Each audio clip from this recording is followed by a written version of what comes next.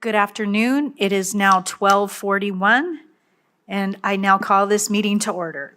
Carrie, will you please take roll? Chair Carvalho, Here. Vice Chair Downs, Here. Regent Ariscata, Here. Regent Boylan, Aye. Regent Brager, Here. Regent Brooks, Here. Regent Brown, Here. Regent Cruz Crawford, Here. Regent Del Carlo, Here. Regent Goodman, Here. Regent McMichael, Here. Regent Perkins, and Regent Tarkanian. You have a quorum present. Thank you. Please rise, if you're able, for the singing of the national anthem by WNC Chief Human Resources Officer and Chief of Staff Melody Dooley, followed by the Pledge of Allegiance led by Regent Cruz Crawford.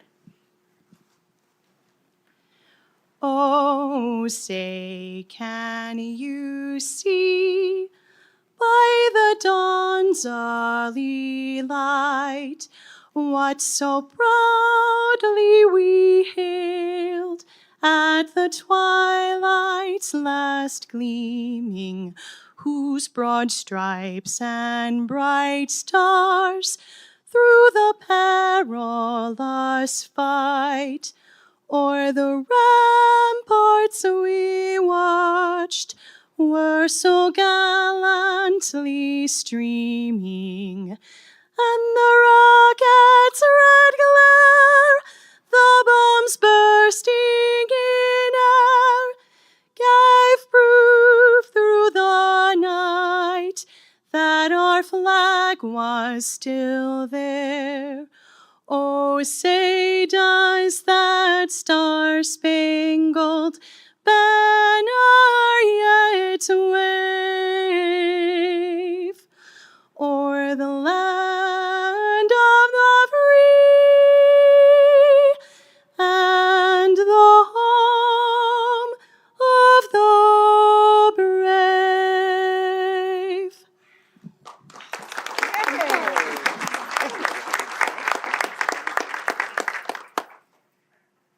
Ready, begin. I pledge allegiance to the flag of the United States of America and to the republic for which it stands, one nation under God, indivisible, with liberty and justice for all. Thank you. Please be seated.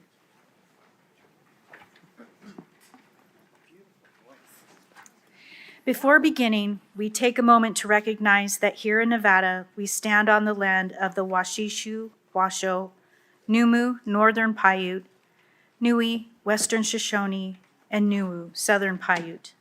We take a moment to recognize and honor their stewardship that continues into today. With this recognition, we state an intention to rightfully include their voice and respect them as the 27 sovereign tribal nations of Nevada. Before we move on with the next item, I do want to make an announcement that there are two changes to the agenda today.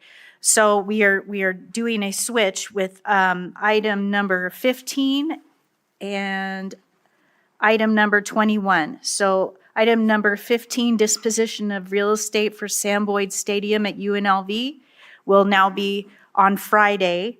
And item number 21, which is student success programs and activities at CSN and WNC, will be today. We are just switching those two.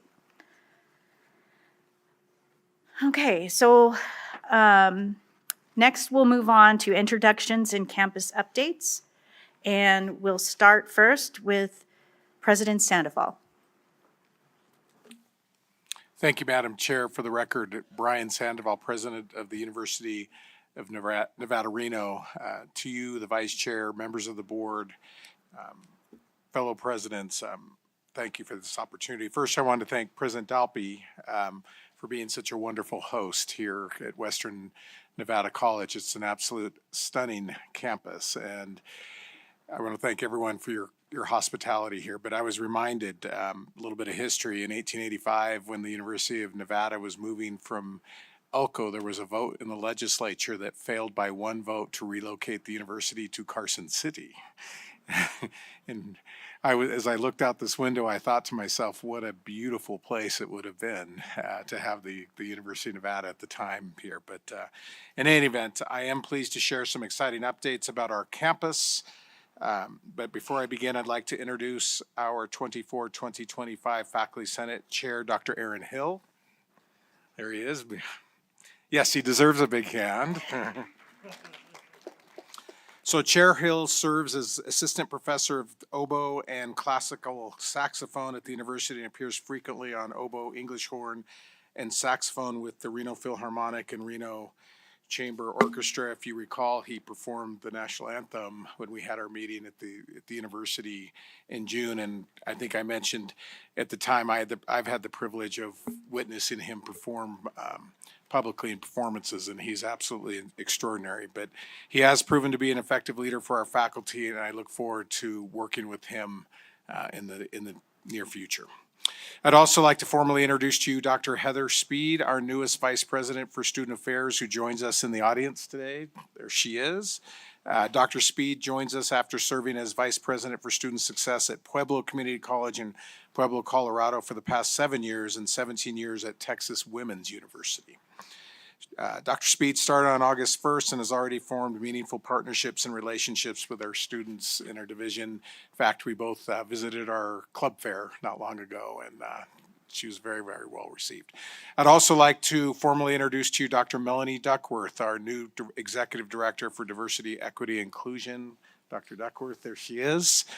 No stranger to the university, Dr. Duckworth served as the Associate Dean of the College of Science, as well as acting chair for the Department of Natural Resources and Environmental Science prior to starting in this role on June 1st. She has hit the ground running, strategically fostering places for deeper connections to be built within the Wolfpack family. And I'm really grateful for the leadership of these these three individuals.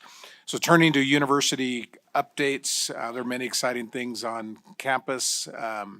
You will be hearing more about this in your agenda, but the physical infrastructure of the University of the College of Business building is going up quickly. And if you've had an opportunity to visit campus, it really is impressive, but it is on schedule and on budget. We are deeply, deeply grateful for the generosity of a donor who's made the major naming gift that I will be seeking your approval for later in this meeting. But I'd like to formally and publicly thank him again for his generosity. Also, another building that you all approved the naming of a while ago, the Eric and Linda Landis basketball building, will be opening early next week, providing a state-of-the-art facility for both our men's and women's basketball teams. This building came out of the Landis's generous donation of $4 million, which is the single largest donor gift in Wolfpack athletics history. Also, as I've had the opportunity to speak with many of you, the university did respond to an RFP from the Veterans Administration in Northern Nevada. The VA had announced that they're going to be building a new campus. We did respond to that, and a group from the Veterans Administration came to assess the property at the university. And obviously, we will continue to keep you updated with regard to that matter, but it is an exciting prospect. Moving to enrollment, this is one of the best times of year welcoming our students back to campus. So just a few weeks ago, we welcomed over 3,450 first-year students plus 1,093 transfer students. And I want to thank you all who had the opportunity to be present at the Nevada Fit ceremony in Mackey Stadium. Thank you, Madam Chair, for being there. It was a great event. I'm also proud to announce that this is the first year we're projected to bring in a majority-minority freshman class, with 53% of our incoming freshmen identifying as Black, Indigenous, and people of color. And on that same note, this also the first time our total undergraduate population is projected to be 50% minority students and 50% white students, with 25% identifying as Hispanic, moving us one step closer to becoming a Hispanic serving institution. In fact, I think we're at 24.9. So we're really excited about that. Also, you had, Madam Chair, to Regent Del Carlo, there was a discussion with regard to collegiate academies. We have a statewide head count of 6,227 students between the fall and spring semester. Geographically, we are serving 1,843 students in Washoe County, 4,264 in Clark County, and roughly 90 students in rural Nevada.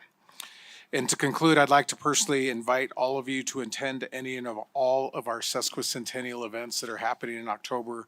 As you all know, we will be celebrating our 150th anniversary on October 12th. The kickoff, or the State of the University address, will kick off the week on Tuesday, October 8th at 3 p.m., followed by the 150 birthday bash on Thursday, October 10th at 4 p.m., and we will be rounding out the week with the Nevada versus Oregon State football game on Saturday, October 12th at 4:30 p.m. So again, Madam Chair, thank you. It's a privilege and honor to serve in this capacity, especially during this sesquicentennial year. Thank you. Thank you, President Sandoval. Next, President Acharya. Thank you, Chair Carvalho, Vice Chair Downs, Regents, Presidents, and colleagues, Chancellor. I'm Kumud Acharya, President of DRI.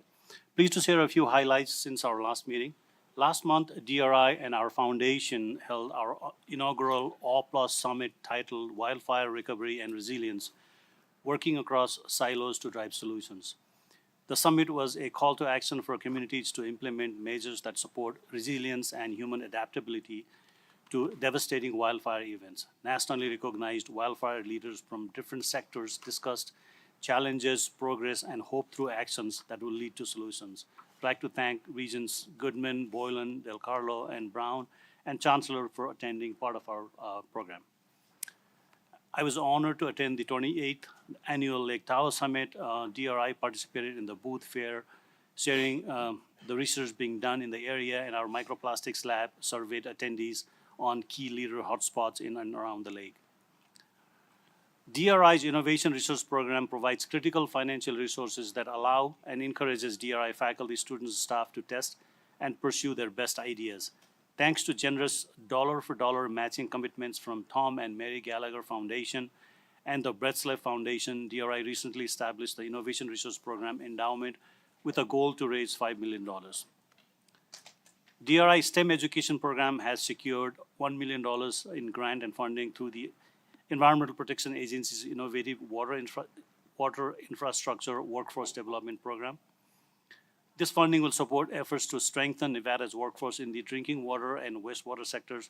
Over the next 3 years, DRI will work with Truckee Meadows Water Authority and Southern Nevada Water Authority to create new curriculum resources for students in grade 6 through 12.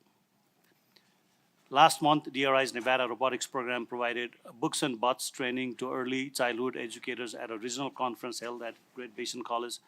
Educators from Elko, Ely, Winnemucca, and surrounding communities learned how to use robots to promote early literacy. Next week, Nevada Robotics will provide training to 100 rural Nevada teachers in Wells, Elko, Ely, and Spring Creek. Exciting news, DRI faculty Ariel Chenard, who leads the Southern Nevada Heat Resiliency Lab in Las Vegas campus, was invited by the White House to attend Extreme Heat Summit that the White House is organizing next week. Ariel has been in the media a lot lately, including the New York Times article a couple of weeks ago, and it's terrific to see the lab receiving this kind of attention from Washington, D.C. In closing, I'd like to thank our outgoing Faculty Senate Chair, J.D. Lancaster, for serving as DRI's 2024 Faculty Senate Chair. He did an outstanding job. I am pleased to introduce DRI's new Faculty Senate Chair, Dr. Maureen McCarthy. Maureen is an environmental science research professor, and her work focuses on tribal resilience, climate impacts, extreme events, and greenhouse gas fluxes. That concludes my update, Chair. Thank you, President Acharya. Next is President Whitfield. Thank you, Chair. Thank you, Vice Chair, Regents, fellow presidents. For the record, Keith Whitfield, President of UNLV. I too want to extend my thanks to President Delphi and WNC, if nothing else, to get a break from the heat. So thank you. Joining me today are Deborah Arteaga, Chair of the UNLV Faculty Senate, Teresa Marie, President of the Graduate and Professional Student Association, and Alistair Diaz, President of the Consolidated Students of the University of Nevada, Las Vegas. I'd like to just take a moment to thank them both for the work that they've already done and what they'll be doing across the next year. I'm really looking forward to being able to work with them. And I also want to thank our outgoing faculty chair, Bill Robinson, for all the work that he has done during his time. And we're looking forward to another continued success for the university, working alongside of them. So as we begin the fall semester, it's exciting to see the growth at UNLV. We welcomed our largest freshman and transfer class at UNLV history with more than, hang on to this, 6,500 freshmen and transfer students. Our graduate college is seeing similar growth with an over 10% increase in our grad rebels since last fall, as well as a 30% increase in new doctoral students. With these rebels coming along and joining the university, this is the largest enrollment that we've seen. It's an increase of 3.5% over last year, and I'm looking at my notes here, and they refuse to let me say it, but I wanted to say that we're over 33,000, but I think we're at 32,900 and some change, so just give me a little bit there. We're now about to start the second week of our fall semester at UNLV, and we're excited for the thousands of students that are joining us, but the summer has not been a time that we have just sat on our laurels. For both research as well as academic and community program and much, much more. Let me mention just a few highlights.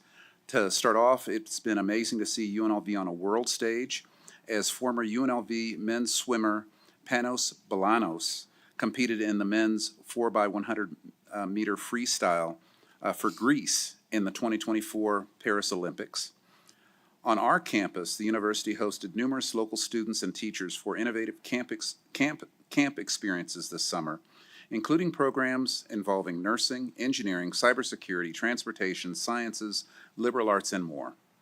One program, the Science Education for Youth Camp, gave future scientists real-world experiences in neurogenetics.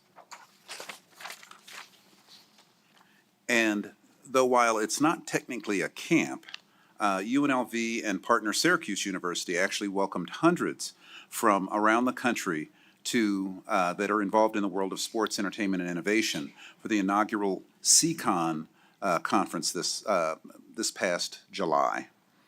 And in research, a study from psychology offered us some fascinating new insights into how our brains tell time in generating, and it has generated an incredible amount of interest from media worldwide. In the College of Education, the Nevada Forward program has become the largest teacher apprenticeship effort in the nation, with more than 500 apprentices. And Nevada Forward also recently welcomed more than 135 future educators to its adult pre-apprenticeship program. More recently, the university welcomed a new dean of our School of Nursing, Sigrid Barrett, on September 1st. She's a fellow of the American Academy of Nurses and comes to UNLV from a highly regarded nursing program at the University of Alabama, Birmingham. In other administrative news, our athletic director, Eric Harper, was named the Administrator of the Year for Public Universities by the Leadership Playbook, and the university also recently named its Center for Academic Enrichment and Outreach in honor of its program's founding director, William W. Sullivan. I'm excited to announce that Beam Hall opened its doors this fall semester, and to kick that off, we had BFF a little earlier today, but I had a lemonade stand, and it was going to have 5-cent lemonade, but I wanted to change it to $5, and they wouldn't let me do that. But we were able to open that facility and to welcome students back into that space. I want to thank UNLV's facilities and maintenance and ground teams for all the tireless work that they did in giving it a little bit of a different look so that we could come back and start, let's just say afresh, with at least having a little bit different look to what our environment is over in Beam Hall. Beam Hall has also been equipped with new security enhancements, including surveillance cameras, elevator and stairwell access controls, and new on-site security. Roughly 150 classes will be held there this fall, about half of what we typically ask, but what we offer. But what we've done is to offer those other 150 classes in other buildings so that students and faculty would actually have some flexibility in where they would be having their classes if they so choose. More than $2.5 million has been invested in the Rebel recovery efforts to date, with another $1 million in exterior lighting upgrades that have been approved and are in progress to start. But although the doors have only just opened, the Lee Business School has been hard at work. Earlier this summer, UNLV Accounting won the Institute of Management Accountants student case competition for the fourth year in a row, and for the seventh time in the last 8 years. Leith Martin, Executive Director of the Trost Center for Entrepreneurship and Innovation, was one of just 6 national instructors for the National Science Foundation's Innovation Corps National Teams program this summer. The program aims to create commercially viable ideas for research conducted by university professors and students. And UNLV received a $1.18 million 5-year grant from the foundation for this work. And this fall, Lee is celebrating a significant milestone with a 30% increase in applications for our graduate programs. This remarkable growth is reflective of all the hard work that the faculty at Lee and our UNLV community have been doing to offer diverse and innovative educational programs and opportunities. With this fall semester comes our fall sports schedules. You should all be cheering for us as we beat a Big 12 team last Saturday, and we'll be having a game this Saturday and hope that you can join us. Also, our men's and women's soccer and volleyball, cross country, and football teams are all hard at work and making us proud. I hope that you get a chance to come out to our game this Saturday. And with the semester just beginning, I'm excited to see all the UNLV students at our events, including Rebel Ready Week and Premiere. It's very proud and very satisfying to see all the hard work that our faculty and staff are doing to make our university as great as it can be. Lastly, I'd like to note, to put on your schedules, that on October 8th for our Barrick Lecture, we're going to be having Malcolm Gladwell come and give a lecture. So I hope that you can attend. For you Regents and fellow presidents, I'm sure we'll be extending you an invitation, and I hope that you can make it. With that, Chair, that's my report. Thank you very much. Thank you. Next is President Kibler. Good afternoon, Chair Carvalho, Vice Chair Downs, Board of Regents. It's a pleasure to be here and give my very first campus update for CSN. I just celebrated my 2-month anniversary on Monday, so I'm launching fully into my 3rd month. I'm proud to say we have 2 of our 4 heads of our shared governance groups here with us today. Valerie Connor, down at the end of the row, is our Faculty Senate Chair, and I'm not sure where she is. Janeth Vincent Balvas is our Student Body President, and she is here as well. So proud to be working with both of them. CSN had a very, very busy summer leading into this early fall. Kicked off the fall with a lively convocation. I didn't have a frame of reference, but those that had been there said it was may have been the best attended convocation we've had at the institution. It was very lively, high energy, gave me the opportunity to meet personally many of our faculty, staff, and others on the campus community. We had 3 events over the last 2 months involving the White House.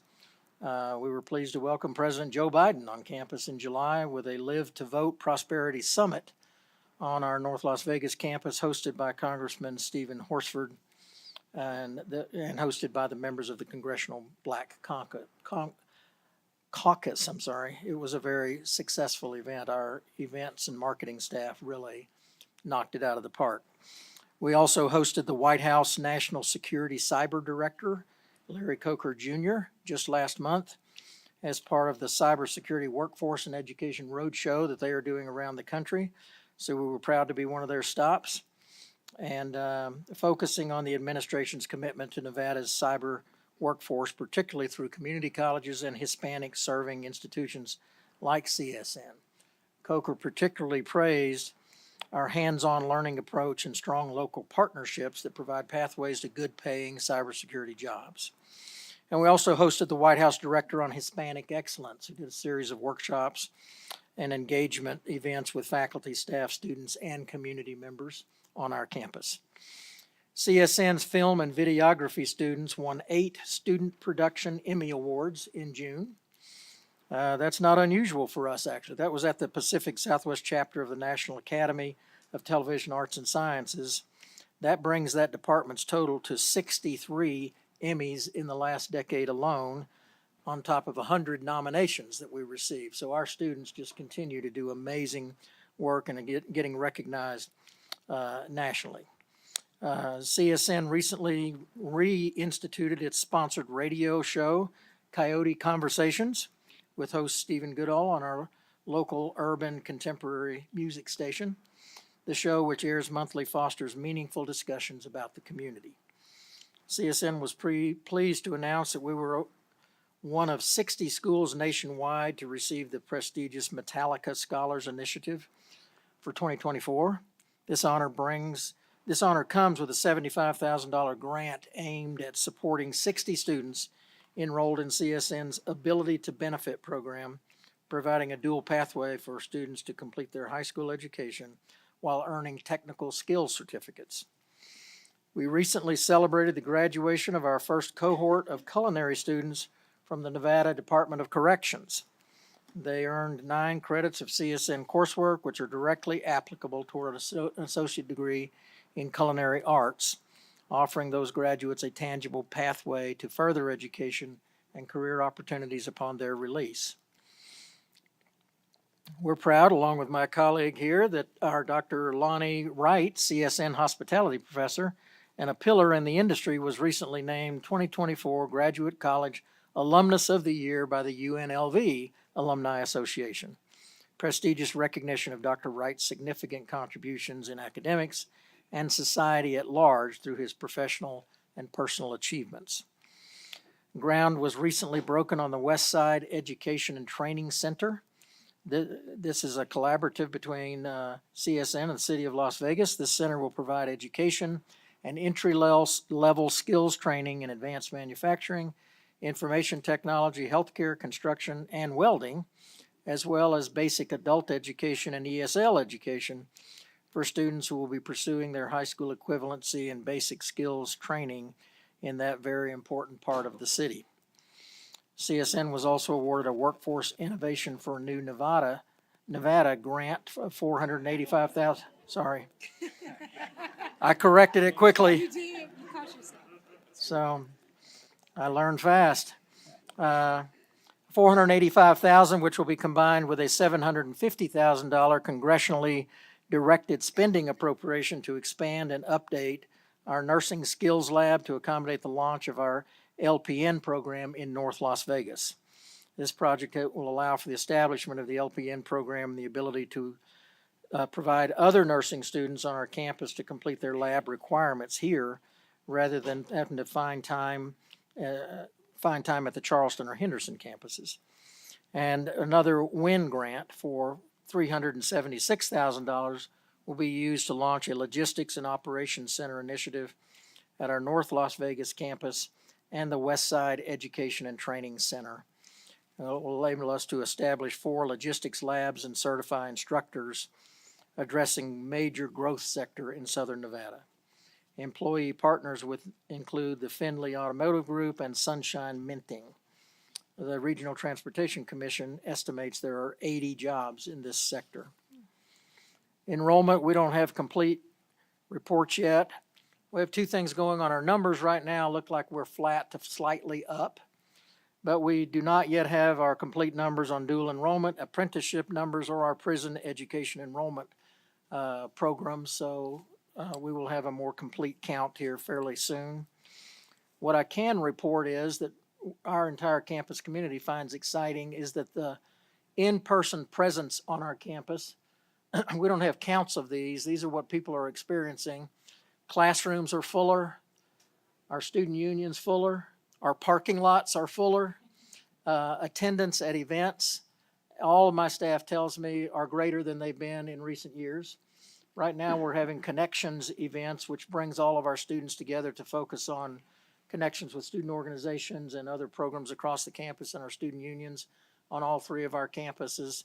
And I'm told that the attendance at those is more than we've had. So it's a good sign for the robust nature of the activity and engagement on our campuses.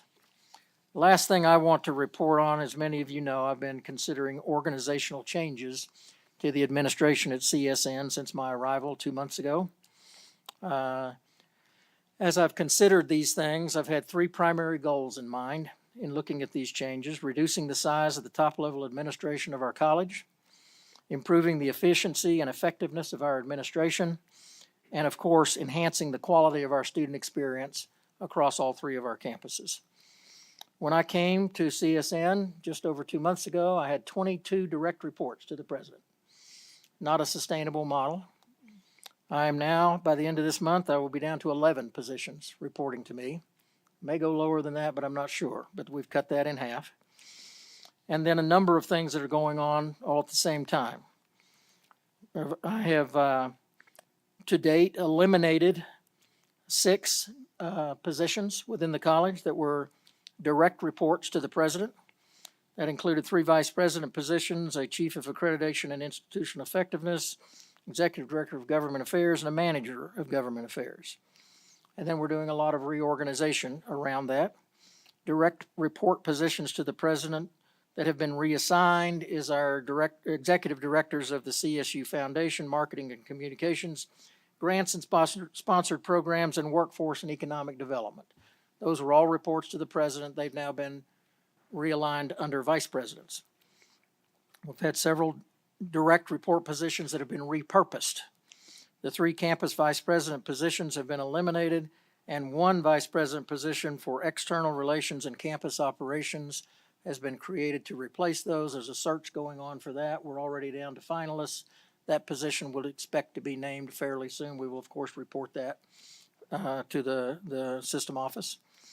3 campus associate vice president positions have been repurposed to have 1 associate vice president in our campus operations over all 3 of the campuses. And the other 2 associate VP positions have been moved to academic affairs, which was already understaffed, but I've moved several of these areas to academic affairs, so they will be adequately staffed. Chief of Staff and Chief Diversity Officer was separated into a Chief Diversity Officer and Executive Director of Government Affairs with a separate Chief of Staff position.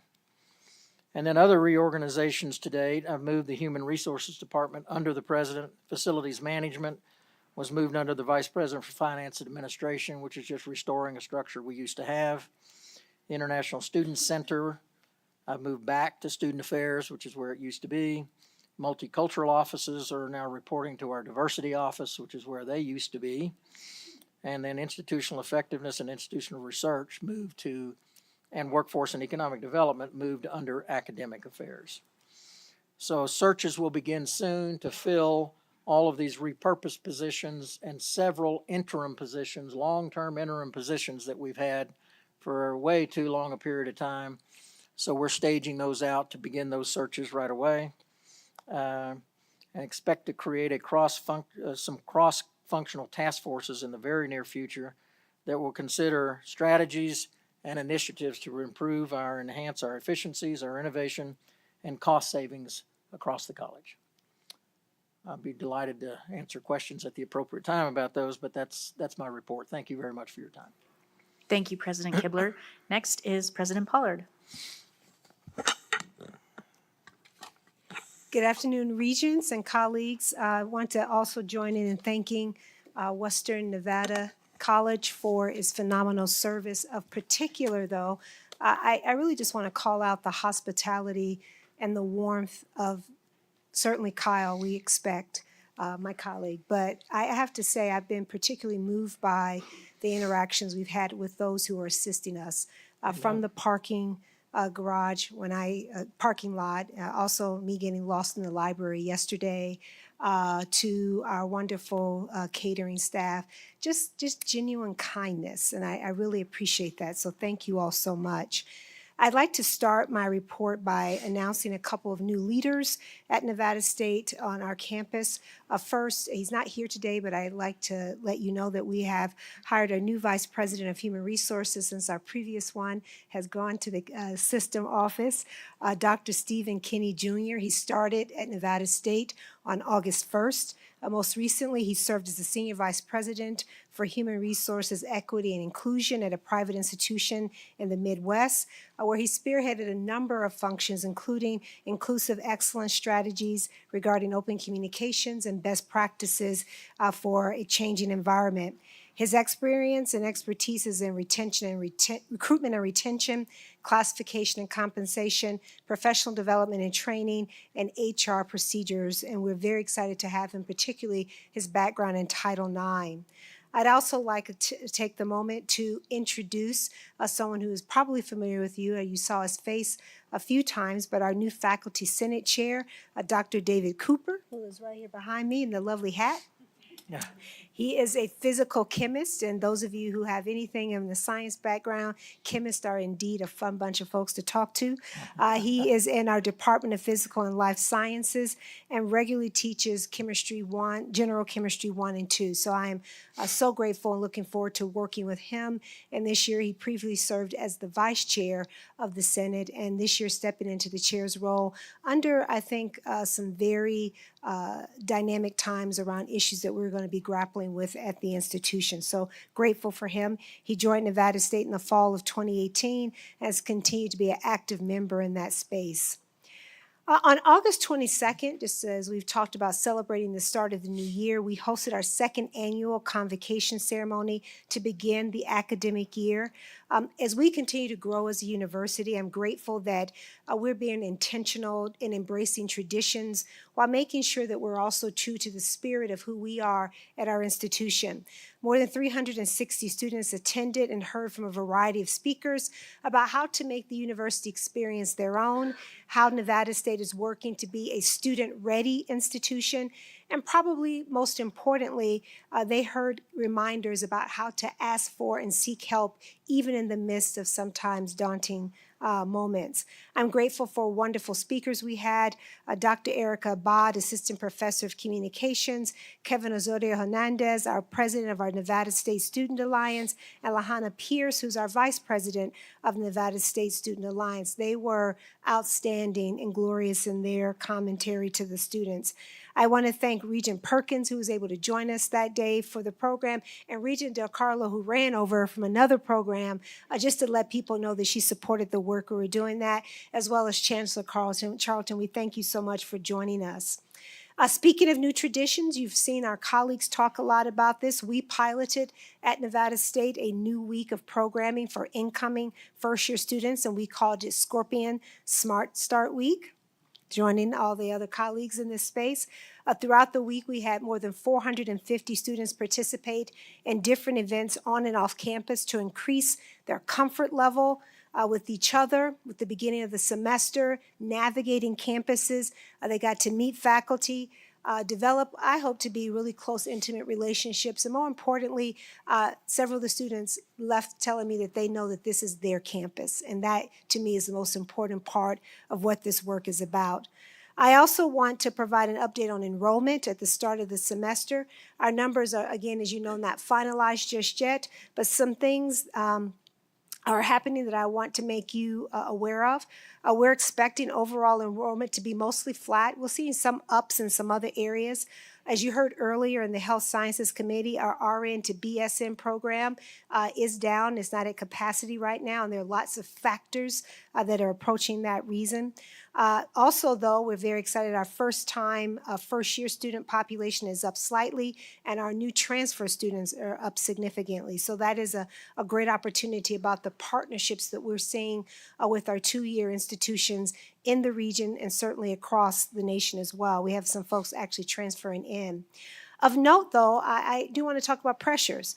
Due to our high population of low-income students, We're particularly impacted by the national FAFSA issues, which I know the board is aware of. I've spoken with you about it. I know the chancellor has also shared information with you. And those of you who are on national boards, I know that I've already talked with you about your observations in that space. This is an issue, though, that is particularly compounded for us at Nevada State by us being a part of the shared SIS, our student information system, which is aligned more closely with the community college admission and registration timeline for financial aid management, more so than that of a four-year institution. So this has meant that Nevada State University was the slowest of all of the four-year institutions to distribute financial aid packages to our new and continuing students this year, since both our colleagues at UNR and UNLV have their own SIS and were able to respond much more quickly to the FAFSA update. So this is something that we are committed to. The chancellor has heard me thoughtfully about it, understands it very uniquely, and we're going to be working on some strategies to address this issue in the near future. That being said, I would also say a couple other data points. This is likely to be our largest, if not one of the largest, incoming classes that we've ever had at Nevada State, and we're also very happy to see the continued growth in our full-time nursing program. I'd also like to report that we welcomed 13 new faculty members to the academic year in all three of our schools, including 7 alone in our School of Nursing, hence the growth in our nursing program.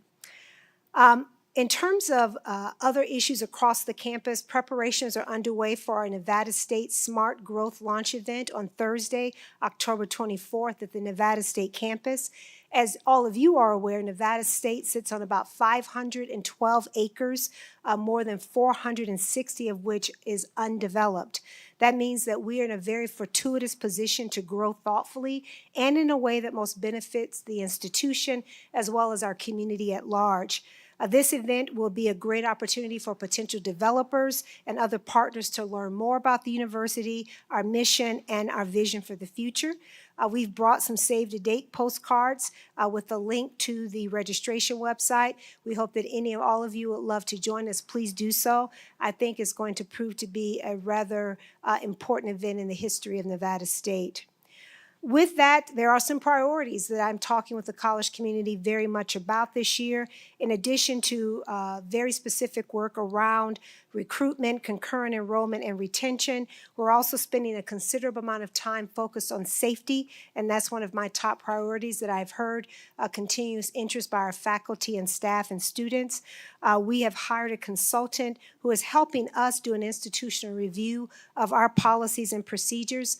One of the things that's unique to Nevada State, when the Southern Command was put together, we did not have an on-campus police force. So one of the things that's important as our public safety area goes through its own review in the near future, we need to have a better figure on what we need to have as an institution. So we're doing some work to create a safety and security strategic goal and vision for what we think is important for the campus and allow that to fit and feed into the work of Southern Command. And then finally, we're spending great time working both with our system and as well within the campus to prepare for the next legislative session, and we'll be taking all the opportunities we can to advocate for and to make real the needs of Nevada State University in that space. It's always an honor to offer comments on behalf of the institution, and I thank you for that opportunity. Thank you, President Pollard. Next, we'll go to President Hilgersom. Good afternoon, Chair Carvalho, Vice Chair Downs, Regents, and colleagues. I'm Karen Hilgersom, for the record, President of TMCC. I'm also grateful for the hospitality.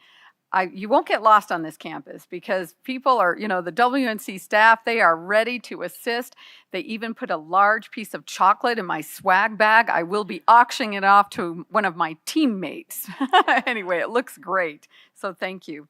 I do have some introductions. First of all, it is my great pleasure to introduce to all of you our TMCC Director, Executive Director of Marketing, Web Services, and IR, Kylie Rowe. And if Kylie Rowe could stand up, she is amazing and very well known in the Northern Nevada community. Thank you, Kylie. And of course, Lisha Allison, our student government president. I may have introduced her in June because I think she was there, but she is just an amazing young woman who is enrolled in our Bachelor of Architecture program, which is really exciting, which means she'll be around for a while. So hopefully not longer than the program would permit, but thank you. I'm so glad to be working with Lisha. And then of course, Faculty Senate Chair Ginger Doe, who is already hit the ground running, doing an amazing job. And I'm really looking forward to working with Ginger and the Faculty Senate. And Ginger comes with 2 degrees. She has a doctorate in biology, and she's also a veterinarian. So pretty cool to have sort of that wide range of expertise. So since the June meeting, a lot has happened. I'm delighted to report that the TMCC HR department began detailed implementation on a shared service human resource model with GBC. I'm so grateful to Kim Studebaker and Nicole Schollard, our HR co-directors, for developing a model that can provide a high level of service and functionality for GBC. And of course, I'm very grateful to President Donnelly and her team for really leaning into a great shared service partnership. So stay tuned. The summer months also included planning for Northern Nevada lithium economy. In addition to the good news related to the federal monies received for workforce training related to battery production through the University of Nevada, Reno, approximately $2 million for TMCC and other community colleges here, TMCC has been identifying specific industry needs in this area, including through our participation in the National Battery Workforce Initiative led by the Department of Energy. We were pleased to host Department of Energy Secretary Jennifer Granholm this summer, and it is clear that Northern Nevada is a rising national star when it comes to EV, electric vehicle technology, and renewable energy storage solutions. I will be testifying later this month before a congressional bipartisan committee on workforce training needs in this sector, and TMCC Dean of Technical Ed, Kim Harrell, will speak on a panel organized by GoEd and Governor Lombardo's office on the same topic. Also this summer, we were pleased to receive a generous donation, a 579, I'm not quite sure what the number means, truck featuring a PACCAR or PACCAR MX engine, which is really a really big truck that student mechanics can work on. I'm so grateful to Peterbilt Company and Silver State International. This summer, we received approximately $1.3 million of WIN money to assist with this diesel program, but also this money will also help advance manufacturing, our data science program, our TMCC logistics program, and our welding program. August was a blast with the return of teaching faculty and our annual kickoff professional development days. Our theme for the year at TMCC is pride and belonging, and is based on the idea that when students achieve, we are proud of them and they are proud of themselves. All departments on campus will also engage in fostering and deepening a college culture where all students feel welcome, not because they fit in, but because we celebrate who they are as unique learners, as unique people, each with different perspectives, experiences, and cultures. So last week, we welcomed over 11,000 students, representing a 12% increase in enrollment for a total of 6,152 full-time equivalent students in credit programs. And that number will continue to go up as we do some late start classes. So this is amazing. A 12% enrollment increase is really stunning, and we suspect that will, like I said, continue to go up a bit. Our students are diverse, with across-the-board increases in all underrepresented groups, including a 17% increase in our Hispanic student demographic and a significant 13% increase in our American Indian demographic, but increases across the board in our underrepresented student groups. The number of veteran students is also on the rise again. The TMCC Veterans Resource Center is currently supporting 454 veterans, Guard members, dependents, and active duty military. The Veterans Resource Center has been remodeled and the space is beautiful. Please stop by and check it out. The open house is November 8th at 10 a.m.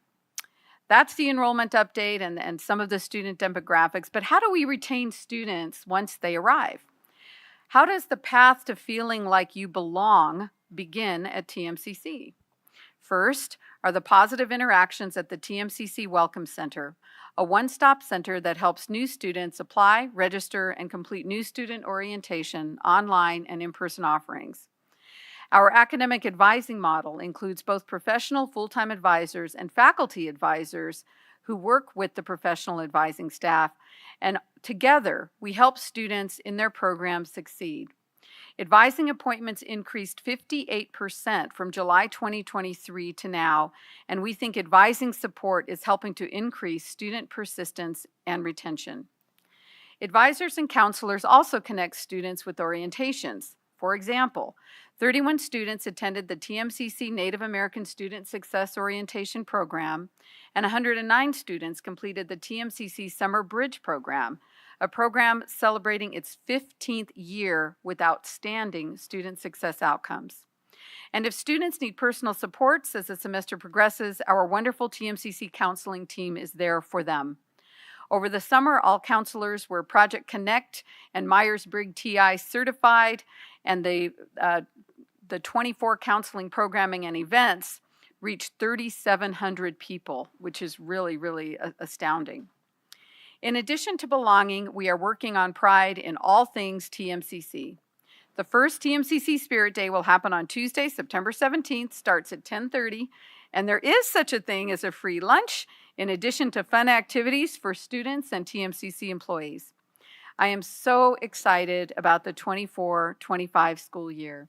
I have an excellent leadership team, including leaders in the Faculty Senate, the Classified Council, and the TMCC Student Government Association.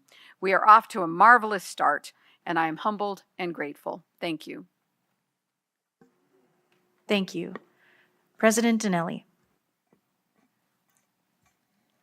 Sorry, slide that forward. Good afternoon, Chair Carvalho, Vice Chair Downs, fellow Regents, Chancellor Charlton. For the record, I'm Dr. Amber Dinelli, President at Great Basin College. It's a pleasure to share some exciting news and updates with you about Great Basin College. I want to start by telling you about a powerful theme that GBC is embracing this year: Ignite the Fire at Great Basin College.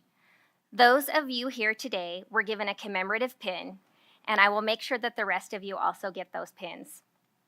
To create fire, we know we need 3 essential elements. We need heat, fuel, and oxygen.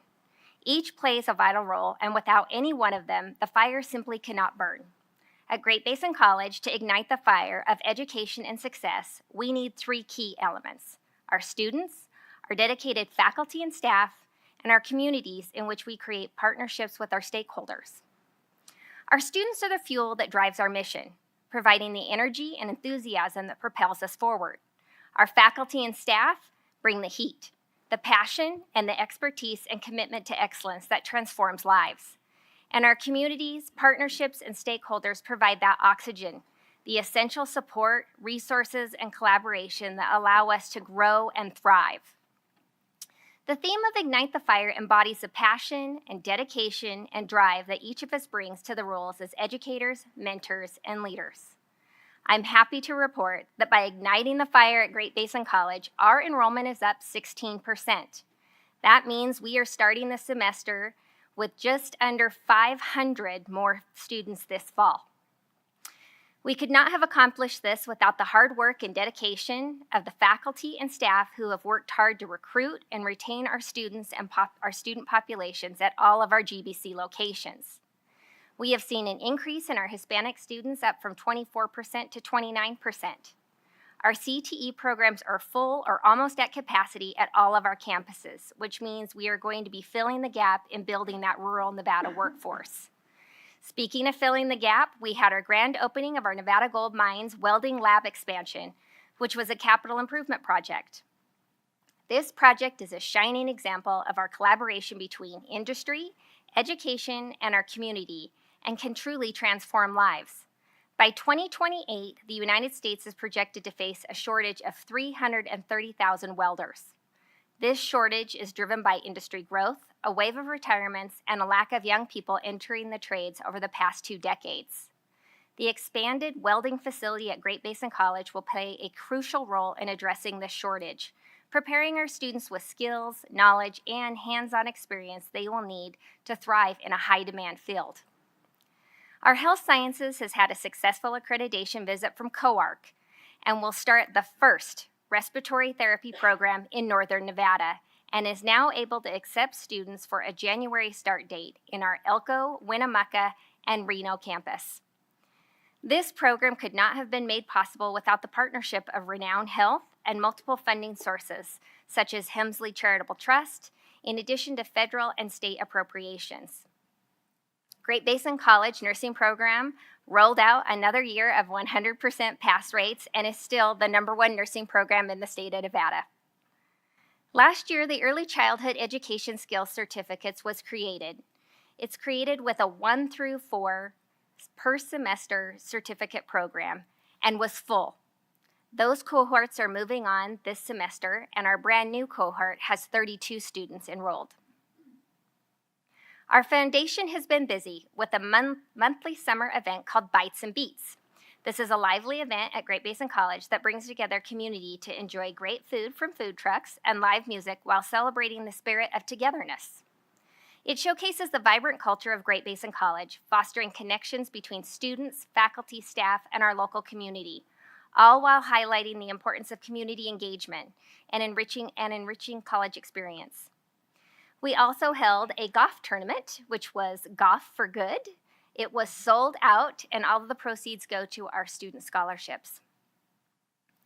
Last year, GBC put in 19 grants. We were awarded 17 times and brought in over $11 million. This year, since July 1, we have brought in more than $8 million. That's this July.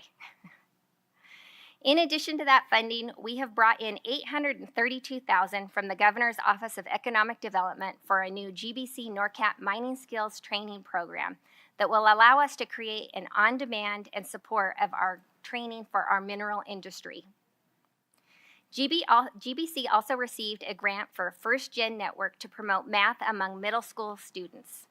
Approximately 100 students from White Pine, Humboldt, and Elko County participated in this event. GBC placed first, second, and third with their 8th graders for the entire state of Nevada.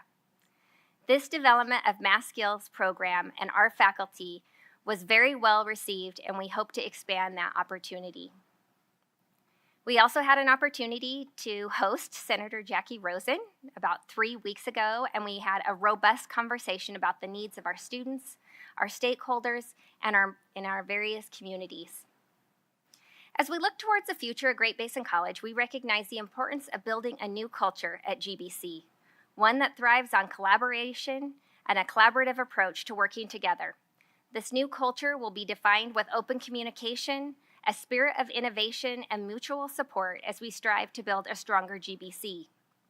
By embracing this collaborative spirit, we can create an environment where everyone feels valued and empowered to contribute to our shared success.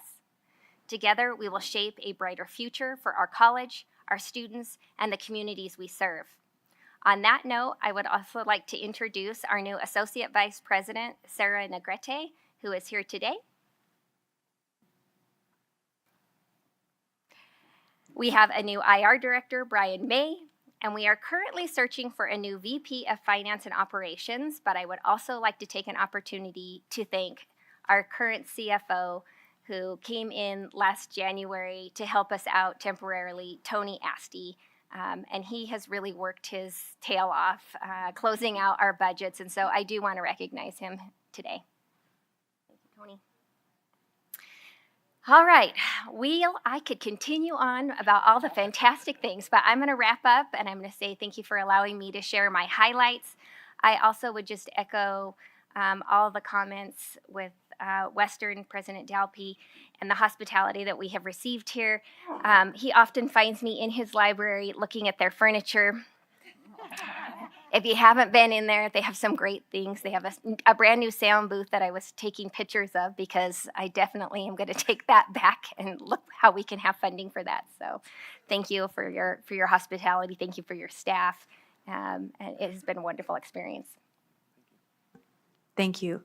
I'll just echo that as well. I know it takes a lot to host us, and I really appreciate all of the work that's been put into this, the attention to detail, and the warm welcome that we've all received. So thank you, President Dalby.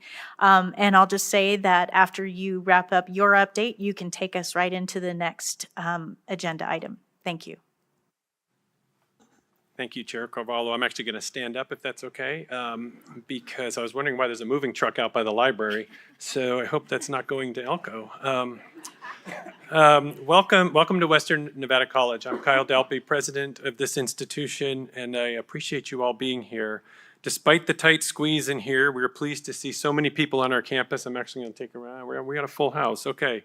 Just so you know, and just so you all know in the back, these chairs are from our esports room. And so the president's got the esports gaming chairs, which is why you can't see anything and why they're super comfortable.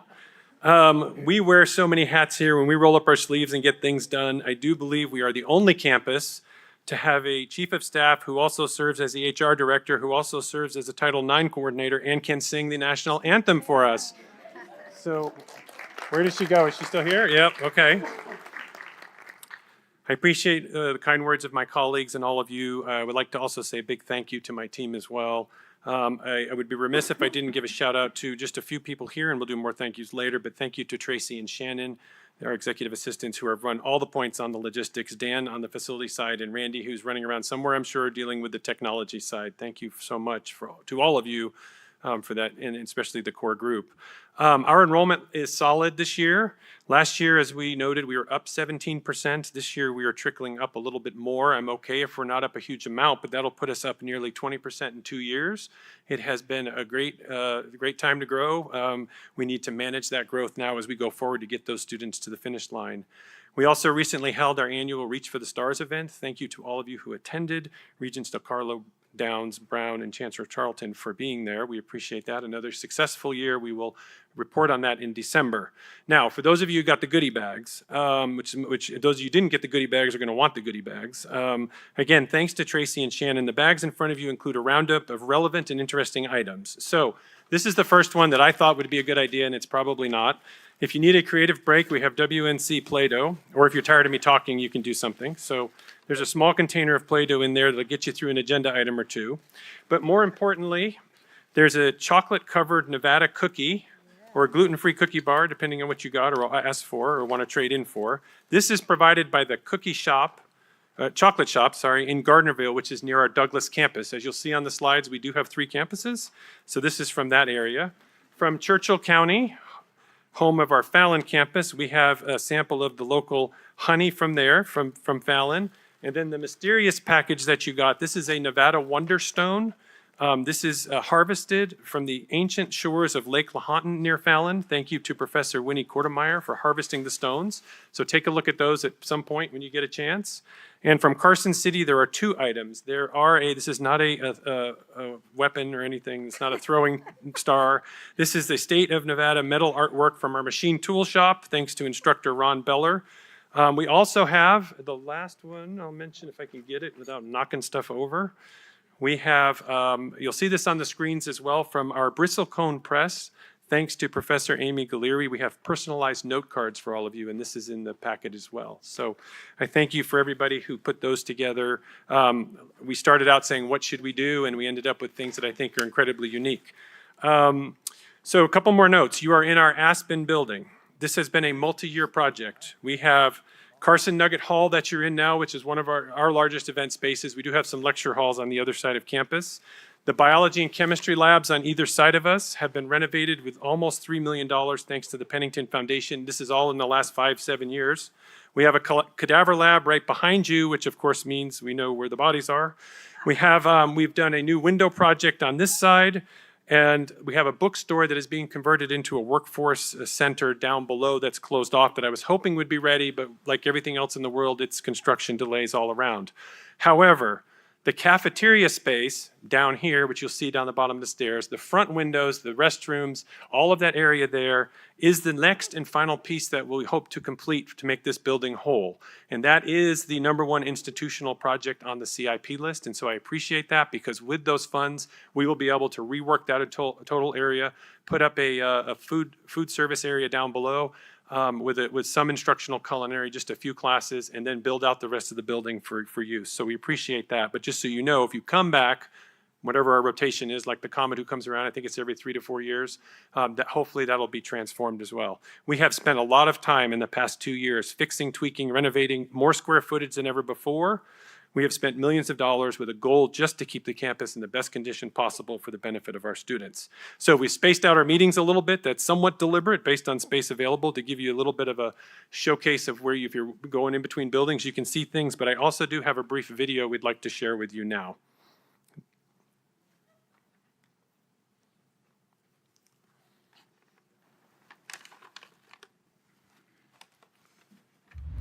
Welcome to Western Nevada College, where your future begins.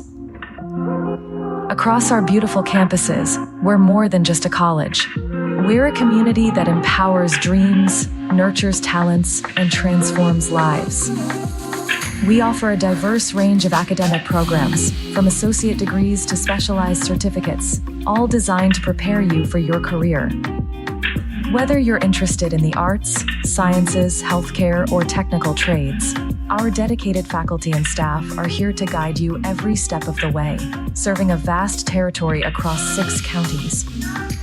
Education at Western Nevada College goes beyond the classroom, enriching Nevada's communities with inspiring lectures, captivating performances, and diverse events that unite Nevadans. Whether you're starting your education, advancing your career, or discovering new passions, Western Nevada College is here to help you. Every future begins at Western Nevada College. Start here. Go anywhere. So there you see some more pieces of our campus that you won't obviously be able to get to all of them, plus different places on this campus. So with that, to ensure you have some fun in this meeting, not that the Play-Doh's not enough fun or the agenda items, our student government has been roaming the halls with retro Polaroid cameras, taking pictures that will be put on a photo wall downstairs. They're already populating it. If you did not make the wall, you want to make the wall, because we want to do that today and tomorrow so you can have a look at it. So finally, I'd like to invite you to the reception this evening in our Marlette Hall, which is in our Cedar building that way, but as you know, there will be plenty of people to help get you there. This is a nursing instructional space, but to mix it up, we've added an Oktoberfest theme featuring the Sierra Alphorn players. And yes, the college does offer an Alphorn class. If you don't know what an Alphorn is, I'm not going to blow the surprise. You can Google it now or you can show up later. Thank you to all of you again who helped set this up. And with that, I would like to, if I can get to my notes here, I'd like to introduce our faculty and student speaker. So Dr. Rebecca Bevins, a WNC psychology professor, along with her students, are going to speak on flexible learning options that have been designed to meet student needs. Flexible learning is not a yoga class. This is a grouping of classes that offer students a variety of learning modalities and schedules to meet their needs. Our Enrollment Management Committee has identified these types of classes as a student preference in the new post-pandemic economy and to stay on track with their studies. So it is my pleasure now to introduce Dr. Rebecca Bevins and her students. So thank you, everybody. Thank you. Thank you. I am, like Dr. Dalpy said, Dr. Rebecca Bevins. I'm a professor of psychology. I am the co-chair of the Enrollment Management Committee, and I am the Flexible Learning Program coordinator lead for the last couple years. I am excited to be able to talk about flexible learning here at WNC. Next slide. So back in 2021, the Enrollment Management Committee started to really dig into the institutional data to look for ways that we can help our students. And what we identified was a need for schedules and courses that were a lot more student-centered and that fit more around their lives. And our goal, obviously, always is to increase access and success for our students, to close that achievement gap, and using data-driven information. So, next slide. Now, we know from student feedback that our students love our instructors, right? We love that. But what we also found out was that students were very fond of our flexible learning method. These are the top 3 that came back from students using our Willie the Wildcat survey system. Now, next slide. So we offer flexible learning options, but they're different course options, and they are varied and they were siloed. And we started to notice that we had some issues. So we have short-term classes. So these are based on time. We have open enrollment, which they can add up to the 9th week, but these are self-paced. We have traditional classes, and then we have other classes that fall kind of in the middle. The next slide, please. So what we realized, we were missing some things. We were missing ways of identifying these courses in a class schedule, like students couldn't look them up. Counselors didn't know who taught what, when, how. And students didn't have a clear understanding of course delivery, and most importantly, we really didn't have, well, second most importantly, we didn't have clear definitions around these different types of flexible courses, and we weren't able to track our student success in these courses until we were able to get them identified. Next slide. Thank you. So we decided to get organized, and we had to start first with our definitions. Well, that's actually not how we started first. Sorry. Next slide. So we came up with a 4-stage plan on how to implement these flexible learning programs here at WNC. So first, we had to understand what we had, and that so that we can best support our students. All right, so next slide, please. So phase 1 started in 2021, where we started collecting data. We collected data, institutional data, campus community feedback, and we started to shift our focus to a much more student-centered approach and looking at offering a student-driven course schedule. So they were more focused on the students and less on how we would traditionally set up schedules or in courses.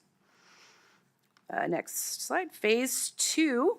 We started to clearly define what it is that we're talking about when we talk about flexible learning.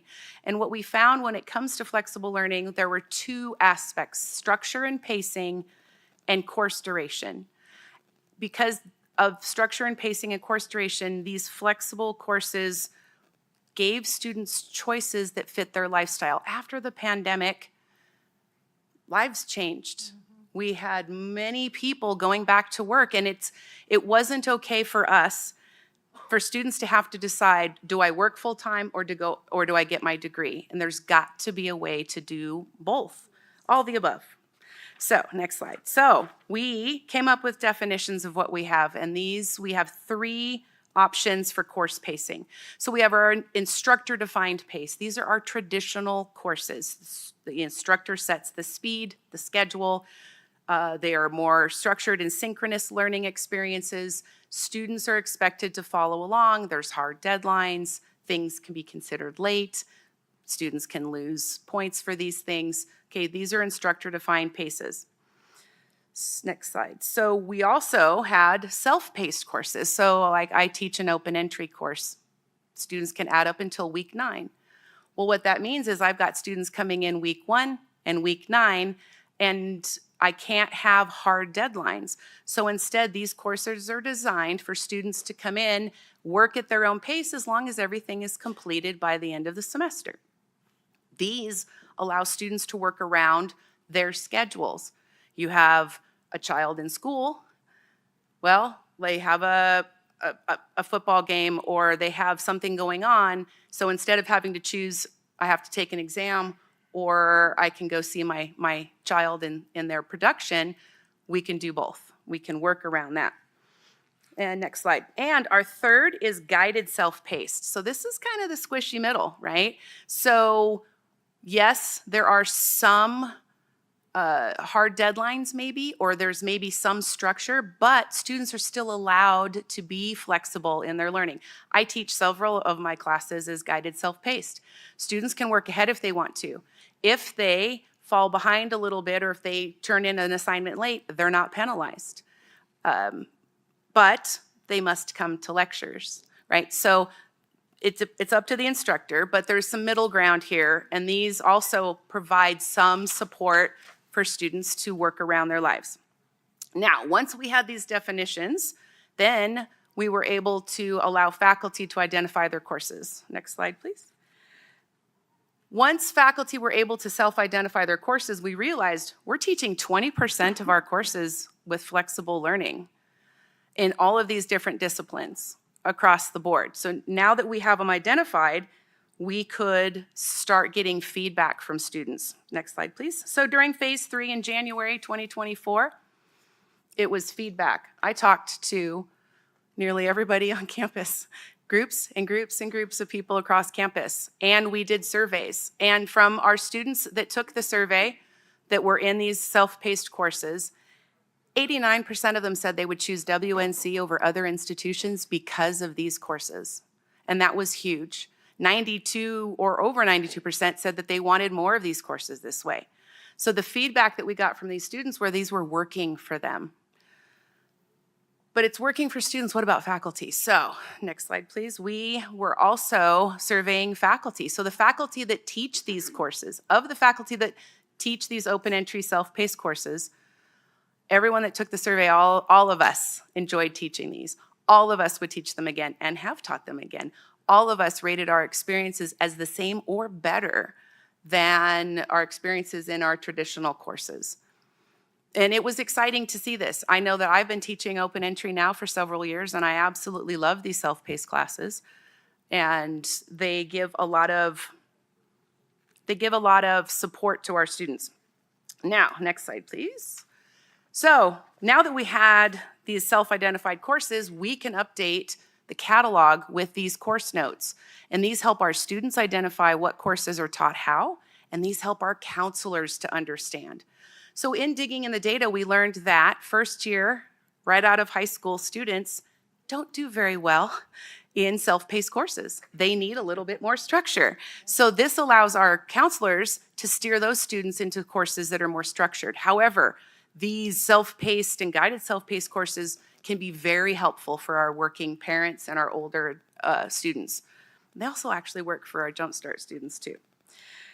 Next slide, please. So I can talk about how these classes work for me. I love them. It gives me some flexibility, and I see what it does for my students. I see the empowerment of my students.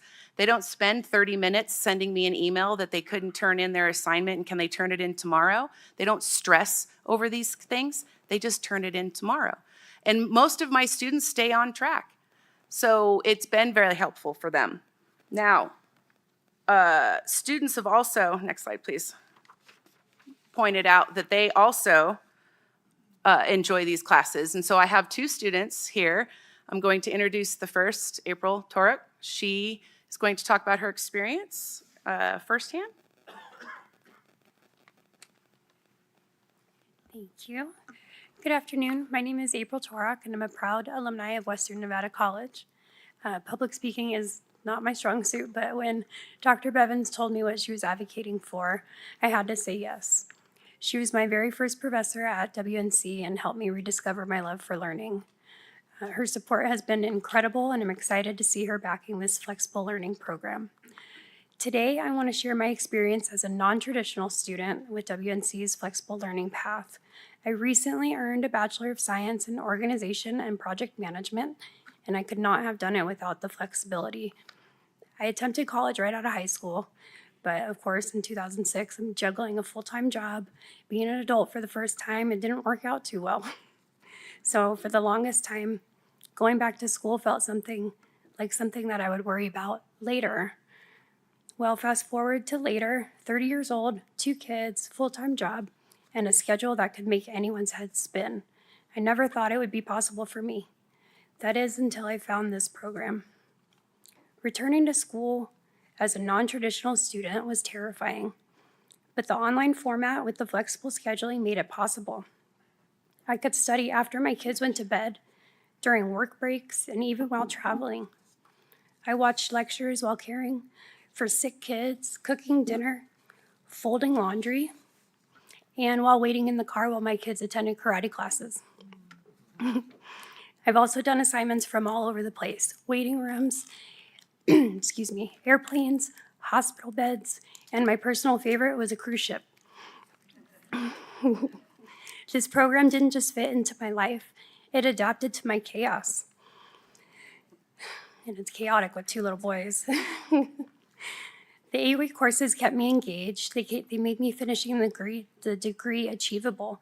It took me over 3 years to get my associate's degree because fitting classes around work was tough and going full-time wasn't an option with a newborn and a toddler.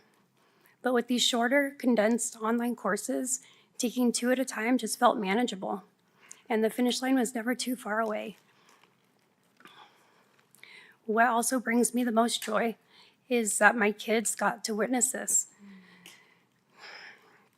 And this is definitely one of the biggest accomplishments of my life. I hope others in similar situations realize that school doesn't have to be an unreachable dream. Many parents feel like they don't have time, but a program like this can fit into even the busiest of lives. So I'm deeply grateful for this opportunity and I appreciate your time. Thank you.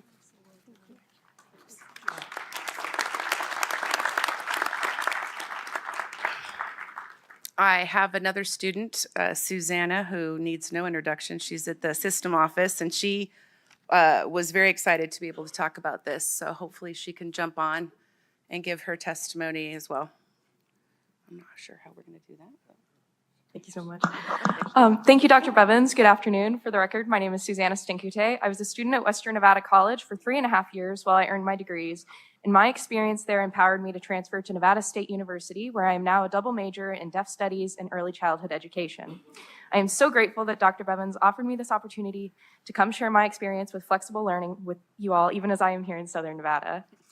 Flexible learning was instrumental to my education at WNC. I was able to obtain my second associate's degree in deaf studies in 1 year through self-paced classes, 8-week classes, and guided self-paced courses. My journey through WNC is filled with self-paced classes from biology to educational psychology that I could complete on my own timeline as long as I turned in my work by the end of the semester. If my week was stressful or I didn't have time to finish an assignment, I was safe because I could always just submit it the next week. The Deaf Studies program at WNC also has many 8-week classes that helped me to finish my degree in a timely manner without getting overwhelmed. I took what seemed like a lot of credits on paper, but as they were split between 2 halves of the semester, it helped me keep me focused and on track. For one of my ASL classes, all of my assignments were completed while meeting with the instructor. It was a guided self-paced course, so I was able to choose when to meet with her.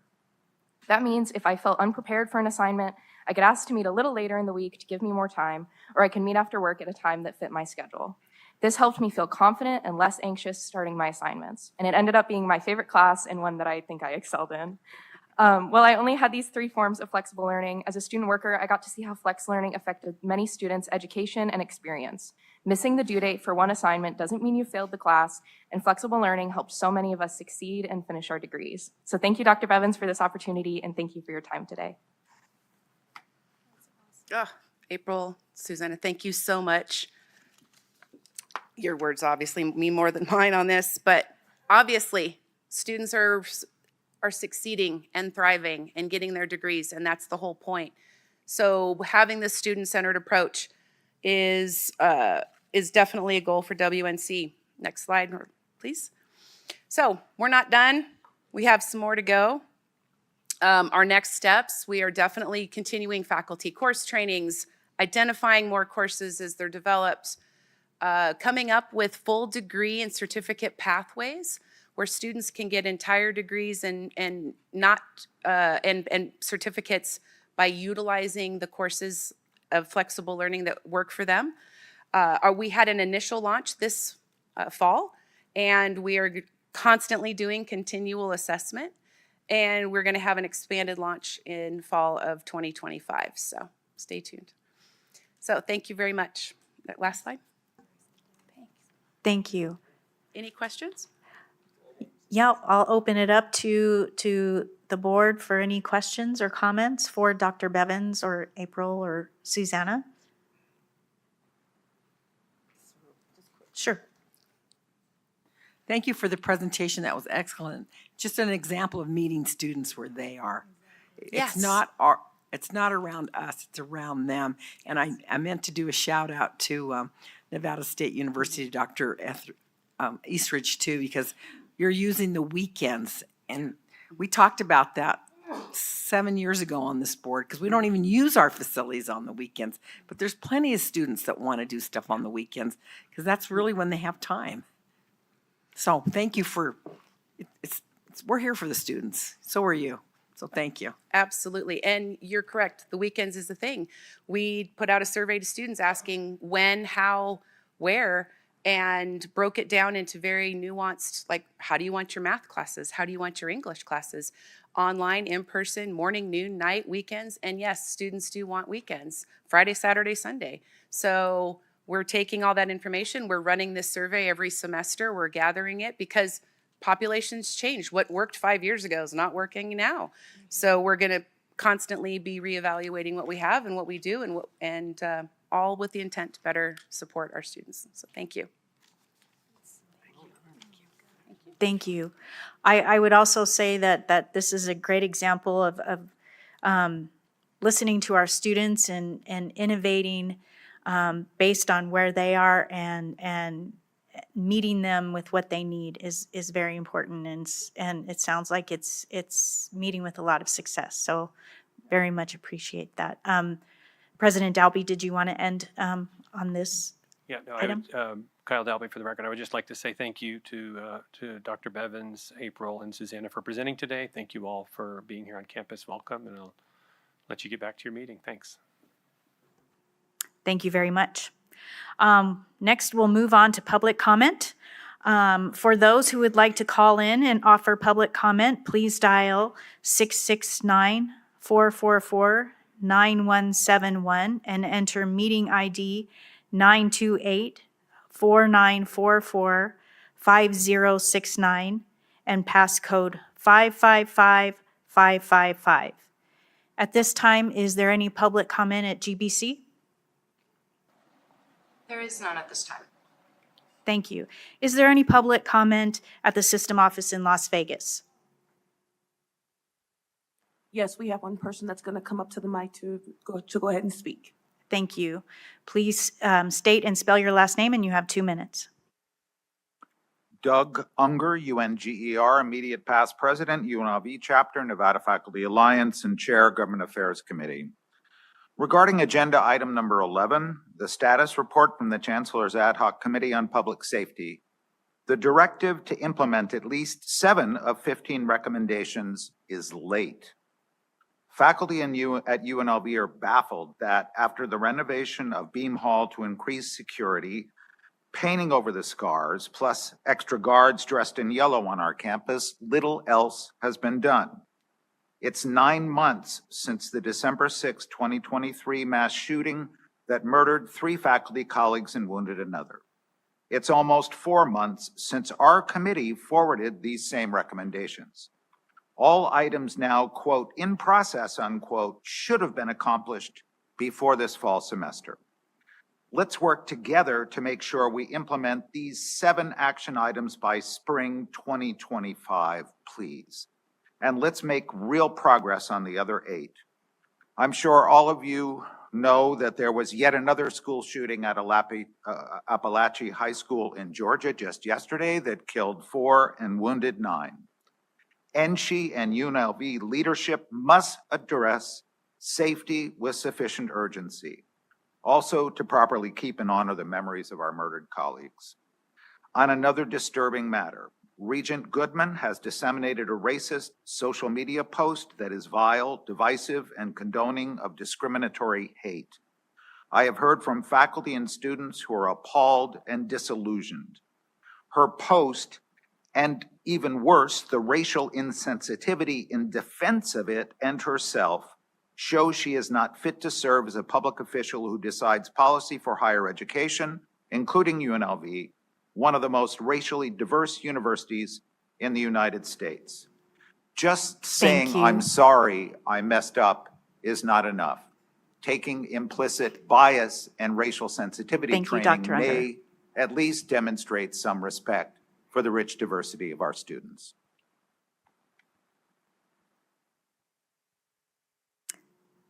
Any other public comment in Las Vegas? No, not at this time. Thank you.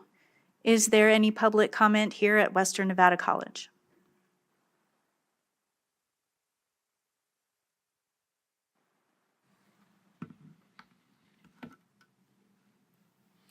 Kent Irvin, ERVIN, Nevada Faculty Alliance. First, item 17 is the first reading of code revision to allow use of Workday for resignations and acceptances. We appreciate the need to appropriately handle and document employee terminations, which particularly affects post-employment eligibility for benefits.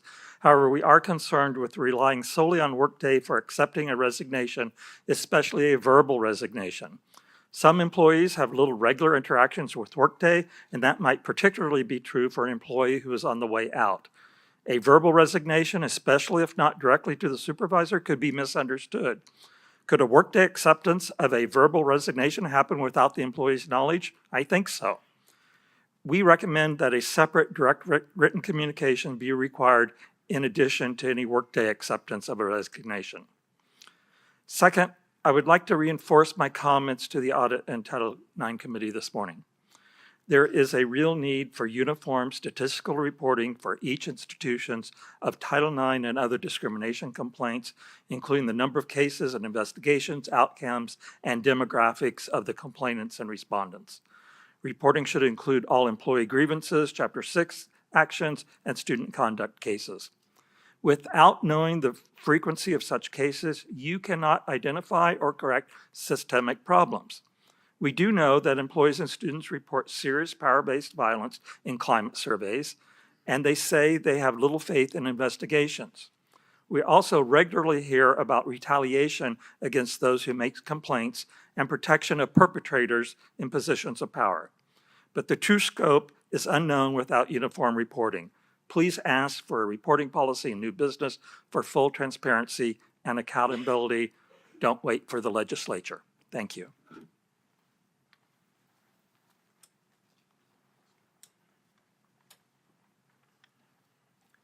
Good afternoon. I'm Jim New, NEW, President of the Nevada Faculty Alliance.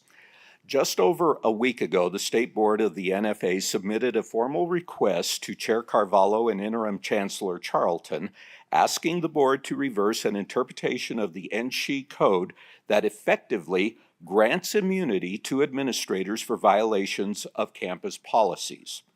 Our concern arises from an April 2024 memo from UNR President Sandoval to the Faculty Senate Chair.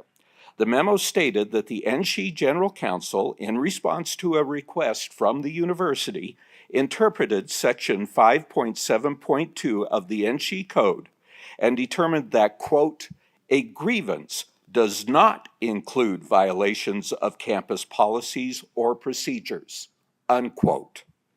It appears the interpretation is based on the absence of an explicit reference to campus policies in the code. So we have to ask, what recourse do our faculty have against administrators whose disregard of policies results in harm to the faculty member, their units, or the institutions? Is it really the position of this board that campus administrators can willfully violate institutional policies, nearly all of them created in a shared governance environment, especially when administrators discipline faculty for violations of these same policies? If that's not your position, we implore you to take this up on a future agenda and reverse this misguided interpretation. Or better yet, modify Section 5.7.2 to include violations of all institutional policies, rules, and procedures as grievable. Without this change, I'm afraid shared governance is just an illusion, and any pronouncements of support for it are nothing more than lip service. Thank you. Thank you. Any other public comment at WNC? Seeing none, SCS, is there any public comment on the phone? Yes, Madam Chair. Caller with the number ending in 4085. please press *6 to unmute. State and spell your name for the record, and you have 2 minutes to address the board. Good afternoon, Board of Regents. My name is Tim Shupp, S-H-U-P-P, and I have served NSHE and the Board of Regents for 17 years, working with system computing services. Today, I'm here representing and speaking for myself as a native Nevadan and a voter to discuss how this board has consistently failed to uphold the very values it claims to represent. In the previous board special meeting, I heard the phrase "words matter" several times, and I wholeheartedly agree. The language we choose to use, especially in public statements and deliberations, reflects our values and principles. Sadly, the words some members of this board have used to describe the trans community have been not only bigoted, but have fostered harmful stereotypes and is unacceptable. Multiple members of this board have employed transphobic language and stereotypes, painting trans people as a threat, danger, or a safety issue. The new business item proposed on August 23rd to exclude trans women from participating in sports is abhorrent. It directly contradicts NSHE's stated values of equity and inclusion, and although I'm not a lawyer, this proposal seems to directly violate Title IV, Chapter 8 of the NSHE Handbook.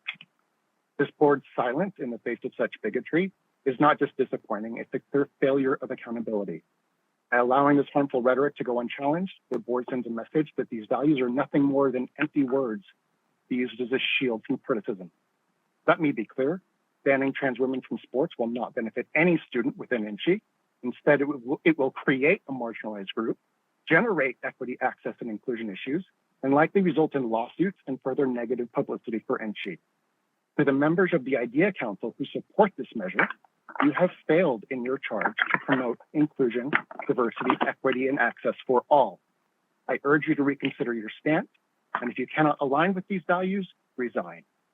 As a member of the LGBT community, I'm ashamed that my hard work supporting this board is being used to further marginalize trans students. Several members of this board should face a public censure vote. Thank you for your time. Next caller with the number ending in 7310. Please state and spell your name for the record, and you have 2 minutes to address the board.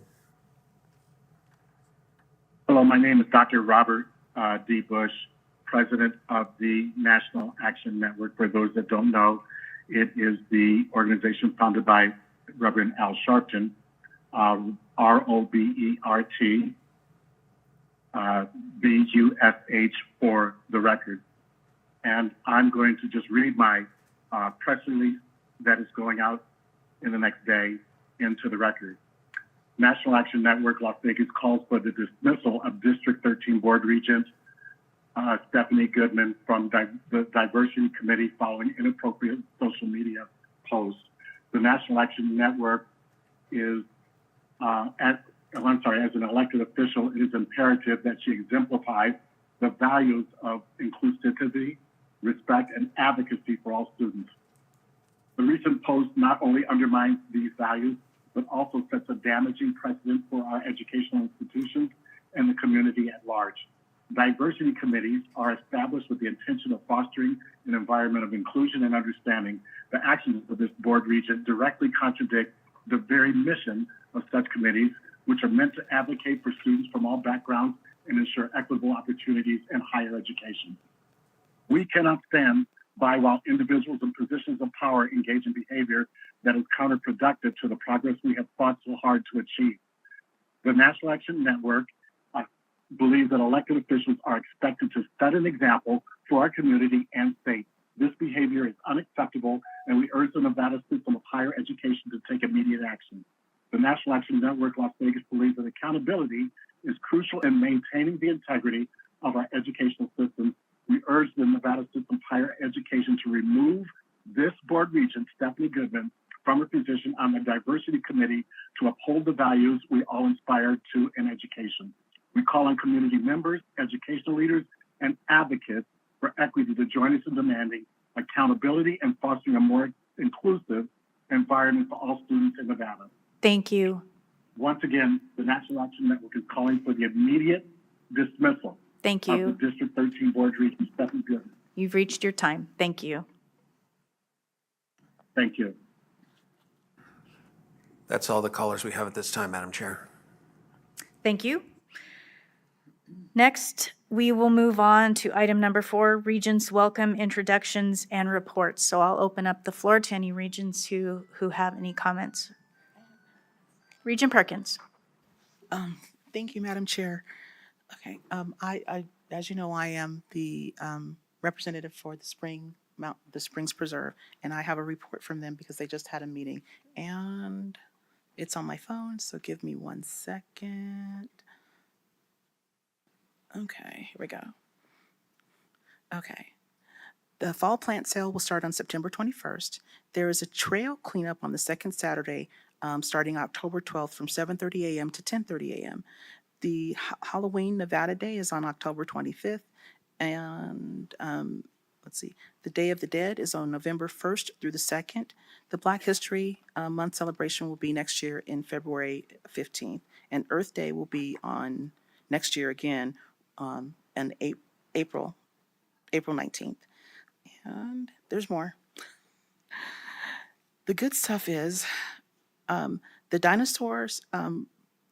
There's a dinosaur exhibit at the Springs Preserve, and the attendance was up by 14% this past year. Total attendance for all the exhibits at the Springs Preserve is up 21% for this year.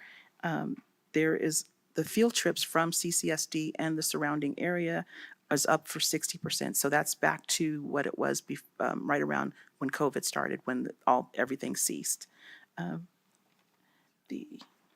The butterfly exhibit is up 13%, and it starts on October 5th, and it goes through November 25th. There is a Youth Conservation Council, which they produce the Earth Day event, and if anybody would like to go and participate or knows youth that are interested in conservation for our state, they should contact the Springs Preserve.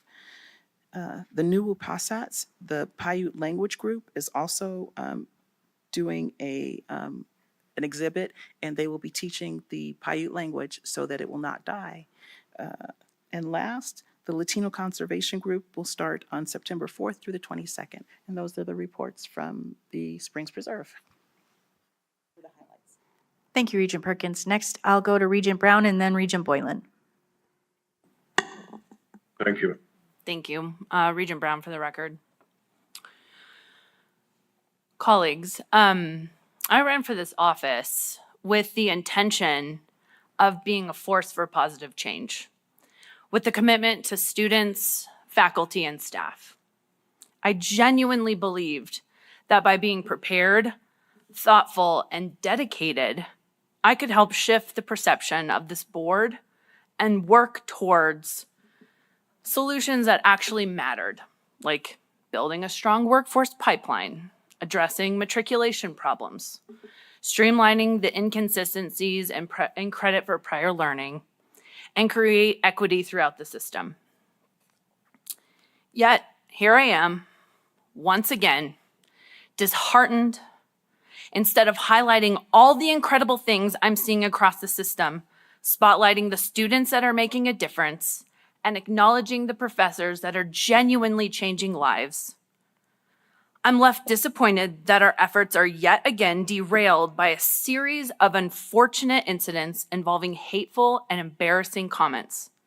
These moments are consistently brought to the forefront of these meetings, causing us to be distracted from our real purpose, which is to serve the people who elected us to focus on issues that directly impact the future of this state. Nevada's higher education system is such a crucial component to the economic development and diversification of our state, and we are the stewards of that future. But how can we fulfill this role when our attention is consistently consumed by petty and discriminatory behavior? No amount of preparation or good intention will ever overcome the damages caused by these distractions. I'm asking you, as my colleagues, to take a moment to reflect. Your words, your actions, and even your tweets carry weight far beyond this room.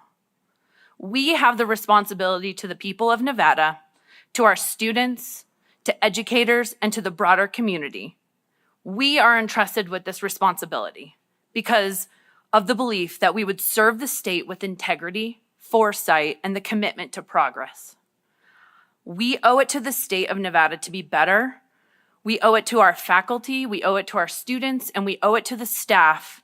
They deserve more from us. They deserve a board that is united and is dedicated to their success and the future of this state. I'm asking each of us to show up prepared, to put aside distractions, rise above the noise, and get back to the work that truly matters. Thank you. Thank you. Next, I'll go to Regent Boylan. Thank you, Chair Carvalho. I appreciate that.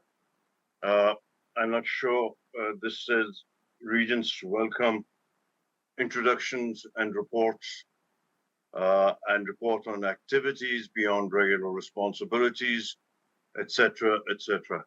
I'm not sure what we just heard from Regent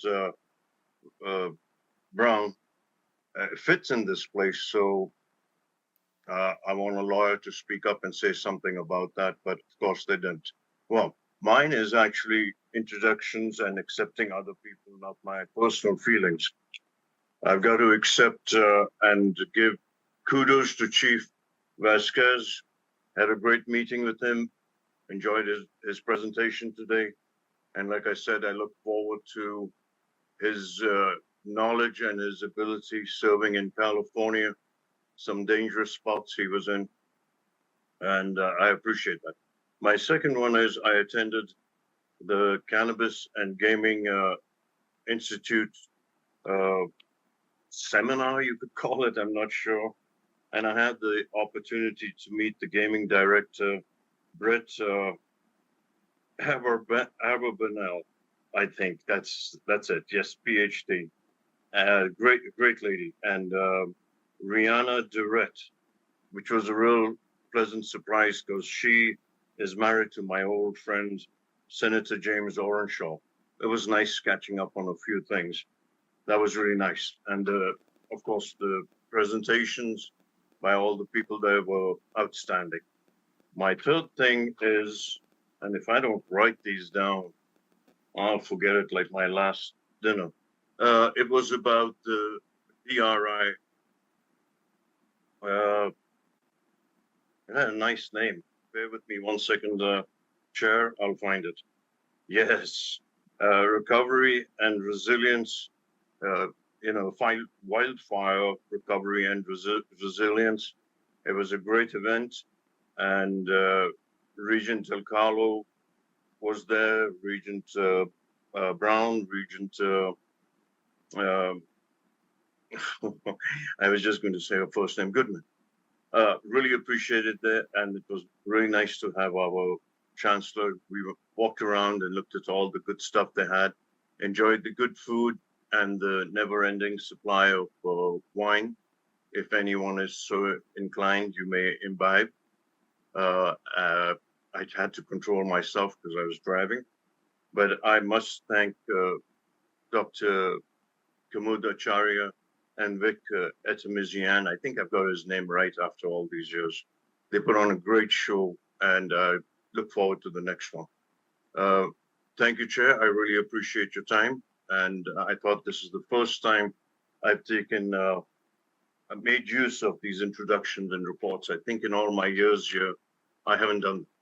And I think that's what we should stick to, not putting each other down on this board. Thank you. Thank you, ma'am. Regent Cruz Crawford.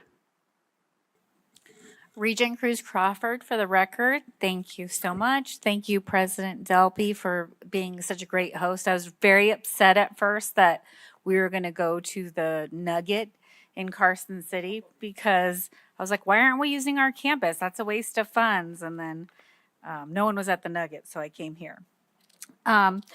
So just a few updates, really cool things that I've been seeing happening on campuses that I want to share. I love all of our campuses and institutions the most, especially the community colleges and DRI, but I do have some updates without them, but I don't want you to not feel the love. Something really cool and innovative that Nevada State University is doing is they have students that are going to school to be teachers, and they're taking a course, EDRL 477. It's Curriculum and Development of English Language. And the cool part is they're taking it on my school campus. So they're taking it in a K through 5 campus at my school, and then the students get to go and do their practicum hours on my campus. So I just thought that was really innovative, because the sooner we can get our students seeing the work they're doing and the exposure to that, the more likely they're going to stick with it or decide early on maybe it's not for them. So we're hosting students that are doing hours in special ed, pre-K, general ed, ELL, developmental delays, and social studies, all on my campus. So we had to look on the master calendar, see when social studies was being taught, connect students to that, and they're doing about 20 hours of observation hours in conjunction with the class. So I thought it was really cool, and I wanted to give it a shout out to Dr. Mari, who runs that program.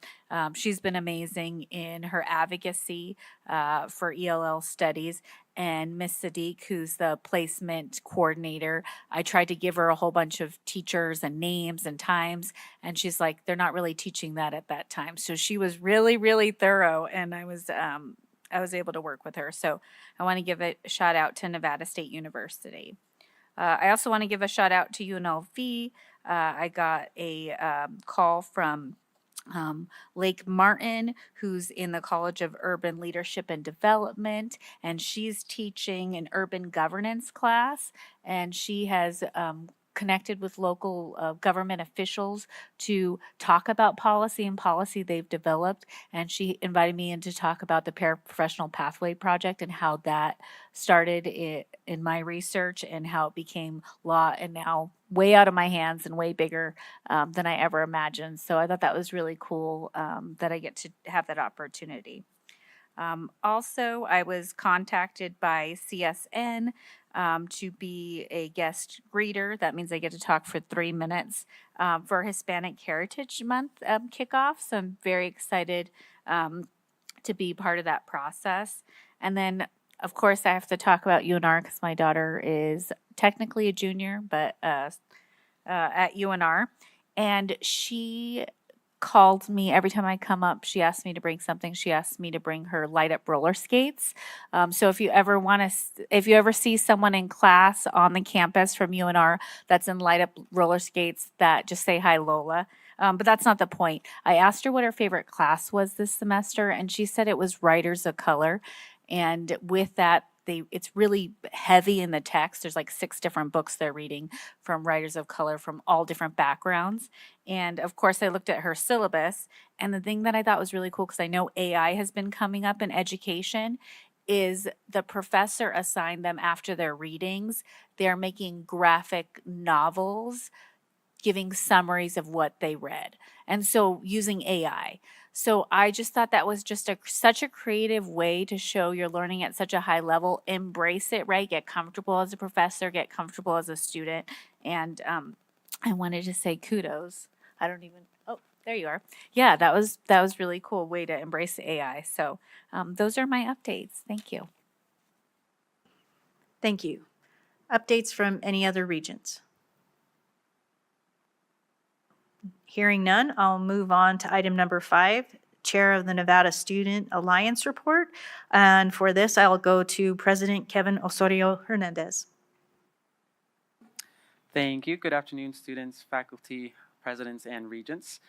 First, I want to extend a heartfelt thank you to the Associated Students of Western Nevada and to my friend President Catalina Wilson for the hospitality that you and your team today gave us in welcoming us to WNC. And we, of course, gotta love all the snacks, so thank you.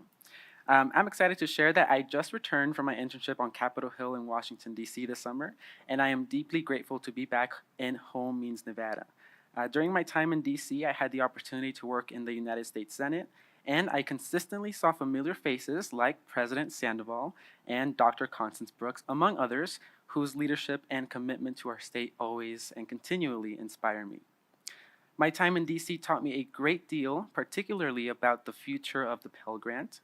I also learned about the importance of getting outside of one's comfort zone by seeking diverse perspectives and learning as much as I could from others, all while increasing my social capital. sentiments that I shared to our first-year students during Nevada State's convocation. Access to internships can be life-changing. Experiences for students, and perhaps more important, is access to paid internship opportunities. Now, if I may, I want to provide you some updates on behalf of our student government associations. From the Associated Students of Western Nevada College, they kicked off the year with Polaroid photos, ice cream giveaways, and blood drives. In September, ASWN will host several events, starting with Welcome Back Week from September 9th through the 12th, offering lunches and activities. On September 11th, ASWN will partner with campus departments for a club and career fair, including a 9/11 memorial, stair climb led by the Wildcat Vets Club. The Constitution Voter Registration Day will follow on September 17th, and Willie, the Wildcat's 21st birthday celebration is set for September 19th. ASWN will end the month with Oktoberfest on September 24th, featuring lunch activities and a performance by the Sierra Nevada Alphorn Players. ASWN welcomes everyone to WNC and wishes students a great semester. From the TMCC Student Government Association, they had a wonderful and successful welcome week, handing out swag and free popsicles across all 4 campuses. Their events were so successful that Monday's event ended early due to high participation.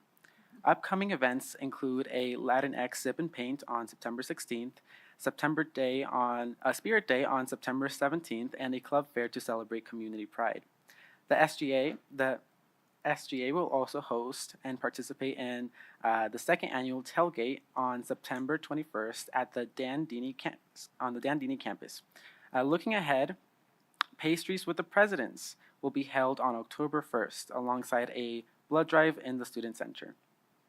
The Graduate Student Association at UNR began the semester with its first meeting on August 27th, following preparations by the Summer Task Force Committee, and most vacant council seats were filled. And since October 1st, around 52 graduate student travel grant applications have been approved. Recent events include a professional development workshop on September 3rd and a well-attended breakfast on September 4th. Up next is a free furniture drive on September 14th. From the Associated Students of the University of Nevada, ASUN, they kicked off the semester with the Change and Engage Fair, promoting voter registration, campus involvement, and community service. The ASUN internship program is seeing its most competitive season yet, with over 100 applications. In addition, the ASUN Department of Campus and Public Relations is launching financial transparency campaigns to clarify how student fees are used. As part of the university's, let me see if I get this word right, sesquicentennial. Thank you.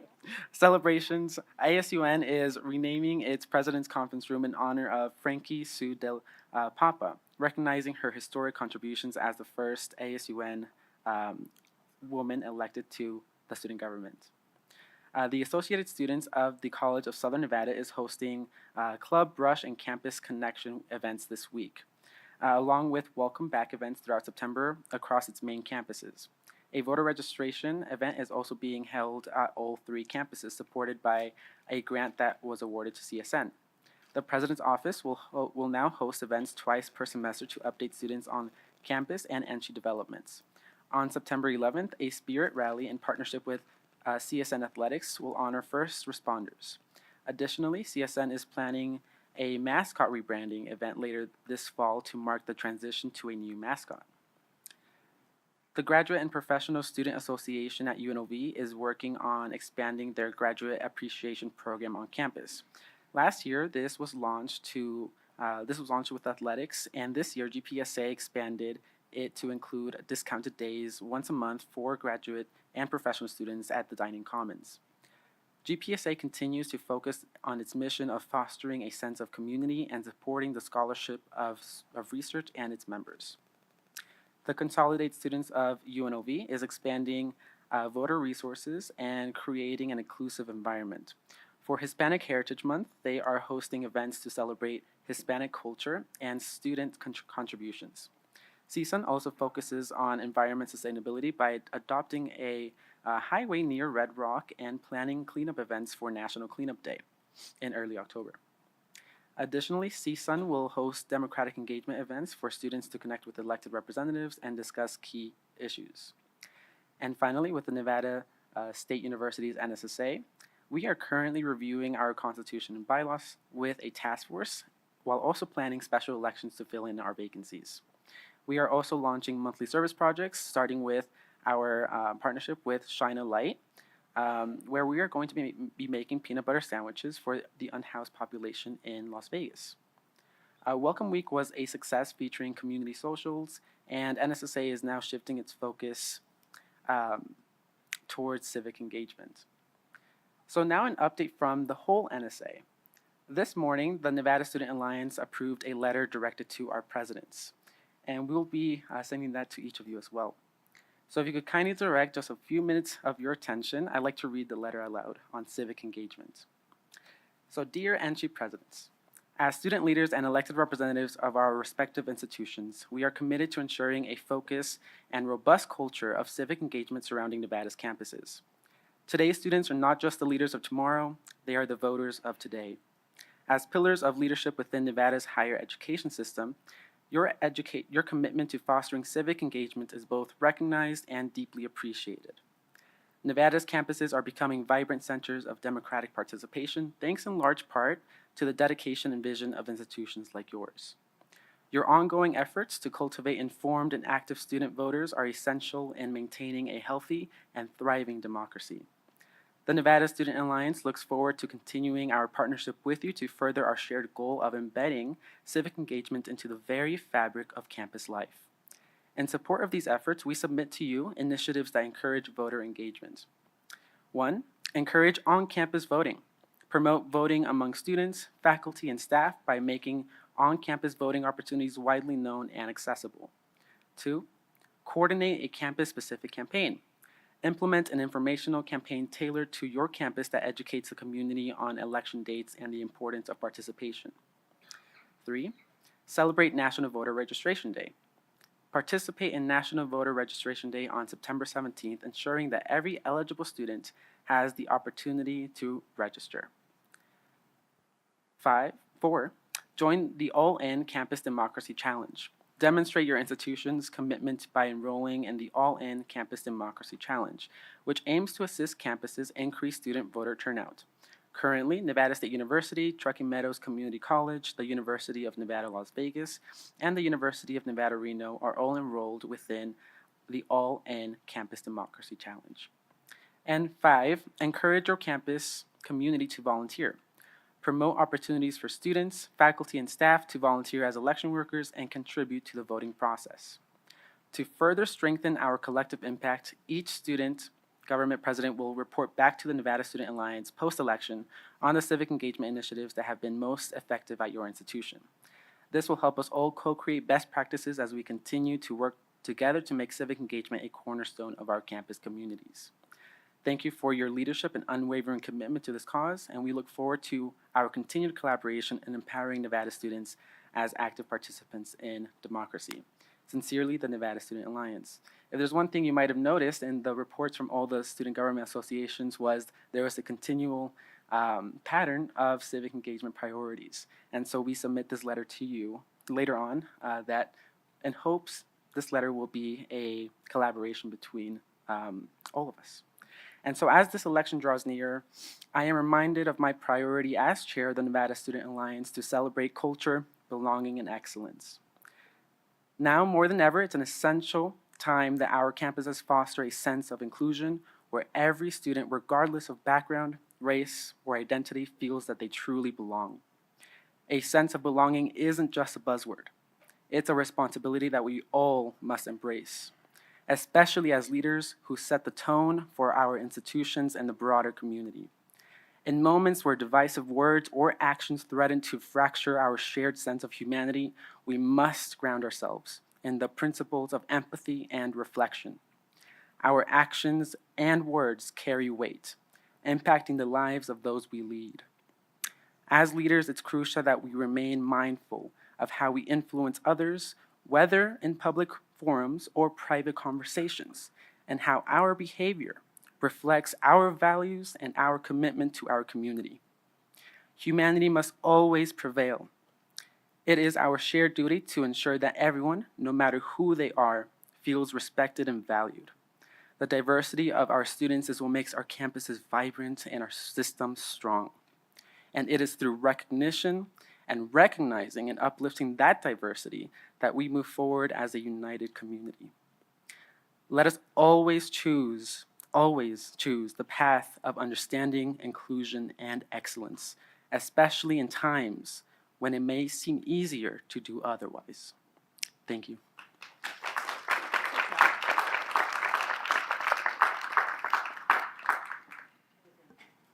Thank you. Before we move on to item number 6, I think we'll take a short break. So we'll be back at 2:55. Thank you. Okay, we're going to get started. We'll move on to item number 6, NSHE Classified Council Report. For this report, I will turn it over to April Reyes.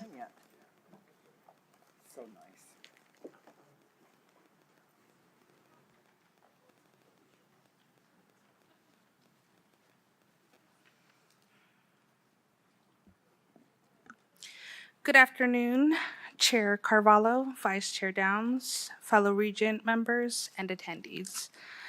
My name is April Reyes, and I am the current NSHE Classified Council Executive Member at Large for fiscal year 2025. In addition to myself as Executive Member at Large, our current sitting members are from UNR, Helen Harif, serving as President, from CSN, Dorita Hopkins, serving as Vice President. From UNLV, Stacy Fott, serving as Communications Officer. From GBC, Caitlin Gers, serving as Secretary. From TMCC, Archives Aldacola Otalora Munoz-Gurin, serving as Scheduling Officer. From NSU, Stacy Wallace, serving as Sergeant at Arms. On behalf of the new NCC Council, we would like to acknowledge and thank the outgoing board members who will continue to serve as an advisory committee through the end of November, and we look forward to continuing to meet with the Chancellor and Cabinet on a regular basis. We hope to establish regularly scheduled meetings with the Board of Regents. The new NCC board will be continuing to work on the issues and concerns of the NSHE classified employees. The NCC was established to provide a forum for collaborative forums and efforts striving for resolution and implementations of solutions for matters of race concerns impacting classified staff. Our objective is to remain focused on the welfare and rights of all NSHE classified staff. It is with your continued support and the NCC, that the NCC will be successful in developing and implementing equity across all NSHE institutions. Once again, thank you for the opportunity to represent the NSHE Council. I apologize, the NSHE Classified Council. Thank you. Thank you. Item number 7, Chair of the Council of Faculty Senate Chairs Report, Valerie Connor. Good afternoon, Chair Carvalho, Vice Chair Downs, and Regents. I'm Valerie Connor, the Chair of Council of Faculty Senate Chairs, College of Southern Nevada, celebrating excellence. CSN kicked off the fall 24th semester with a lively convocation on Monday, August the 19th at the Nicholas J. Horn Theater on the North Las Vegas campus. Faculty and staff and administrators came out together for a morning packed with networking, recognition, and a bit of fun that was only 53 minutes. Acting President Dr. William Keebler had the opportunity to address the audience, focusing on the theme of transparency with an emphasis on caring and community. One of the standout moments was the awarding of tenure. It was a proud moment for the faculty members, highlighting their hard work and dedication to CSN mission. Similarly, the Years of Service Awards acknowledging the commitment and contribution of long-serving staff members. It was a touching moment, reminding everyone of the strong committee that makes CSN's community, that makes CSN special. The event ended on a high note with distinguished awardees accepting honors for their dedication of excellence. Overall, the 2024 Fall Convocation was more than just an informal gathering. It was a celebration of the CSN community and a great way to gear up for the new academic year. Desert Research Institution, DRI. DRI Fall 25 Senate Priorities, Lab Space Allocation Policy Review and Recommendations, support DRI visioning process in 2025, improving communication and engaging more faculty in Senate committees. Enhance support to early career faculty, partner with DRI Information Technology Team to enhance data management and prioritize IT infrastructure needs. Great Basin Community College. Enrollment is not only statistically but noticeably up. Classes are fuller. There are more students and community members being active and enjoying our beautiful campuses. Even those who are cautiously optimistic are agreeing it looks like a light at the end of the tunnel has arrived. There was an amazing amount of energy and effort put forth by interim president Dr. Amber Donnelly and her crew into welcoming back students and faculty. It has been years since we participated in live welcome back events, and Dr. Donnelly supplied words of encouragement and planning, food, shirts, candles, and paint rocks, all to emphasize her explanatory her integral theme of Unite the Fire. GBC has expressed an opposition, demoralizing time. The enthusiasm and positive on campus today underscores just how dark the past half dozen years have been. Our demonstrated persistent bodies will, for things to come, faculty are relutes to unanimously, anticipated of awesome things to come. Nevada State University. On August 22nd, Nevada State University held our second ever convocation as we kicked off the new academic year. We are thrilled that the interim chancellor and several of the regents were able to attend as we celebrate our second year of being Nevada State University. This semester, NSU is undergoing some major policy updates. Much of our policy has lagged or been haphazardly put together over the past 20 years, and as we transition into our next phase, we work thoughtfully update and lay the groundwork for all our future policy endeavors. The Faculty Senate, along with the institutional leaders, are looking at new policy will be maintained and enacted to ensure that the principles of shared governance are being followed. NSU are also undergoing a unionized effort. Our local chapter of NFA has begun a card campaign and is hoping to recognize a new collective bargaining unit for the academic faculty. Safety continues to be an ever-present issue in the minds of faculty. NSU is in the talks with UPD for increased campus presence and training that our faculty can participate in. The somewhat isolated nature of our campus means that we have unique challenges at NSU with regards to emergency egress. Truckee Meadows Community College. We're looking forward to hosting Chancellor Charlton Chair Cavallo and Vice Chair Downs on September the 27th for a series of listening sessions with different stakeholders regarding our upcoming presidential vacancy. This will be done to help the Chancellor, Chair, and Vice Chair make a recommendation to the Board of Regents regarding an acting or interim president or a national search for a new president. We thank them for taking the time out of their busy schedules to come to campus. In keeping up with ongoing campus commitment and sustainability, this will be the first year that all tenure binders will be submitted in a digital format. This will pilot last year by small numbers of tenure applicants as well as received.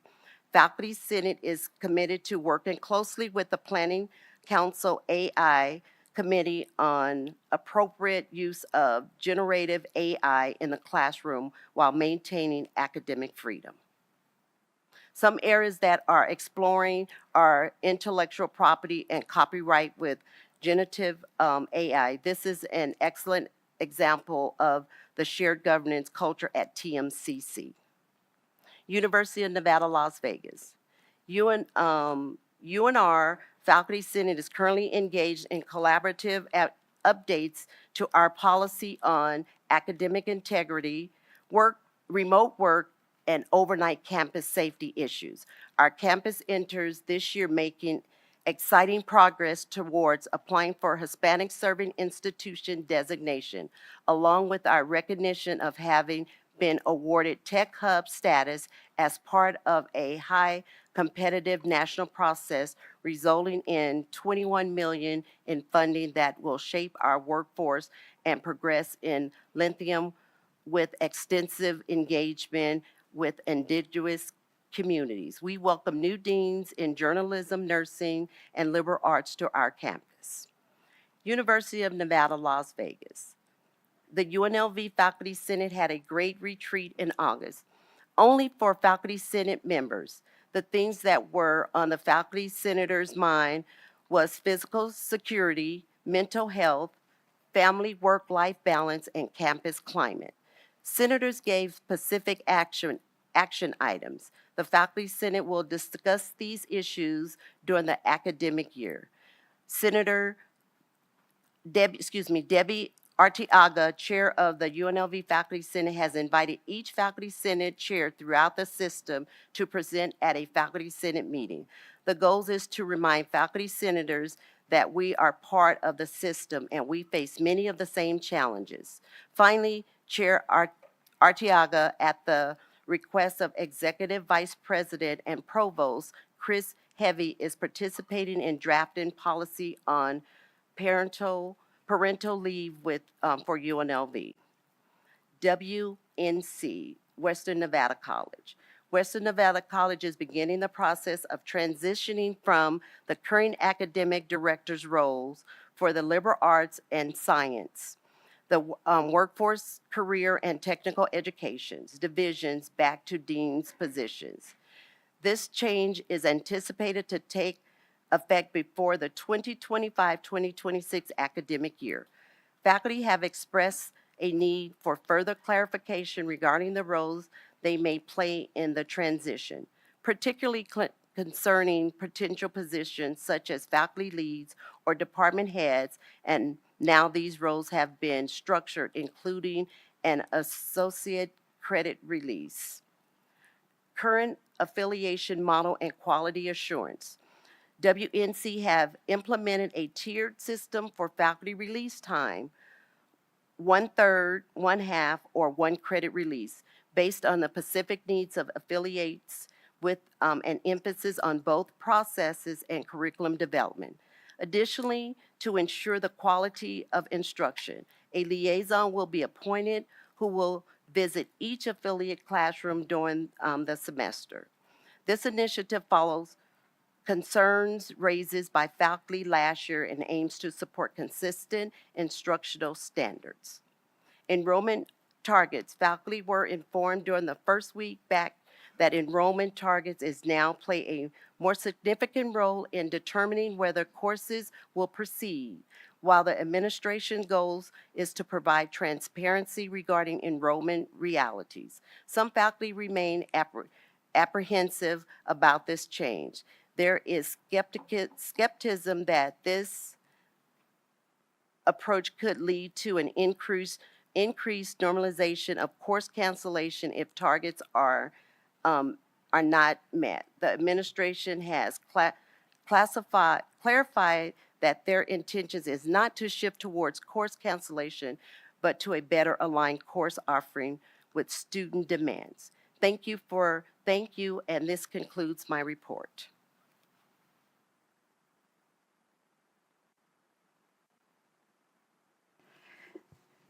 Thank you. Next, we will move on to the Chancellor's report. Chancellor Charlton. Okay, thank you. Good afternoon, Chair Carvalho, Vice Chair Downs, members of the board, presidents, and guests. I too want to thank President Dalpy and the entire Western Nevada College team and the family for the warm welcome, your hospitality. This is a absolutely beautiful campus, fabulous view behind me, and also thank you mostly for the incredible weather. It's a lot cooler here than in Las Vegas. On July 1st, we welcomed Acting President Kibler and Interim President Dinelli, and as you have heard, they have definitely hit the ground running, and those campuses are very exciting to listen to, so thank you so much. On June 13th, Director Alejandro Rodriguez, Government Affairs, and I attended the Interim Finance Committee in which I presented and requested that NSHE receive supplemental funding, a supplemental funding appropriation of just under $1.7 million in support of the wildly successful Native American fee waiver. This additional funding was critical to our institutions who realized such a significant demand in this area and realized a significant budget hole as well. During the summer months, staff in our institutions have continued to provide testimony and reports before various interim committees. Also, the work of the Higher Education Funding Committee completed their work and finalized the recommendations. That report was transmitted to the board on August the 16th, and tomorrow Vice Chancellor Vitone and I will present the recommendations, details, and specifics, which include a funding request as well. I want to also extend my appreciation to Regent Brooks, Regent Del Carlo, and Regent Goodman for serving on the committee and the heavy lift that they did with the hours and hours and hours of preparation and meeting time. In July, I had an opportunity to participate on a panel at the Campus Safety Conference with former Vice President Garcia and representatives from UNLV, in which we provided information and addressed participant questions on the December 2023 UNLV shooting incident. Our presentation and those conversations with safety professionals from across the country was very engaging. And what was really rewarding is that I still get messages from members that attended offering their support in any way that they can, as well as other professionals. On August 29th, NSHE, including myself, Vice Chancellor Vitone, the institutional presidents, business officers, and staff presented your board-approved capital priorities to the State Public Works Board. The institutions did an absolutely incredible and fantastic job, and in many cases, our campuses are presenting their capital priorities for projects that have been requested over multiple bienniums. As we shared with the State Public Works Board, as these projects continue to not be realized either in planning, design, construction, or maintenance, one thing that is constant is that the cost of each of those projects continues to grow at an exponential rate. We are hopeful that favorable consideration and funding will be realized this biennium. However, we do recognize that the state of Nevada has limited resources in the area of capital. On behalf of NSHE, I continue to serve on the Nevada Department of Education's Commission on Innovation and Excellence in Education. Great work is being done on the development of the Portrait of a Future Learner, which is being established in conjunction with education leaders throughout the state of Nevada, community leaders, and legislative leadership. I would be remiss if I did not thank Council Linda King, the Chief Human Resources Officer for the system, Eric Gilliland, and all of our institutional Title IX coordinators for their tremendous work to date and their ongoing work to respond to the new Title IX regulations. There is much work that still lies ahead of us, and so I really think a note of appreciation is in order. I've also had the opportunity to engage with Chief James and Chief Vasquez on moving forward the Chancellor's Ad Hoc Public Safety Committee recommendations, which are focused on safety policies, processes, and preparedness, and shortly you will hear a report from us. I want to thank the chiefs also for their support of the safety and security needs of our system office, system computing, and the board office as well. And in the coming weeks and months, I look forward to them providing training opportunities as well as emergency communications to our team, which has often been a little bit forgotten as we're not on a campus, even though we're adjacent to a campuses. This is an exciting time of the year, as each of our institutions have shared with you, as they've welcomed new and returning students. And I believe we're going to have record enrollments, and I can't wait to hear what those numbers look like for the fall semester. It is exciting to hear of that growth at institutions, especially some that have struggled a few over the years, and so congratulations to everyone. I would say this is a true testament to the wonderful work of our institutions and the incredible programs that are offered by amazing faculty for our students and for the community. And Dr. Acharya, thank you so much for A+. It was an amazing couple days of programming, and to just hear about the resiliency and how important it is in our communities. And I think we gave some of your researchers a run for their money, asking lots of questions and getting demonstrations of some of the great work that DRI does. At today's meeting, I want to take a moment to speak about the message the board chair, vice chair, and I recently shared with our NSHE community. As someone who's been a part of this NSHE family for close to 40 years, as either a student, a staff member, and now as your chancellor, I feel very connected to this system and a true sense of responsibility.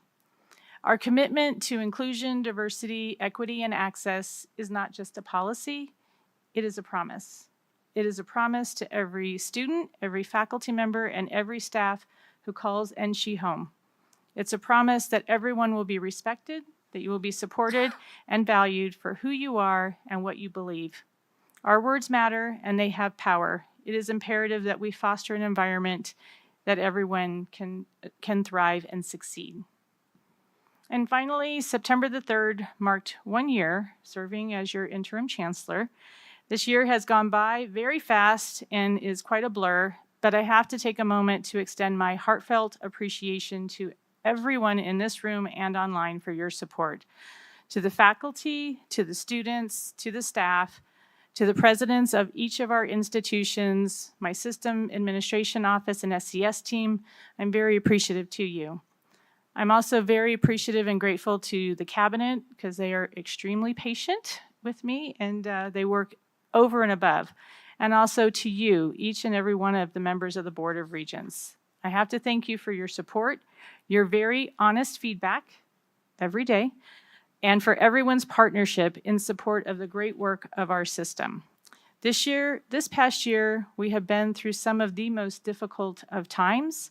We've experienced several challenges, but we've also celebrated some amazing successes. So again, I want to thank each and every one of you very much. We have a lot to do this year and moving forward. So again, thank you so much. And it's been, again, a long and a very unexpected year. Chair Carvalho, that concludes my report. Thank you, Chancellor Charlton. Item number 9, Board Chair's report. So this has been a very busy quarter indeed. I'll just touch on a few of the highlights that have happened. I've been working with the board office and chancellor to schedule a long-awaited joint meeting between NSHE and the Nevada Department of Education to strengthen our partnerships with Nevada's K-12 education system. We know that education is the key to a thriving future for our state. It's imperative to work together to strengthen the entire public education pipeline in Nevada. We hope to schedule that joint meeting sometime in the next 6 months or so, but I know that there's a lot of work being done in other areas between the two systems, but I would really like to see that as a joint meeting. So hopefully that'll happen in the next 6 months. I've also been working with board and system staff to increase the visibility of the important work of our institution's foundations. This includes increased transparency of reporting and compliance, and I believe there'll be some communications going out to President soon. And we plan to bring these efforts to the board in the coming months. The required biennial anti-bias and anti-discrimination training has been rolled out to all employees, and as established in board policy, this is also required training for all regents and was made available and communicated to regents earlier this week. I invite regents to also reflect on the anti-bias and anti-discrimination resolution and the Board of Regents handbook policy regarding anti-bias and anti-discrimination. Our commitment to belonging, equity, inclusion, diversity, and access is fundamental to the success of this system. And it is through these values that we empower our students, faculty, and staff to thrive. These values are not just ideas that we talk about. They are the foundation upon which we build our future. I intend to commit more time in future meetings to elevate training and highlight the work of inclusion, diversity, equity, access, and belonging throughout the system. It's our role as regents to lead by example.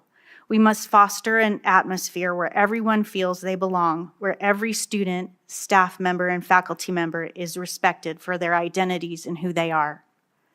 Together, we have the ability to create an environment that reflects the very best of higher education, a place where people from all walks of life can come together, learn from one another, and succeed. We as leaders must continue to strive to do better, and I believe that we can. So with that, that concludes my chair's report. We'll move on to item number 10, consent agenda. So these will be taken together. They're the minutes of the June 6th and 7th meeting, the code revision that was heard previously regarding Conrad 30 waiver applicants, and tenure granted to academic faculty upon hire. Are there any questions or comments from regents regarding these items? Or would anyone request that to be pulled? Okay. I have a motion from.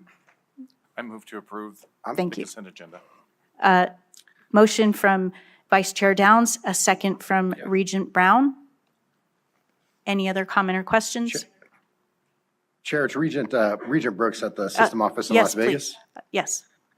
Thank you, I appreciate it. And certainly if there's going to be discussion that I'm amenable to that. I was going to ask that 10C be pulled and not in consent, just so we can have a quick conversation about, tenured academic faculty.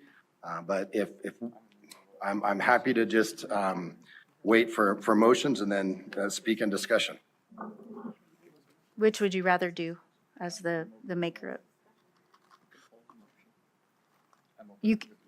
I'll modify the motion if he wants to. Okay.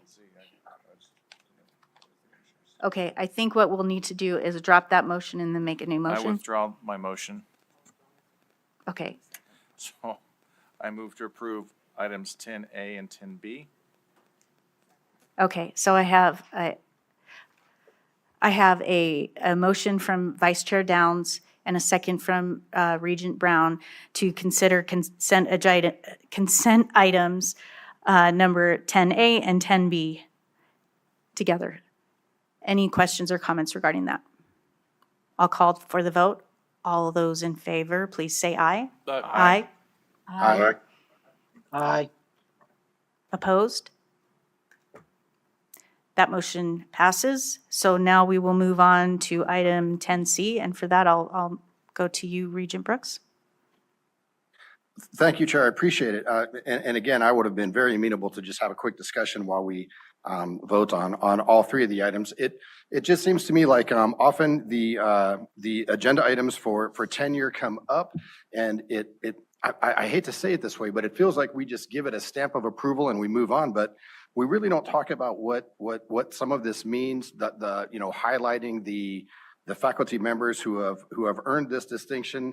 And also what it means in a year or two or three when evaluation should come up, just to make sure that things are happening in accordance with, the teaching ability in relation to students and things that truly should go on when somebody is awarded this tenure. And so I just wanted to bring some attention to the possibility that maybe there's some conversation that we can have in the future revolving what this looks like Because again, as I've mentioned, it's come before us several times.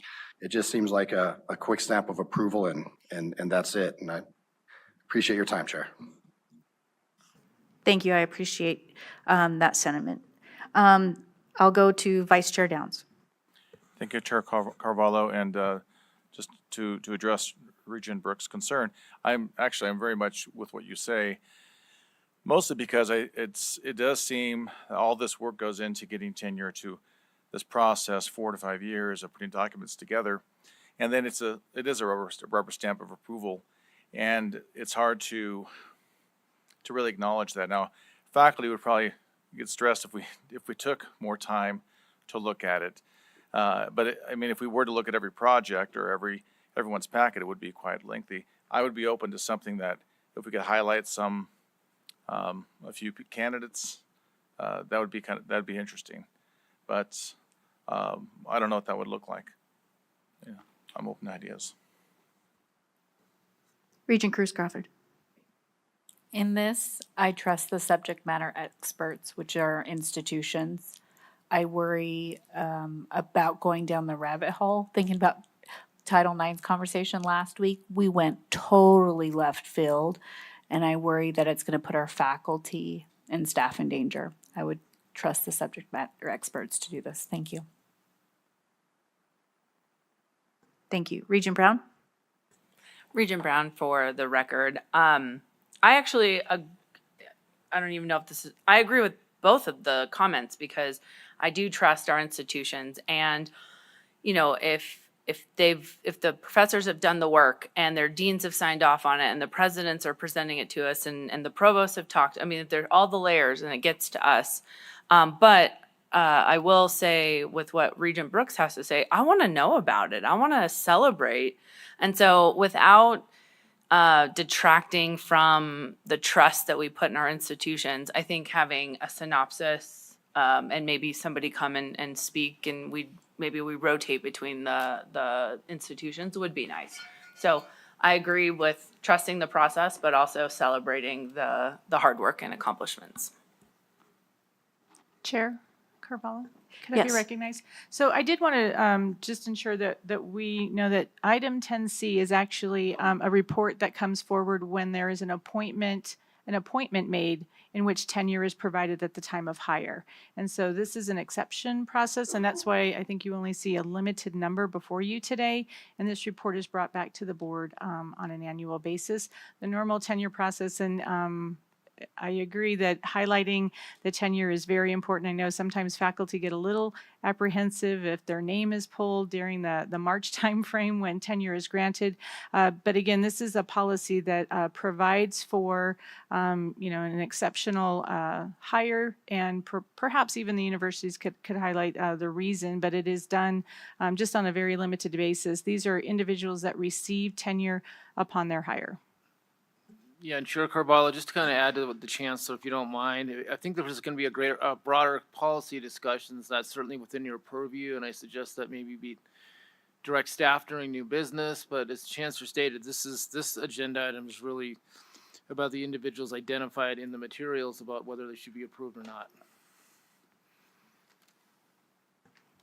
Thank you for that clarification. Yes. I have a motion from Vice Chair Downs. Second. A second from Regent Perkins. Any other discussion? A call for the vote. All those in favor, please say aye. Aye. Aye. Aye. Aye. Opposed? That motion carries. Item number 11, Chancellor's Ad Hoc Committee on Public Safety. And for this, I will go to Chancellor Charlton.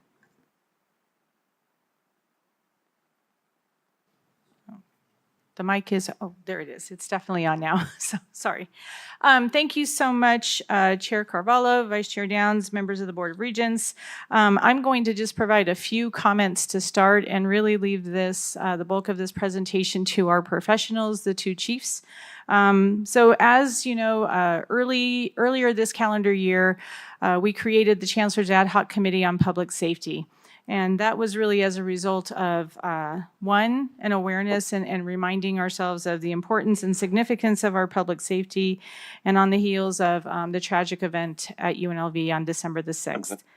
And so with that, representatives from each of our institutions, from various stakeholder groups, students, faculty, the NFA, and others came together and have been working diligently.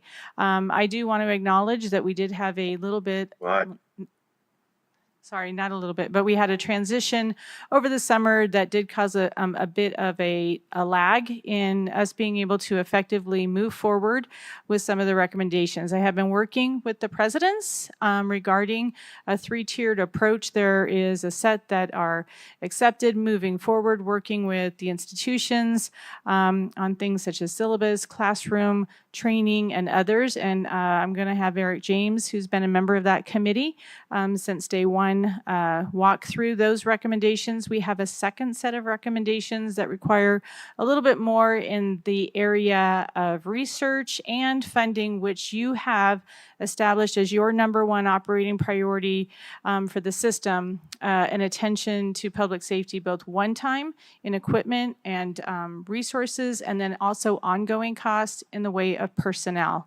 And then the third is an item that in consultation with the two chiefs, we are deferring at this time based on their recommendation. And so at the conclusion of just the update on where the committee stands, the meetings have been scheduled throughout the fall.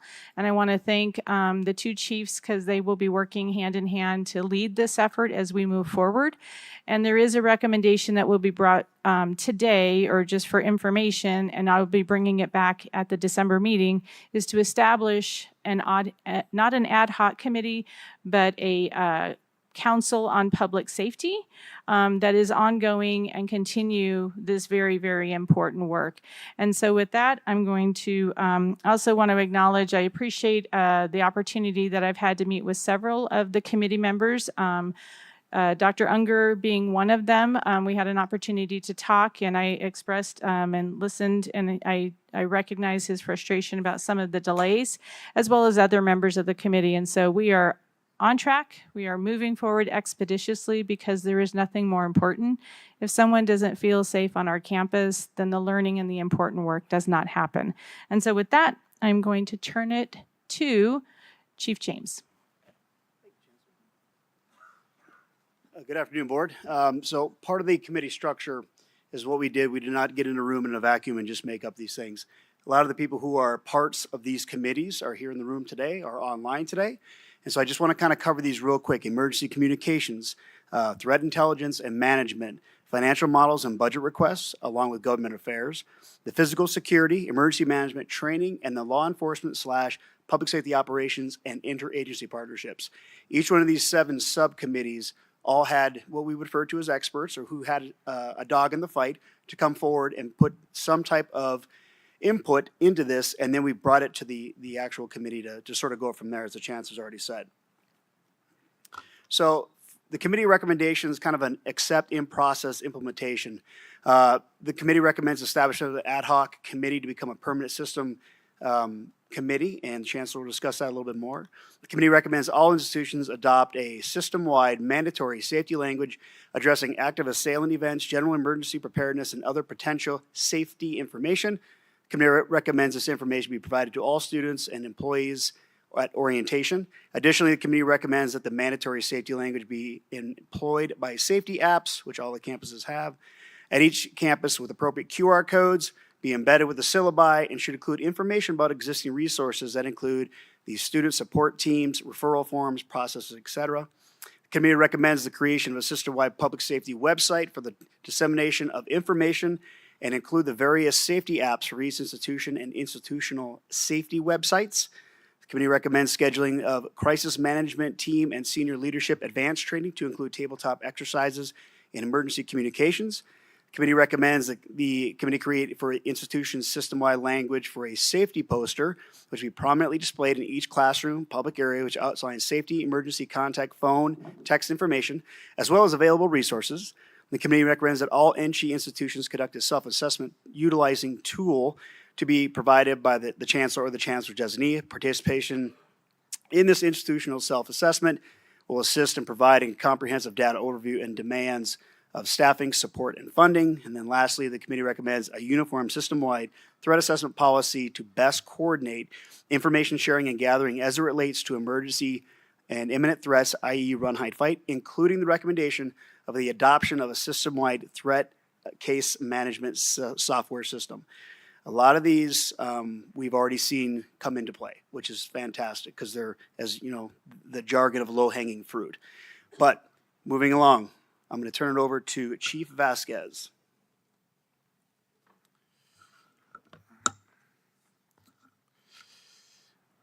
Good afternoon. Thank you. Arnold Vasquez, Interim Director of University Police Services Southern Command, for the record.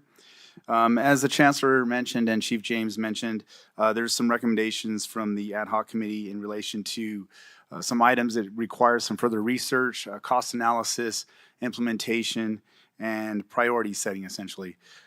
With those recommendations, the first is item 4, which is a recommendation to install or replace locking mechanisms which have an one action motion locking mechanism, which would allow for one motion to lock from the interior of a building or a room, requiring accessibility with a key card, or some sort of code from the exterior if access was needed. The other is item number 5, which is Knox box installation. This is similar to what you might encounter with a firefighter or firefighting world where... Okay, we will now resume with item number 11, Chancellor's Ad Hoc Committee on Public Safety. Thank you. Arnold Vasquez, Interim Director, University Police Services, for the record. Oh, I'm sorry. If we could please advance the slide. I think I have it here. No, not quite. All right. Okay, so we were speaking to the Knox boxes, and that essentially is key access for all exterior and interior locked doors. So if an emergency responder shows up to any one building and or facility, we can have much quicker access to that building. Active assailant videos is the other recommendation number 6. Active assailant videos and training modules to be specific or tailored to each campus. As we mentioned before, these recommendations are all under further research, cost estimates, and deployment. That particular item is continuing to be evaluated. Let's see, system-wide policy regarding updating and keeping current for staff and faculty emergency contact information through the Workday software program. This is something to assist with accountability for staff and faculty at any one given campus or location within campus. As I mentioned, we're still reviewing that piece as well. The other item is number 13, which is system-wide emergency notification system. That is under review as well. The ability, though, to maintain institution-specific emergency notification is also part of the recommendation, and essentially for those different safety applications that are available to all the institutions throughout the system. And then item number 14, which is policy on panic alarms. Panic alarms has been a very, I guess, let's call it complex issue. And there's a lot of different layers to that. So, of course, that's why it is falling under this particular area of our presentation and the recommendations. But the main thing for that is that the policy needs to be written to a point where we can include a process, approval, and placement of those particular panic alarms should we pursue that. And then finally is item number 15. This is a standardization of emergency operations plans to include planning, training, and best practice guides. So, and with that, next slide.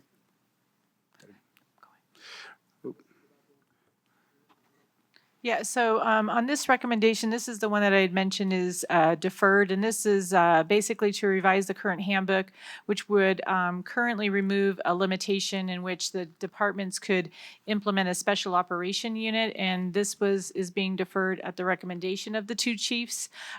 We typically, and they typically work with local municipalities such as Metropolitan Police or Henderson. Here it's Reno, but they had recommended that this be deferred at this time because typically that's in partnership again with the local municipalities in the event of the need for any kind of SWAT team activity or emergency response group. And then the next slide, please, is the recommendation that came from the ad hoc committee regarding the chancellor's public safety, and I'm calling it a council because we wouldn't call it a public safety committee. Committees are of the board. And so this is the initial charge that they presented. And so I'm in conversation with the two chiefs to present a draft of what that charge would look like and to bring it back to the Council of Presidents and to the entire ad hoc committee prior to bringing that forward as part engaging in that shared governance process so that we make sure that we get a council charge right and that it is inclusive of all of the needs of the system. And so that is where the recommendations from the committee stand, but you will see this charge come back hopefully at your December meeting. And then from there, the two chiefs are going to provide some specific command updates as far as other things that they are doing in preventiveness, preparedness, and then in just anticipation for protests and other kinds of activities on the campuses. Thank you, Chancellor. So Arnold Vasquez, for the record. Just continuing from the Southern Command standpoint, our focus has been on overall preparedness, and it's more of just a university police issue. It's a community-wide effort. We are partnering with the other institutions to engage in conversations as it relates to preparedness and ability to respond to events, critical events. What we have had, and I mentioned this earlier, is active assailant training. We are expanding that calendar. For the start of the semester, we have had several active assailant training modules, which have been primarily completed at UNLV. The idea behind that was to front load the UNLV campus with that training and to continue throughout the fall semester. We are now expanding that to the other institutions. And when I say expanding that to the other institutions, what I mean is the calendar piece itself to all the other institutions throughout Southern Command. As we normally do, we also offer and continue to offer at the request any of these training modules regardless. That also includes general safety courses and self-defense classes as well. A big part of our preparedness is also developing and training our staff. We've had advanced department training over the last quarter. Staff has completed additional MACTAC training, which is Multi-Assault Counterterrorism Action Capability. Essentially what that is it's a cadre or a unit of officers that are interlocal throughout the Valley. What it does is it's actually a way for us to have this training that is maintains continuity and consistency when we respond to these types of events just based off of the metropolitan area. We have also expanded our MACTAC training cadre instructors, that is. This is going to allow us to add additional training throughout the year and also to kind of build and tailor what works for us best within our campuses and throughout the Southern Command. In addition, we have started a peer support program. This consists of 6 personnel that have been trained, and it's a mix of sworn and civilian employees, providing support to department personnel in times of crisis. The goal is to educate personnel on wellness and improve overall safety. In addition to all of this, we have also completed our mobile field force training. This is going to be something that we anticipate with the political season and potentially some civil unrest or First Amendment exercision of the First Amendment within our campuses or near our campuses. This is a training that allows us to better manage crowd control and have those better responses within our campuses, but also working with local law enforcement. Another part of it too is we have engaged in conversations with general counsel to tailor a training and or presentation related to First Amendment issues, specifically for law enforcement. We are also working with Chief James to help finalize that project, because my understanding is he has something that is already either he has rolled out or is he in the process of doing. So we're working in conjunction with each other on that issue. And as some of you are well aware, the armed security contractor at the UNLV campus, that is related to the supplemental funding that was awarded for the on-site security staffing. That has been instrumental. It actually has provided the ability for our staff at UNLV facilities to get Beam Hall back to where it needed to be and ensure that folks that were coming back to that particular building were feeling safe. We have received a number of positive comments related to their presence and their interaction with the campus community, and we're looking forward to expanding that to all the campuses, which actually that has begun as of a week and a half ago. So all the Southern Nevada campuses will be seeing those armed guards on campus. With that is all I have. I will turn it over to Chief James. Director Vasquez, I have a question from Regent Scotta. Yes. Thank you. Oop, there you go. Chief, thank you. That was very well done. Thank you. On your actual assailant training, you said it's taking place on the campus? I'm sorry? Is there assailant training, is it taking place on campus? So what we have is on an annual basis, we put on a little bit of a larger scale interactive active assailant training. I want to build that out to where we have that much more available and to rotate it to different campuses. The active assailant training that we provide is a presentation style training, and we offer it at all campuses. And like I said, most of these come from requests, so we'll specifically go to those particular campuses to present. The response on the UNLV campus was a collaborative effort by numerous agencies and entities. Are you doing the assailant training with them, with all those agencies also? Or is it just with, I don't want to say just, but is it only with the police force of UNLV? No, so as I mentioned, the MACTAC training, that is actually a multifaceted, multi-local law enforcement agency training, and that's imperative that we train with Las Vegas Metro, North Las Vegas, Henderson, all the other law enforcement agencies, to include, as you all saw, the many agencies that arrived for that particular event. It allows us to have that continuity and that consistency when we roll out to something like that. And as a part of that commitment on the MOU, we also will provide assistance should they ever need it if something happens outside of our particular area. Thank you. And Chief James, I'm going to ask you the same question. Okay, thank you. Eric James, for the record, I just want to kind of echo a lot of the same thing that the South is doing, the North is doing as well. But I just want to kind of hit some of the highlights of some of the stuff we're doing. So we've done 48 active assailant trainings in the last 6 months for all of Northern Nevada. That will also include some community presentations, because sometimes it's hard to get other departments to go in. So we go in and help others out. We have another 6 in the next 2 weeks. And so we stay really busy with those.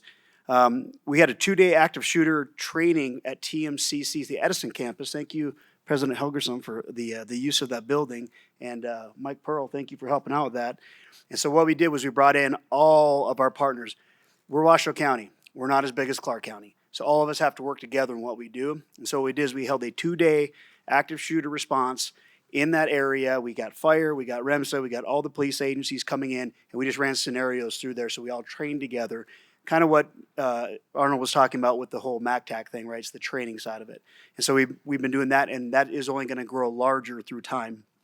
The IMT team at UNR met to discuss specifically things along the lines of protests, civil disturbances at athletic events and/or on campus. So we walked through those scenarios, so we all have a really good, intricate understanding of what the response will be. And then the flip side of that, myself and Deputy Chief Reynolds, we went up to Washoe County Sheriff's Department. We had a conversation with them about, if I call you, this is what I'm looking for, so everyone's on the same page. Legal counsel, kind of like Arnold was talking about, they put on a First Amendment class for us, not only for us, but all administration on campus. And it was a volunteer, you could show up, but a lot of our officers and command staff went through, and it's just a really good, this is what the First Amendment is, and it's the classic, it's not the speech that you agree with, it's the speech that you disagree with. And so it was a lot of that sort of training, and it was really well done. Mary Dugan, Melissa Barnard did a fantastic job doing that, and they continue to do that. My son actually was like, "Who's Mary Dugan?" And I was like, "Why would you ask me that weird question?" He had to take the class, so he understands about First Amendment too. And so I thought that was fantastic. Even incoming freshmen are getting schooled in what the First Amendment is and what it isn't. We had 2 supervisors attend an 80-hour crowd management and sport and special event component through FEMA, and it goes into sporting events, which obviously North and South do, but it also went into a civil disturbance side, and there was a very large tabletop exercise specifically focusing around civil disturbances. And so we continue to put our supervisors through training for that as well. We continue to do stop and bleed training. It's so important, and it's not just thinking about gunshot wounds. It's thinking about the facilities maintenance individual who's out and about with a chainsaw and falls down and has a cut on his or her arm. And so we're working through that.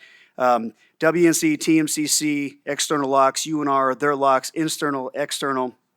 And I think that's all I had for that one. And that's sort of where I'll leave it off. I could stay up here. I'm sure he and I both could stay up here for days and talk about it. But we spend a lot of time on our campuses making sure our communities are safe, and they appreciate it. So.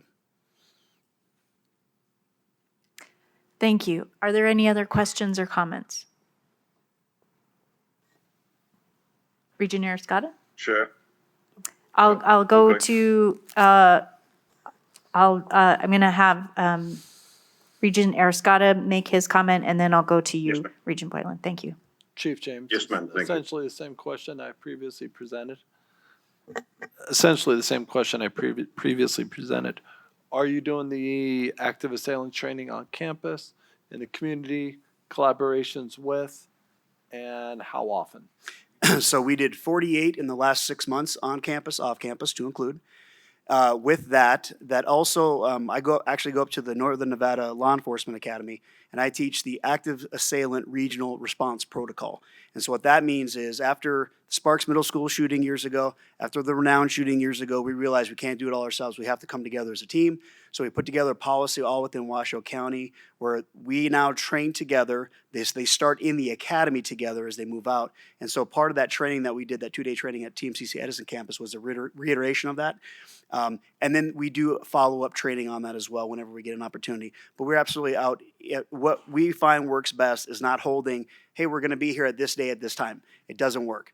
What we do find, though, is they go online, they submit it. I was very happy to see, I emailed everyone I could think of in the last few months, asking them to send to like the deans or the instructors, here's how we can help. And I got a lot of traction off of that.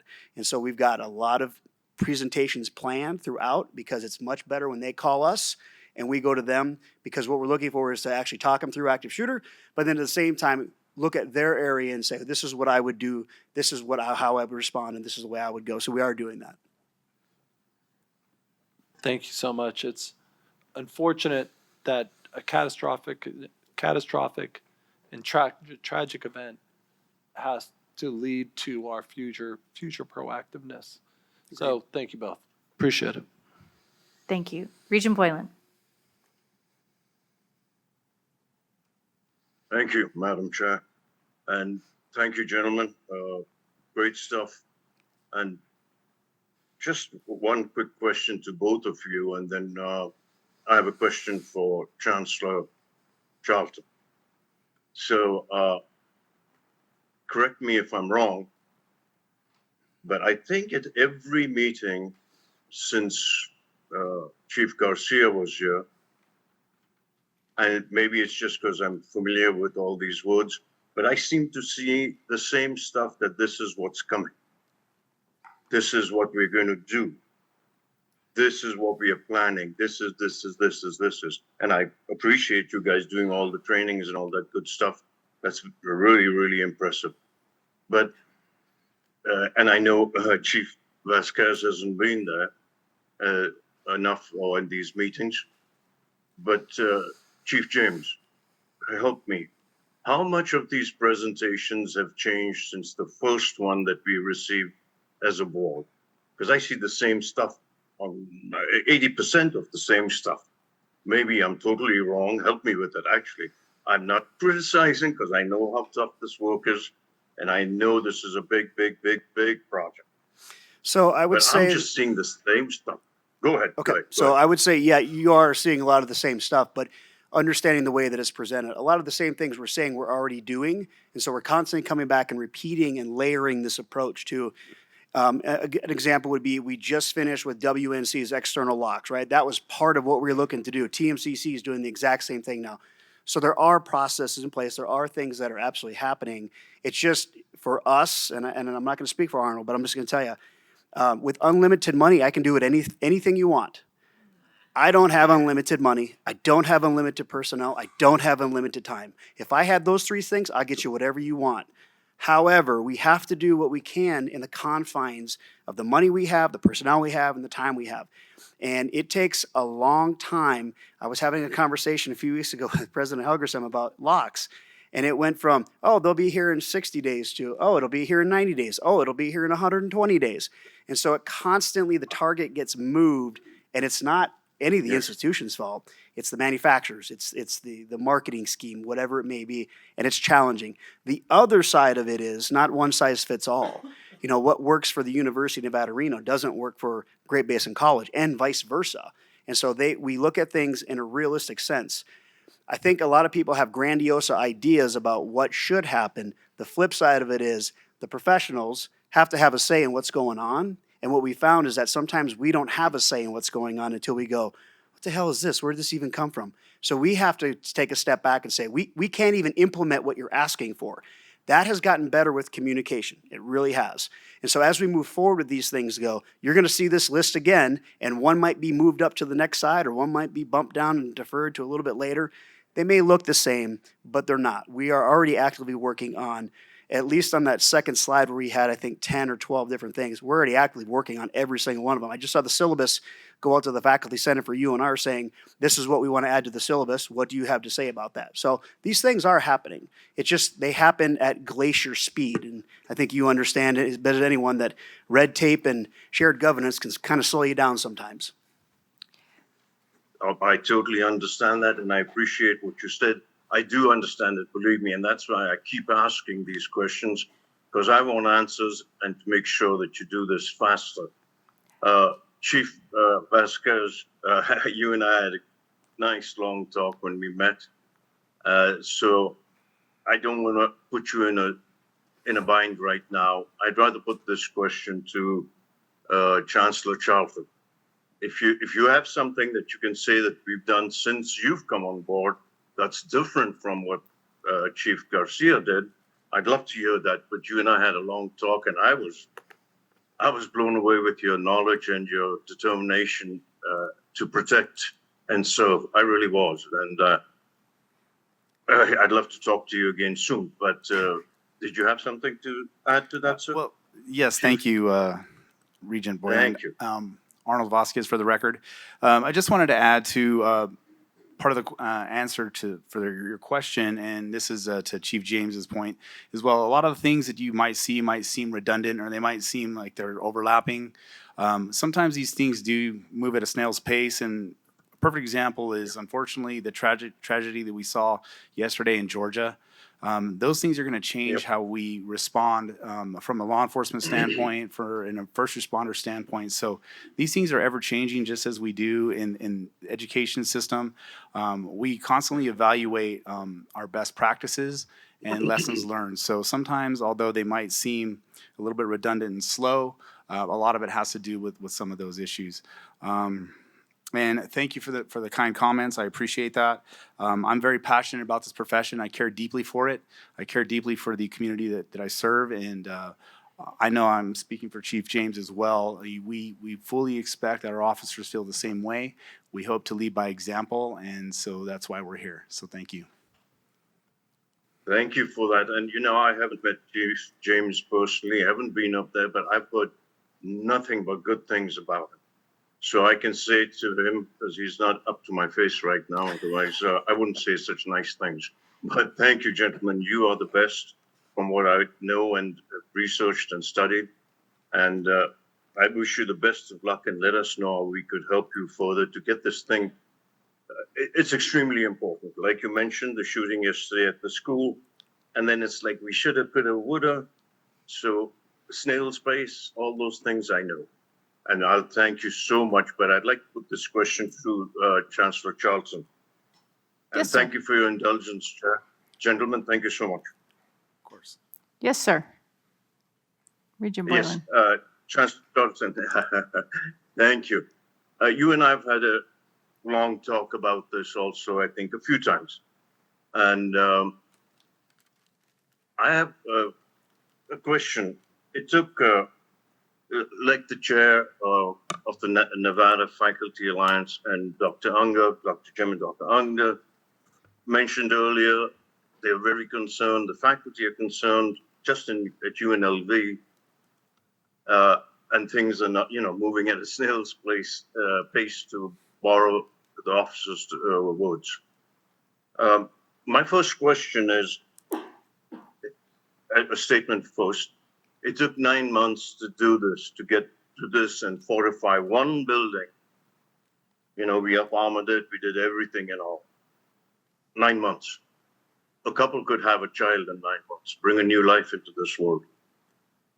Now, how many buildings does NSHE have?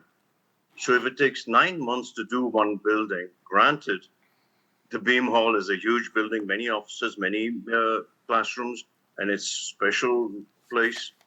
But if we're going to take 9 months to do one building and the rest of the institutions and the campuses, people don't feel safe, what have we accomplished and when are we going to accomplish? So how many buildings, ma'am? Let's multiply that by 9. So for the record, Patty Charlton, Chancellor. So first, Yes, Regent Boylan, I'm going to have to get that information from the institutions, the number of buildings that they have. I do know that there has been some work that they have done in building even their request, the campuses for building their request for the budget priorities that were just recently approved by the board at your August 23rd meeting. Now, those funds that we are requesting are going to come forward to the legislative session in 2025. So I will get for you the number of buildings that we have. The other thing I'd like to add is Just a that, quick- oh, okay, I'm sorry. Quick thought, yeah. I see Council Wixom is there. He's our real estate person. I'm sure he knows how many buildings there are, no? Yes? No? He's I not don't there? believe that Okay, Mr. Wixom because is here. I know by the time. He might know I how many this lease is a lot of- buildings we have, but on Okay. campus. But we will obtain that. We do have insurance records, but I'd have to get that information from our risk management on the number of buildings per campus, per institution, and also location. The other thing I would want to add too, and I think the presidents could No, let also me finish one respond to second, ma'am. this. Sorry. Yes, sir. Sorry about that. Let me finish. So if you see where I'm coming from, if we've done one building in 9 months and we've got a couple of hundred buildings, will we finish in 50 years and then keep everybody in our institutions safe? I'm not blaming you, but I'm just saying this snail space that everything is getting done, this has to change. Sir, The shooting yesterday, we should have, would have, could have in that school. There'll be people saying that. We've had the opportunity, 9 months, lots of money lying around for different things that could be, moved around, I guess. I'm not sure. So, But Regent, how convince me that we will get this done before another thing happens, say at Reno, and some idiot wants to do a copycat shooting or something? certainly. So again, Convince me. Yes, ma'am. Thank you. So again, for the record, Patty Charlton. So what I'd like to also say is that each of our institutions and each of the buildings is at a different state. So I know that some of the institutions may have newer facilities that may have things such as camera locks, e-locks. They may have different readiness. That's why we really needed to look at that second set of recommendations where we needed to do a little bit more deeper dive in research. Institutions have been spending their existing resources on public safety and security concerns. Now, they may be at different phases and different processes. And so some of the technologies, for example, Beam Hall is an older building. In fact, I think it's one of the older buildings on the UNLV campus. That one probably, even just because of the type of construction, probably did not have some of the newer technologies that were implemented, but some of the other campuses probably already have made some investment and they have done things. So part of that research is working with the facilities officers, with the business officers, and with the campuses, and looking at the readiness or the different levels of public safety and implementation that may be required. And so I think that even some of the presidents may be able to respond regarding some examples of what resources they have done. So for example, cameras. That'll be awesome. I came from an institution formerly at CSN where every building had some form of camera, but now at the same time, we'd like to be able to have that centrally monitored by Southern Command. And so that was something that was very purposeful. Now those cameras do get out of date. There is not a forever life cycle. So it's not just the implementation initially, but it's also that maintaining. And so I don't know if the presidents would want to weigh in on some of the improvements that they have made over the years and the complexity that this will look like for their campuses, or perhaps the chiefs may have a little bit more insight because of their experience between the two commands. Oh, I think the chiefs have done a great job. It's the presidents. I'd like to know where they stand and where the institutions are. Like I said, if we started 9 months ago and the building has just got fortified, and how do we fortify all these other buildings? Why didn't they start 9 months ago? And they're smaller buildings, except FDH maybe. It's been around and it's an old building. Will we have the same problem to fortify Regent FDH? Boylan, Will it take us 9 months? I'm sorry to interrupt, but I've got other regents who have some questions and comments Sure, for Madam our Chair, police. I'm glad, but this is not my personal affair. This is got Okay. to do with safety. and If you'd like to security get the in president's response, then we can do that. We can do that now. Wait, if so you'd let like. me finish. This is not my personal stuff. I don't gain anything from this. This is to keep people safe. So if other regions are waiting, they can wait. I've waited a long time to get to things that everybody else has. Now, these are difficult questions I ask every time, so you're cutting me off. And I don't appreciate this, because if we have the next attack, then Well, mark I my don't words, we are normally, not prepared. obviously I haven't done this, but Robert's rules does state that each speaker can have 10 minutes. And I agree with you that the questions are important. All security and safety is paramount to all of us. I agree with that. I think you've restated your request several times. I'm happy to turn it over to presidents if that's what you would like to do. Yes, I'd like to hear from them. Thank you. That's the only one I restated. Thank you. Thank you. So I'll open the floor to presidents to respond to Regent Boylan's questions about what you have done on your campuses. Do you have an order in which you'd like to start, Madam Chair? I don't have a preference, unless Regent Boylan does. Why don't I? No, go right ahead, Dr. Pollard. Why don't I jump in since UNLV is, yeah, just need to be louder.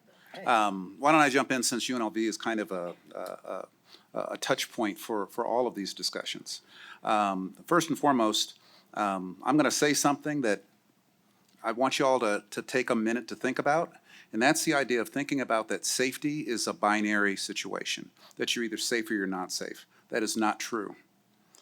So what we've been doing is trying to, first and foremost, address the kinds of things that we saw were things that happened as a result of one particular situation. And as we've been doing those things, such as one of the things, Regent Boylan, that I know you know about, was the damage that happened in terms of doors being breached.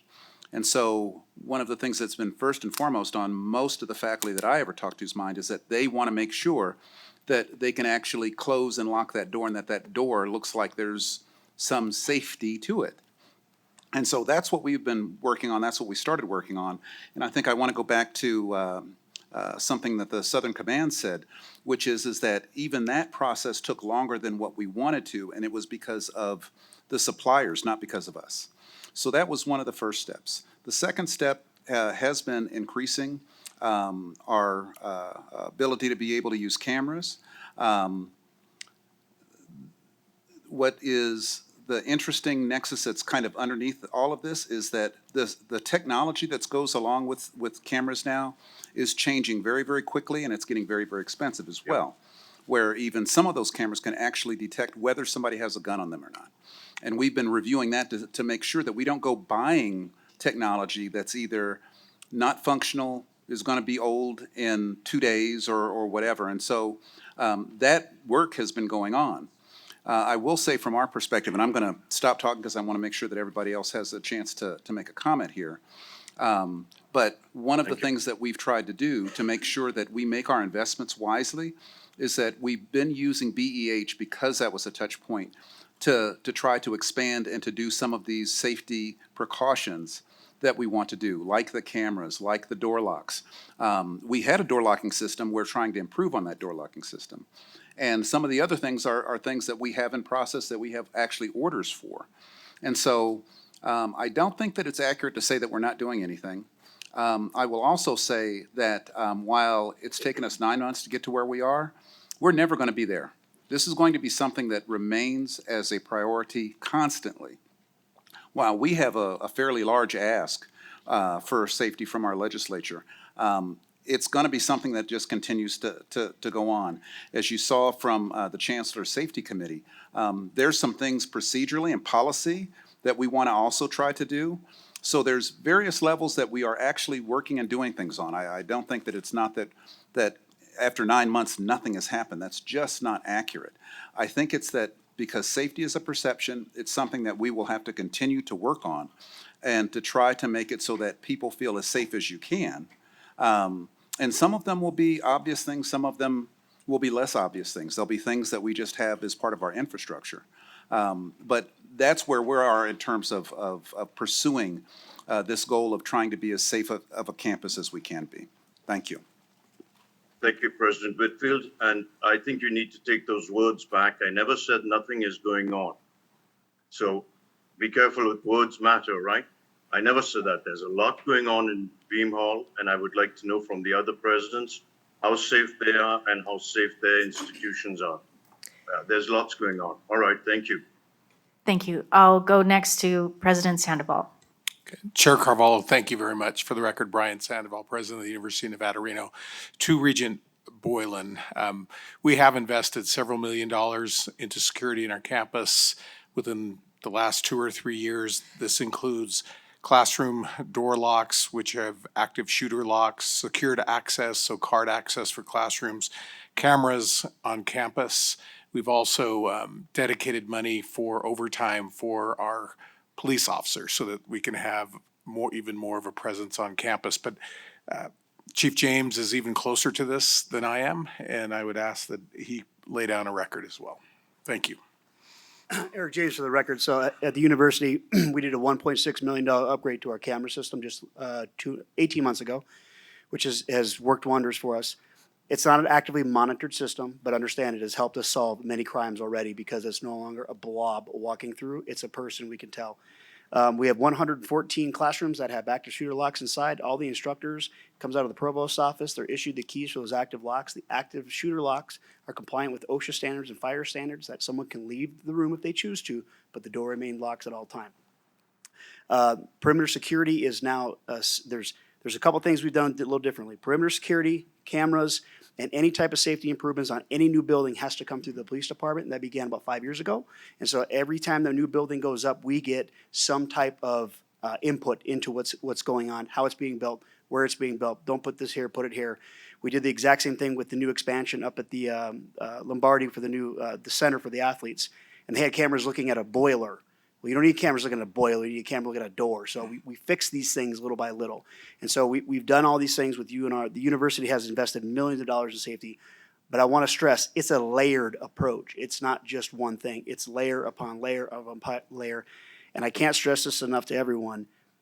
A lock, a door, a camera is not stopping anyone with a gun. The only one who's stopping someone with a gun are the trained professionals that you have on your campuses every single day. That's who stops people. And we see that because that's exactly what happened at UNLV. And so when we talk about these precautions, they're all great. And I love President Whitfield's comments because he's 100% correct. But those are the things that the University of Nevada, Reno has done to include a lot of the satellite campuses as well. Thank you. Thank you. President Pollard, did you want to weigh in? Just briefly, I really wanted to, Dear Ann Pollard for the record, and thank Regent Boylan for the introductory comment. The way he said it, it really struck me was he said, will we be ready? And my first literally wrote it down when you said it, we will not be ready. It's not a matter of if, it's a matter of when. And the reality about it is that we're under-resourced and we're outmatched. The bad actors learn as quickly as we do, and more importantly, the technology is outpacing us. We're under-resourced, so we're trying to stretch resources to match needs that far outpace us. And as you so thoughtfully added earlier, spaces need to be updated. We need more training. We need more people. So for me, what I would tell you at Nevada State, because we're somewhat unique as compared to my peers, we're a newer campus, so we've been able to build in some of the technologies that are necessary in terms of cameras and locks. There are other things that we need to go back and do, which we're trying to advocate for resource to do that in terms of capital. But here's the other thing that I think is important too, is the training and the awareness. So we're spending more time not only requiring training, but trying to also have our faculty and staff and employees and visitors to our campus change the way they approach their relationship with the campus. And that's been something that's very important as well, so that when you hear a fire drill, you know to leave the building. You just don't sit there because you think it's fake. When you actually have a opportunity to engage in training, and at the same time, we provide training at times that are conducive to faculty schedules, and that we're thoughtful about the implications of all of those things. And as you know, on my campus in particular, there are also the egress issues that are far more significant as well when we're trying to handle folks coming on and leaving the campus. So to your question, I will offer to you that we're trying to get better at it, but we will not be ready when it happens, not because of lack of effort or a lack of intent, but because we are simply outmatched in terms of the resources, and we need to do more work in this space. And I think that's what the gentleman, at least I can say, I've been very pleased at working with our director because he's been very thoughtful. I've seen more campus safety officers on my campus in the last month that I've seen in the 3 years since I've been here. And that says a lot about the changing attitude. We are adapting in a way that I think is very important for our campus, but I think we all need to be prepared. It's not a matter of if, it's a matter of when, and we will all have something to learn when those events happen on the campus. Thank you, Regent Boylan. Thank you. Thank you, ma'am. That's really informative, and I'm glad you have more officers on your campus because I've been there and I see it. Thank you so much. That was good. Yes. President Dalby. Yeah. Thank you, Kyle Dalpy, Western Nevada College. I think I'm going to piggyback on some of what President Pollard said right before me, that the training element is one of the things we have put more in place. We have put the topic of safety on our college-wide agendas. It's one of those things we try to talk about all the time so that we don't forget it and assume it happens in the background, because when that happens, we won't be ready. And so last month, at August, at our Welcome Back meeting, it usually goes an hour and a half with me saying what we're going to do for the coming year, hopefully rallying everybody to have a great academic year. But in the middle of it, we built in the run, hide, fight training for all employees so that they would have it rather than waiting and see who shows up at the workshops. We do the workshops because a few couldn't have been in that meeting. So we did that training. We have done more awareness. We've built up the infrastructure, but it's one of those things that I stopped saying a long time ago. It won't happen here. and started getting prepped on what if it happens here? And then what is it that could happen? Is it going to be an earthquake? Is it going to be somebody slips and falls? Or is it going to be an active shooter? And all of that has become in our purview of weaving it into everything we do in our culture, and at the same time trying to figure out how to pay for all of that, because that is not anything that is appropriated. It comes out of our general budgets. And so by the grants that the system and the institutions have gotten has helped us do that, and we will keep doing it because we never know what the next thing's going to be. We talk about the shooting yesterday in Georgia. Today there was already another lockdown in Georgia at a middle school, so we never know we never know what's going to happen. And we run the drills. We've actually had a possible shooter on campus that we ran it like it was an active shooter. It was a community member in our Fallon campus walking to get something at the Big Five Sporting Goods. Was carrying a rifle off campus property, but we have to treat that as a real event, and was fortunate that it played out safely, but it also played out with the way that it was handled, that if it had been something more severe, we were able to lock down that campus appropriately.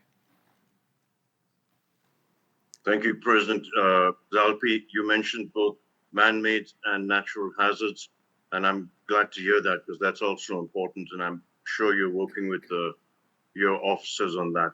Thank you, sir. Madam Chair. Thank you. President Kibler.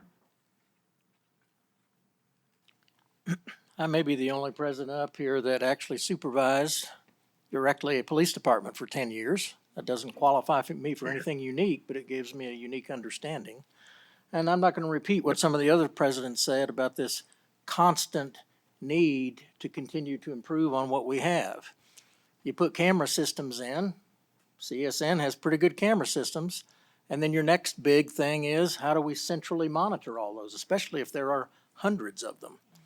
You put good electronic locking systems on all your doors, but then the next big thing is how can we centrally control our ability to lock them all at one time or unlock them all at one time? Because that's the next big ask. And the list goes on and on. Here's what I learned, though, in supervising police at a very large institution for quite a long time, and also chairing the crisis action response team on that same campus for a long time. In my opinion, the biggest challenge, and it's the ongoing challenge, is to have somehow to create a culture of correct response to all these various kind of threats that we have.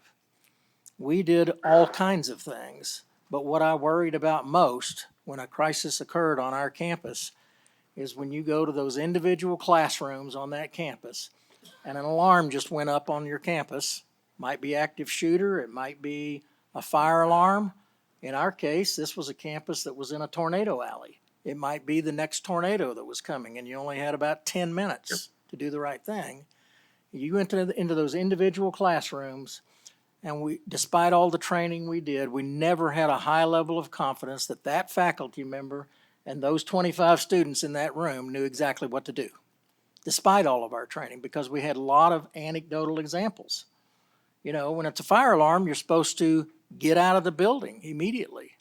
When it was a tornado alarm, you hunker down, you get away from windows, you go to the lowest floor. If it's an active shooter, you don't go anywhere. You lock the doors, you turn off the lights, you get in there and you hunker down until somebody tells you it's safe to come out. So those are all different things.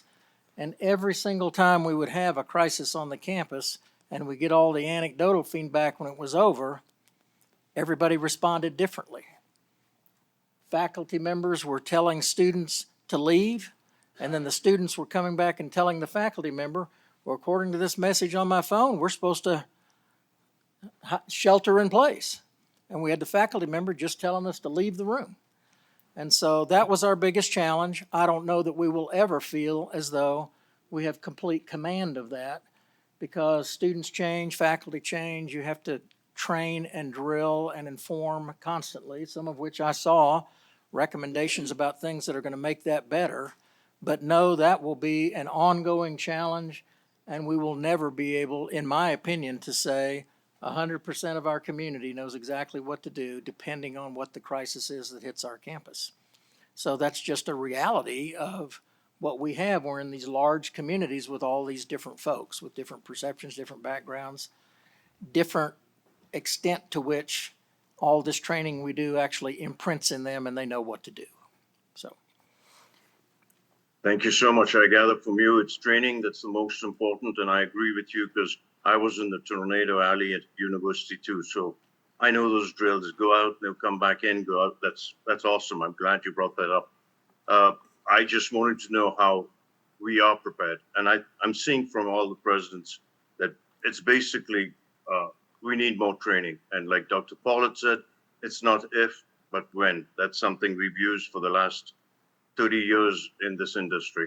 So thank you. Appreciate that training. Yes, ma'am. Chair. Thank you. I have a comment from Chancellor Charlton.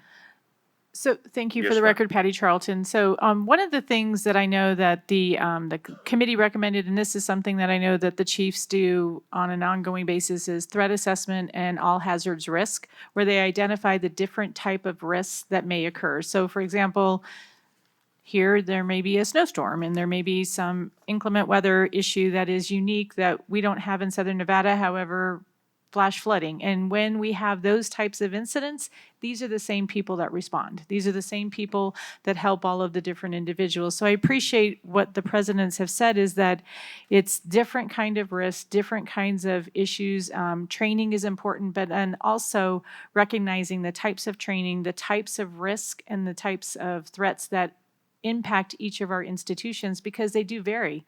Our research institutions have, it could be a spill, it could be some kind of chemical issue or some kind of other hazard. We saw that happen at UNR years ago when we had an explosion. And it could be a facility issue.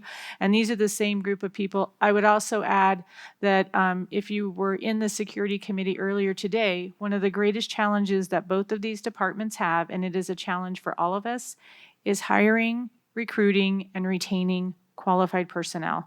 And so we need to continue to support, and I am very appreciative to this board for prioritizing public safety, and in particular, the need for them to get more staffing that will also help with more funding for things such as training. We have grant requests that are still pending that we haven't gotten responses on.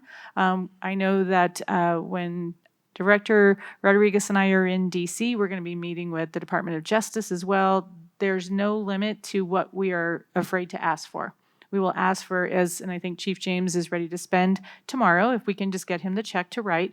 And I would say the same for Director Chief Vasquez as well.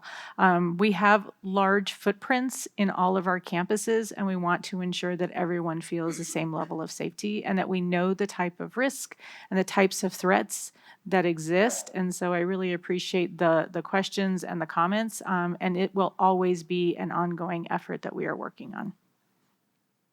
Thank you, Chancellor Charlton. We all faced an emergency, semi-emergency today. You guys did. The lights went out. Did anybody know what to do? All training. That's awesome. Thank you so much. Chair. Thank you. Next, I'll go to Regent Del Carlo. Thank you, Chair Carvalho. I'm good. Thank you. Regent Brager? I was just going to, and thank you, Susan Brager, for the record. I just really wanted to thank both our chiefs and all of our police officers, because that's what's going to happen when something does happen again, and I pray it never does. It's the response time. We have open campuses, so when you have an open campus, the probability is there, but the response time is what kept many people alive last time and what will keep many people alive if it happens again. So we have to be realistic, and I don't mean it cold-hearted.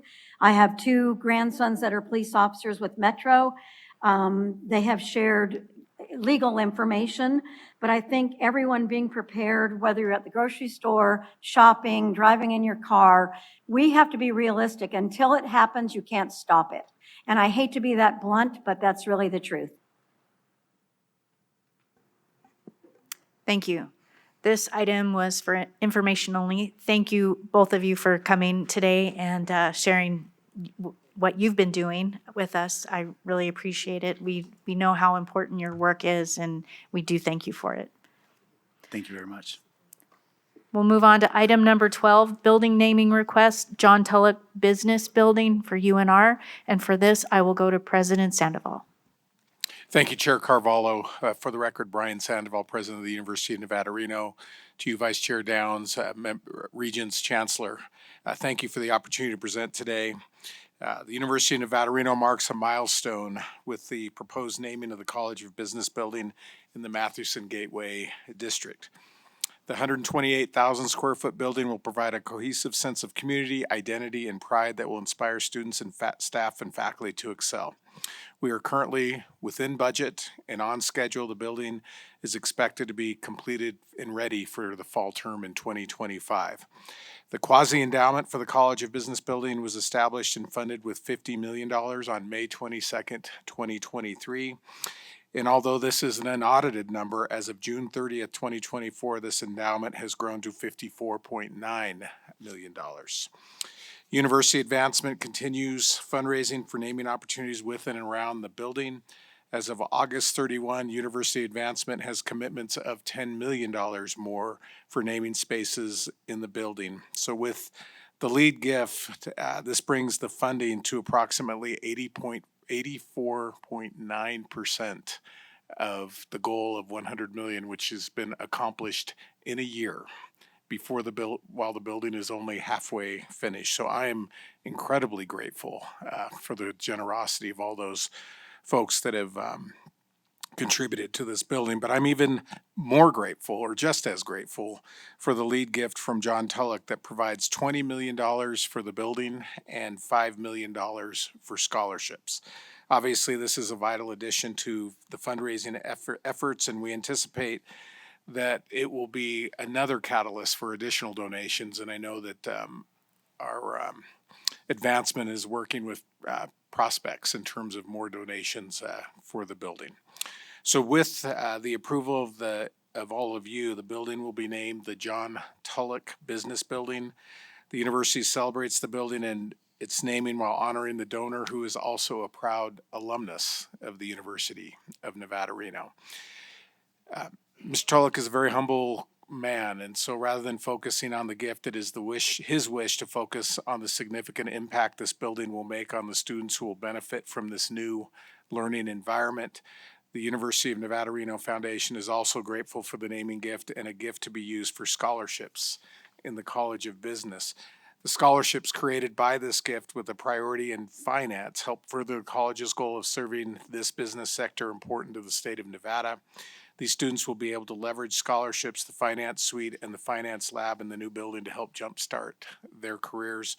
And with your permission, Madam Chair, I'd like to ask Dean Greg Mosier to come forward and kind of provide some more detail with regard to this gift, because I know this has been a lifetime effort during his tenure at the University of Nevada, Reno. Thank you. Thank you, President Sandoval. Welcome, Dean Mosier. Thank you for being here today. It really is a pleasure to be here. For the record, my name is Greg Mosier. I'm Dean of the College of Business at the University of Nevada, Reno. And I have to express my gratitude for all the outstanding donors who have come forward over just the last year on helping us be this close to what our fundraising goal is for this new building. And most of all, I would like to just parrot what President Sandoval noted, and that is the gift by John Tulloch to make this a reality with the naming of it has really put us in great position after 1 year of fundraising.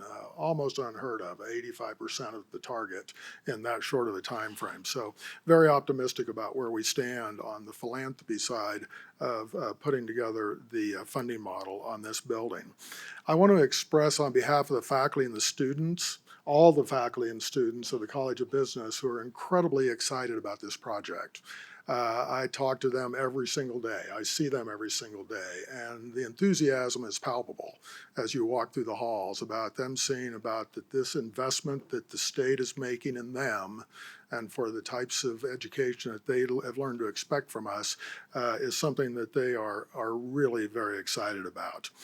I want to personally thank President Sandoval for his dedication and support on this philanthropic lift, because this is one of those things that takes a lot of leadership in order to make these things happen, and President Sandoval has been an integral part in leading all of that and participating in helping us hit these target goals. The things the building's going to do are all the things you expect in a 21st century business building. And we are currently not in a 21st century business building. We are in a business building that was designed for a completely different era. And as we try to serve the student population of one of the largest academic units on our campus, okay, it's critical that we have the right kind of infrastructure in place. And what you'll find in this building, when we open the doors on this building, is a place where collaboration in particular is going to be front and center. It's going to be collaboration not only between the students with each other, but collaborations of students with faculty, and all of them collaborating with business leaders in the community who are going to be a part of our educational mission going forward. And we've always tried to make them be inclusive.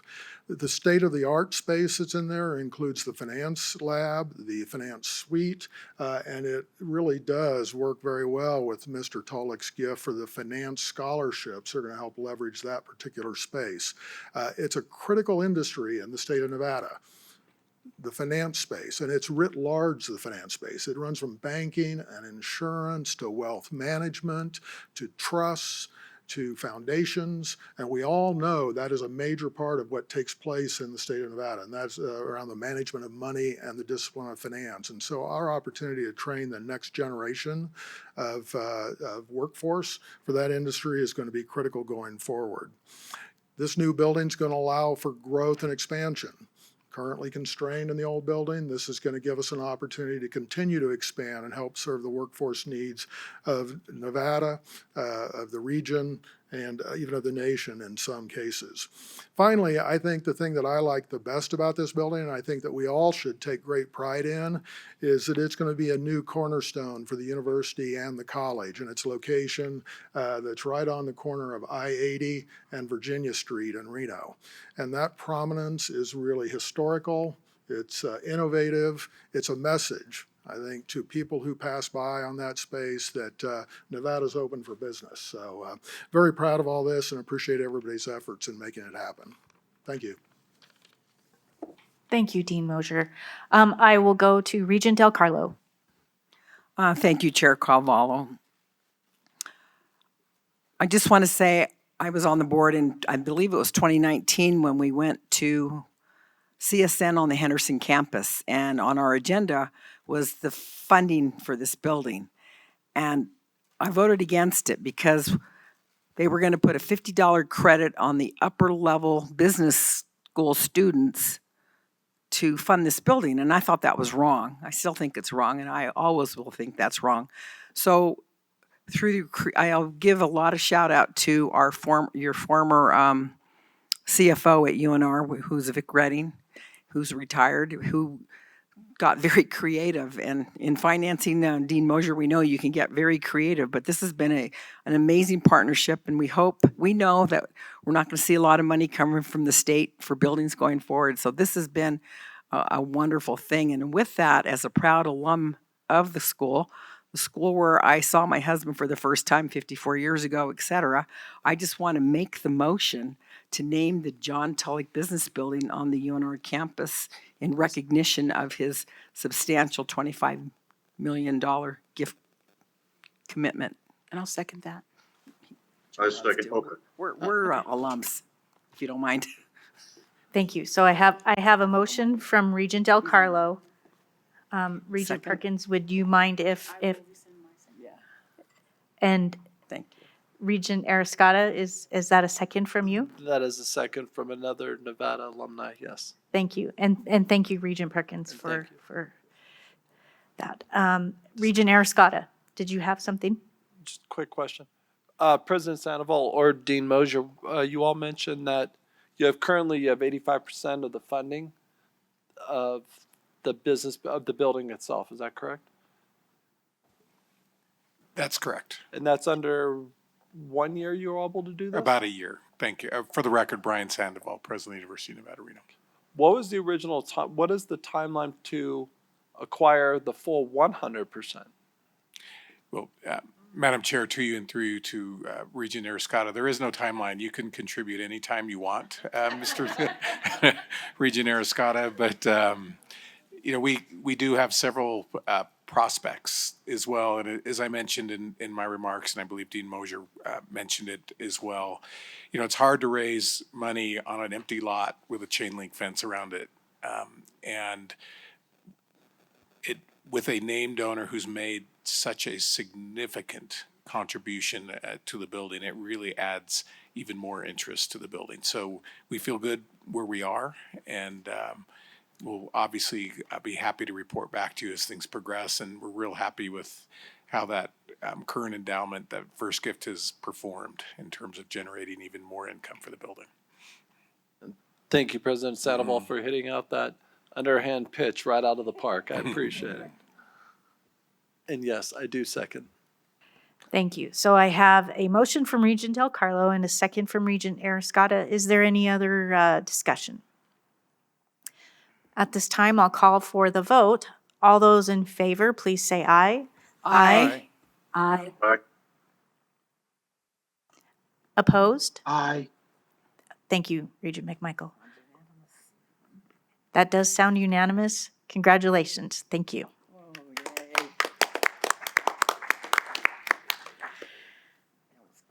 At this time, we're going to move some items around again. I mentioned that item 21 was going to come before the board today. So I'm going to move to item 21 next. So I apologize, President Kibler and President Dalby, to put you on the spot right now, but we'd like to go to that item. And for that, I will start with CSN.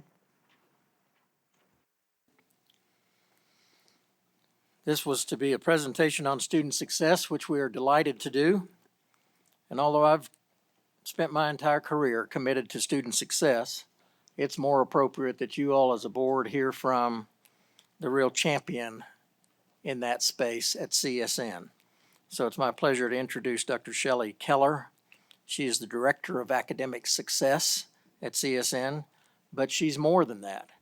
She's a recent amazing award winner. She recently received the Northwest Commission on College and Universities prestigious Beacon Award for excellence in student achievement and success. And just this week, she received national recognition for the most innovative tutoring program in the country from Innovative Educators, which is a national organization. So when I say she is our champion of student success, I'm not overblowing that. So I introduce our presenter, Dr. Keller. Thank you, Dr. Kibler. Good afternoon. Oh, I should pull this toward me, yes. Good afternoon, Chair Carvola, Vice Chair Downs, Regents, Chancellor Charlton. Oh my goodness. I heard somebody say that earlier and it was in my head. And esteemed colleagues. I'm really pleased to be here. It's so exciting to present to you on student success through supplemental instruction. The next slide is actually, I think, a picture of me, which I've already introduced myself, but I will add here that I love what I do. I love finding ways to help students achieve and overcome obstacles. So it just really, I am so honored to be able to present this to you today. But not only that, but I never imagined that in 1995, when I walked on the CSN campus with a 9th grade education, that I would be here speaking to you today. So it's kind of emotional for me, to tell you the truth, because I feel like it's just another step in showing me that I'm doing something right and I'm helping people, and that's very exciting. The next slide is actually, I think it's the video that I wanted to play, but before we play it, I do want to share with you that this was created by our tutors. So all of the actors are our tutors or supplemental instruction leaders or mentors, and the person that directed it was one of our tutors as well, and he wrote the script. So please play the video. It's about supplemental instruction.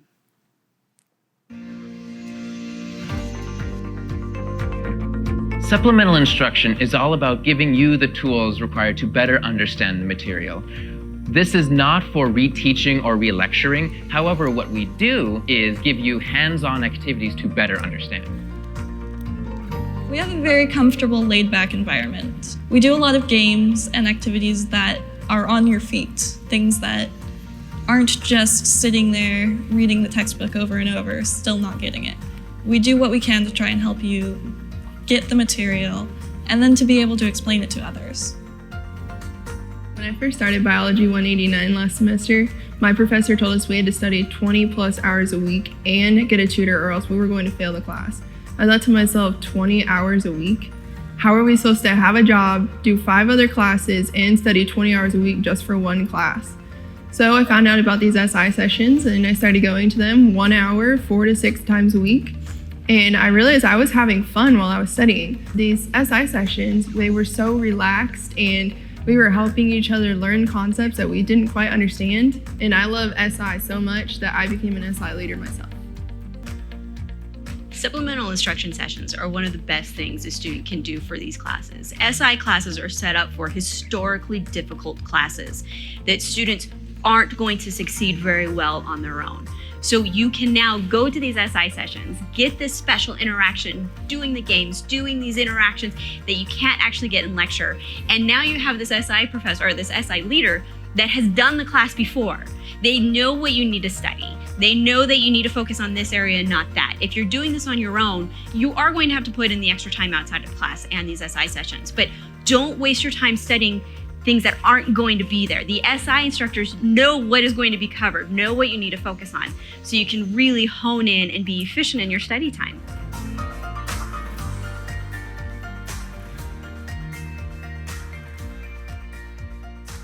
They do great work. So before I dive into supplemental instruction, I wanted to give you a brief summary of what Centers for Academic Success is. We have drop-in centers on each of our main campuses. They're all in the C buildings on each campus, which was a big job, as you know, Chancellor, a big job, and we were able to pull that off, and it has made a huge difference in student access and achievement. Our supplemental instruction program, which you'll learn more about in just a moment. We have a Strategies for Academic Success program, which we call SAS. That is where we work with students who primarily they're struggling more than the average student, and they come to us, our professors send them to us, and we sign them up to do a more invasive type tutoring program where they learn study skills and strategies along with it. It's tailored straight to them though. We do assessments before and then post assessments, and we've done lots of assessment around that program as well. And then we have embedded tutoring. You can see it's in math. I mentioned LMAPA because that's a really important program. It's not in the Centers for Academic Success, but we're both doing embedded tutoring. And we have embedded tutoring in a lot of the CTE fields as well, videography and film, air conditioning, aviation, and so on. And then we have online support.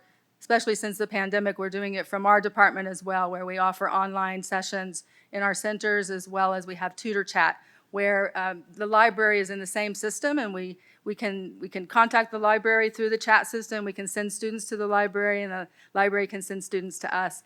And we're open 7 days per week, which I'm really proud of.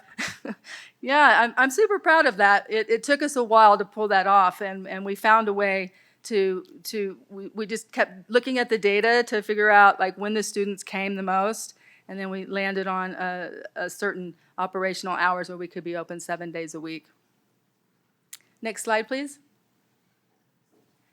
I just wanted to show you this just to give you an idea of how much we rely on our students and our community. Because in the middle column, you'll see that we have 165 to 175 part-time staff, and many of them are our students. Some are from the community, some are from UNLV and actually NSC as well, or NSU, sorry, NSU as well, where they were with us and they leave, but they still work with us.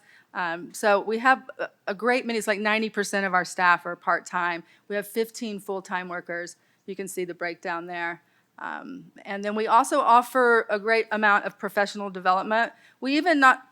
I think it was like a couple of years ago, we had a CAS symposium where we had tutors from each of the 3 universities present. They presented a proposal, and then we accepted proposals, and they came and we had a CAS symposium. It was UNLV, NSU, and CSN participated in that at CSN campus. Next slide, please. This was the Beacon Award.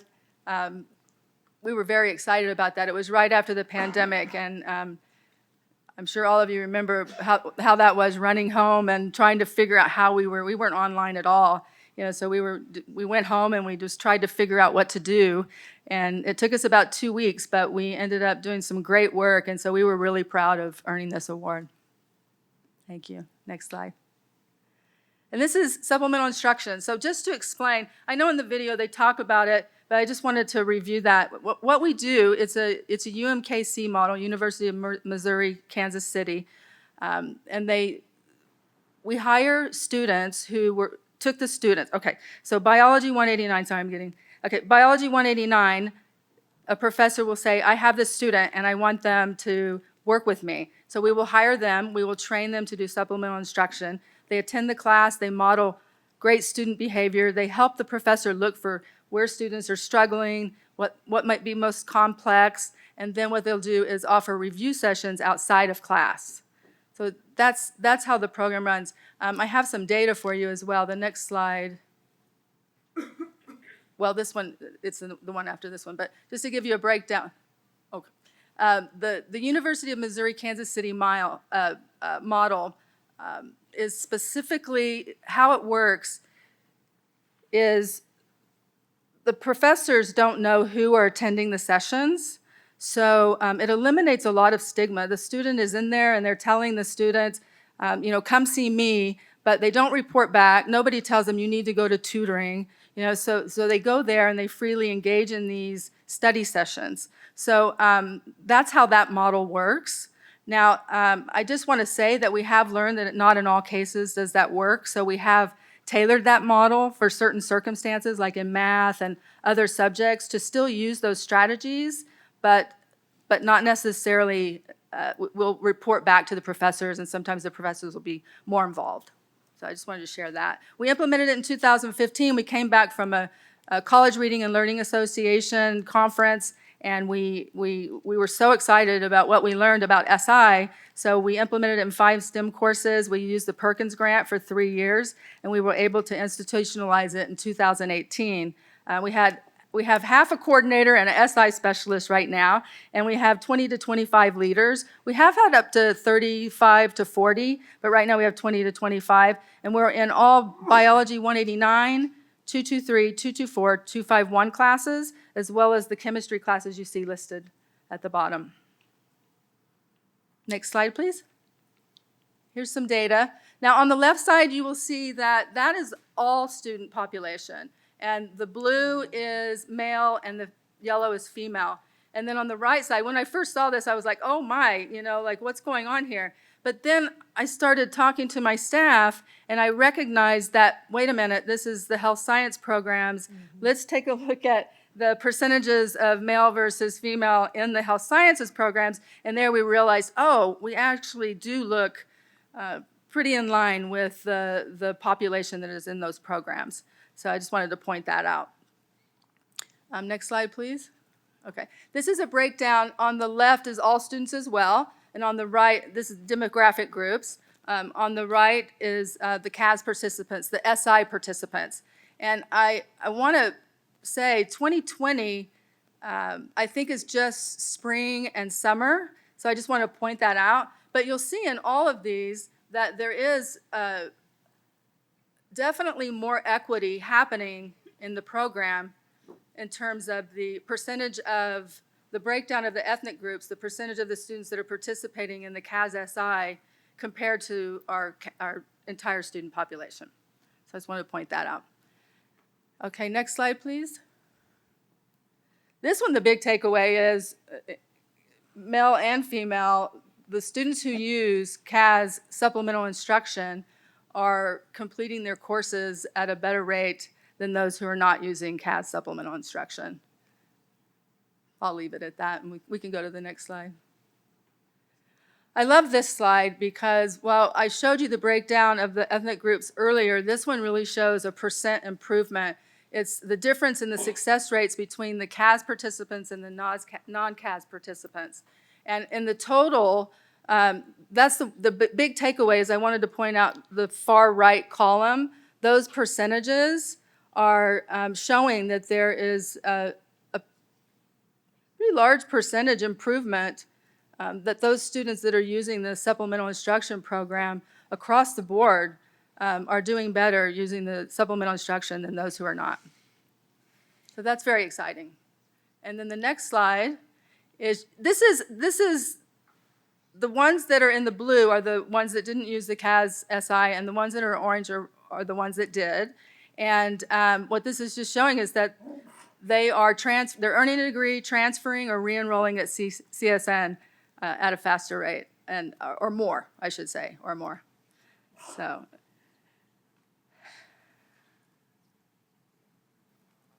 Next slide, please. Okay, so I wanted to read this to you if I could, please. This is from Matthew Mart, the professor and chair of biological science. For the Department of Biological Sciences, supplemental instruction, SI, is the most effective intervention for increasing student success. The program does everything correctly. SI consists of weekly study sessions that are similar to recitations. Those sessions are led by students, SI leaders, who have done well in courses such as Biology 189 and Biology 223, and are embedded in sections taught by instructors with reputations for being difficult, rather than being simple rehashes of material presented in lectures and labs. SI sessions focus on metacognition.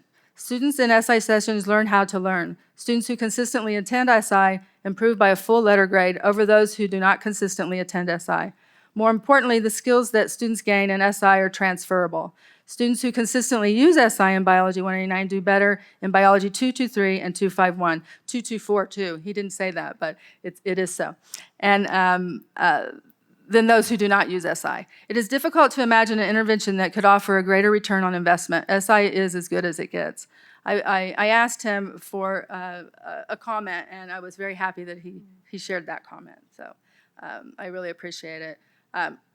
You know, when we started this program, and I know I appear a little nervous, I've had some health issues too, so I apologize. But when we started this program, I never imagined the gifts that we would be given as a result in terms of improving our entire program in the Centers for Academic Success. It has changed the way we operate.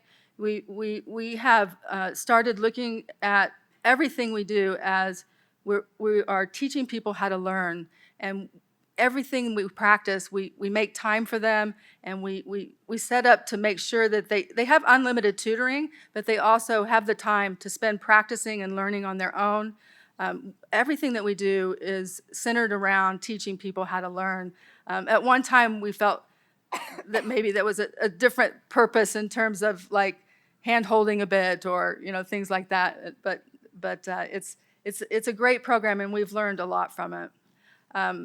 I really am honored to be here today. Thank you so much. If there's any questions, I'd be happy to answer them. Any questions from members of the board? Okay, Regent Del Carlo, and then Regent Perkins. Just a real quick comment. This almost looks like a co-requisite sort of when they're embedded tutors. I love it. It's wonderful, and thank you for being the role model, for being that ninth grade education, and look where you are, and look what you're impacting. Kudos. Thank you so much. Thank you very much. I appreciate that. Thank you, Madam Chair. I think I have two questions actually. Are all students eligible or able to participate? Yes. Yes. And in those Biology 189, in the typically harder classes. Yeah, that's where we broke the model a bit, because we could not have an SI leader in every one of our biology courses, the Biology 189 through 251. It was impossible to hire that many SI leaders with the budget that we had, or even manage it with the people that we have. So we have developed a model where they're in a good amount of courses, but they offer it to all of the students in those courses. And what do you do to notify the students that this is available? Is a teacher recommendation, or other students say, hey, you need to go, participate in this, you'll get a great grade? The faculty they're very, very bought in, and they promote the program, but we're also in Canvas in their lab shells. So they're all in labs, and they have a lab shell, and they have to check it daily. And so we're in there, and we have the program in there, we have the schedule, and so they can check the schedule at any time within their lab shells. And we promote through there too. Thank you. Absolutely. Thank you. Thank you so much for your presentation very and your inspiring journey in education. Thank you very much. I appreciate Thank it. you. Thank you.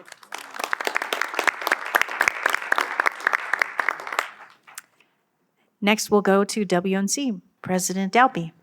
Thank you, Kyle Dalby, for the record. If there's a reason to stay late and if the thing between you and the reception is student success, then that is a good reason to stay late and wait a little bit for the reception. So thank you for letting this be heard tonight.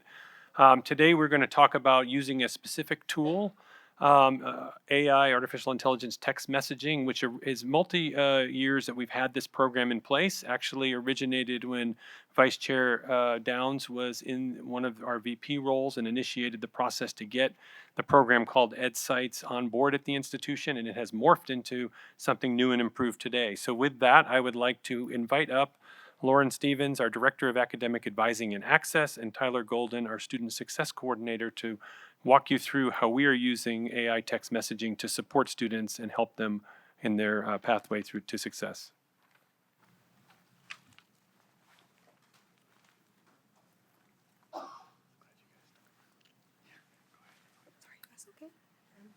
Hi, everyone. Thank you for sticking around to hear our presentation. We greatly appreciate it.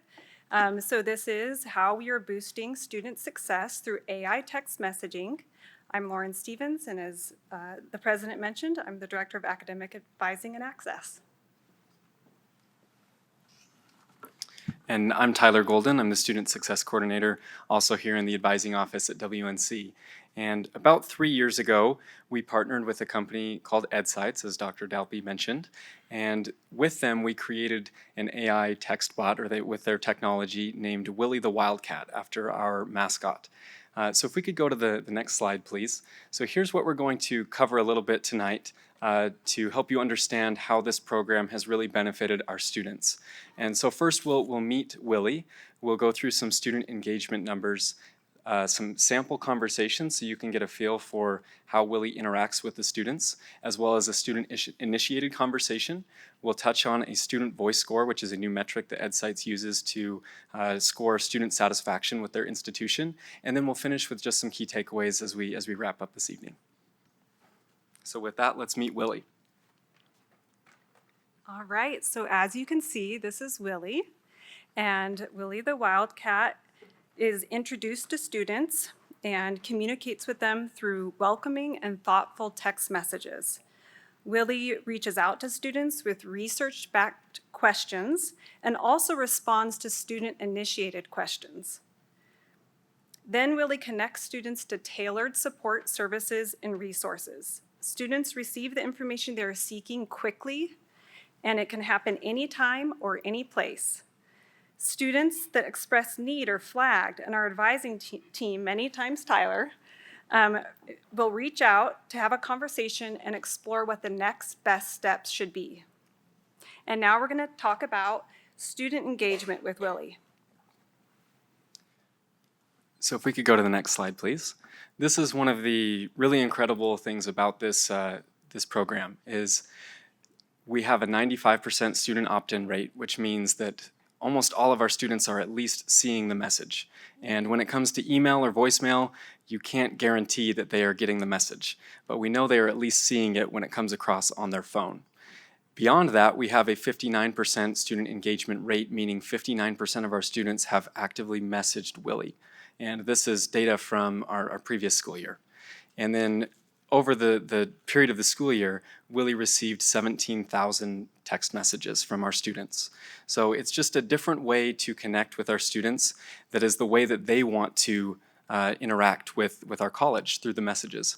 And beyond just the numbers, I'd like to stress that, Lauren mentioned I've had the chance to meet with many of these students that are flagged and need special resources. We can put names to a lot of these numbers. That there's students that have come in and said, I didn't know who to reach out to or what to do, but I texted and now I'm here. And I felt like maybe I was going to drop out. And we're able to connect them with the right resources to keep those students here and help them do well in their courses. So with that, we'd like to give you a feel of some of the conversations. So if we could go to the next slide. These are real messages from Willie and from students. The names have been changed to obviously keep our student identities safe. But here's a message from Willie. It's one of our early alerts.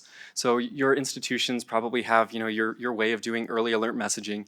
For us in the past, instructors would notify our advising office when a student started to fall behind or maybe stopped attending. From there, over the years, different programs or efforts were used to try to contact those students and get them back in the classroom. We decided that this was a really good opportunity for Willie to step in. And instead of just emailing the students or calling and never hearing from them, we would text them. So in this situation, Sally, we were notified that she had stopped attending. And we messaged Sally, and Willie asked what was going on, what she could use support in. Sally mentioned that she was struggling to meet her basic needs. Willie then responded, drilling down a little bit deeper to see what was going on. And Sally responded saying she didn't have enough food to eat.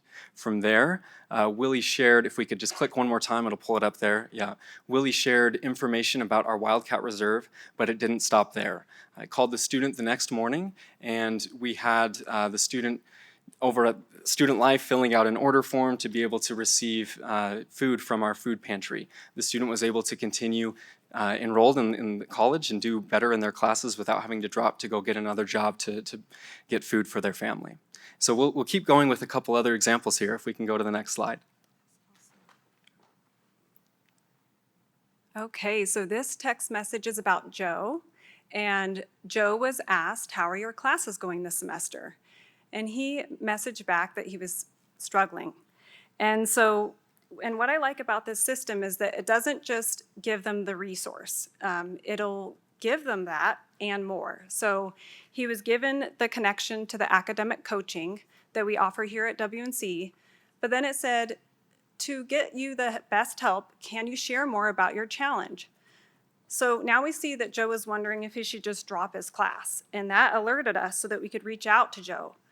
We discussed options with him so that he could make the best choice. He ended up staying in the class. He also got linked up with the academic coach so that he could overcome his obstacles.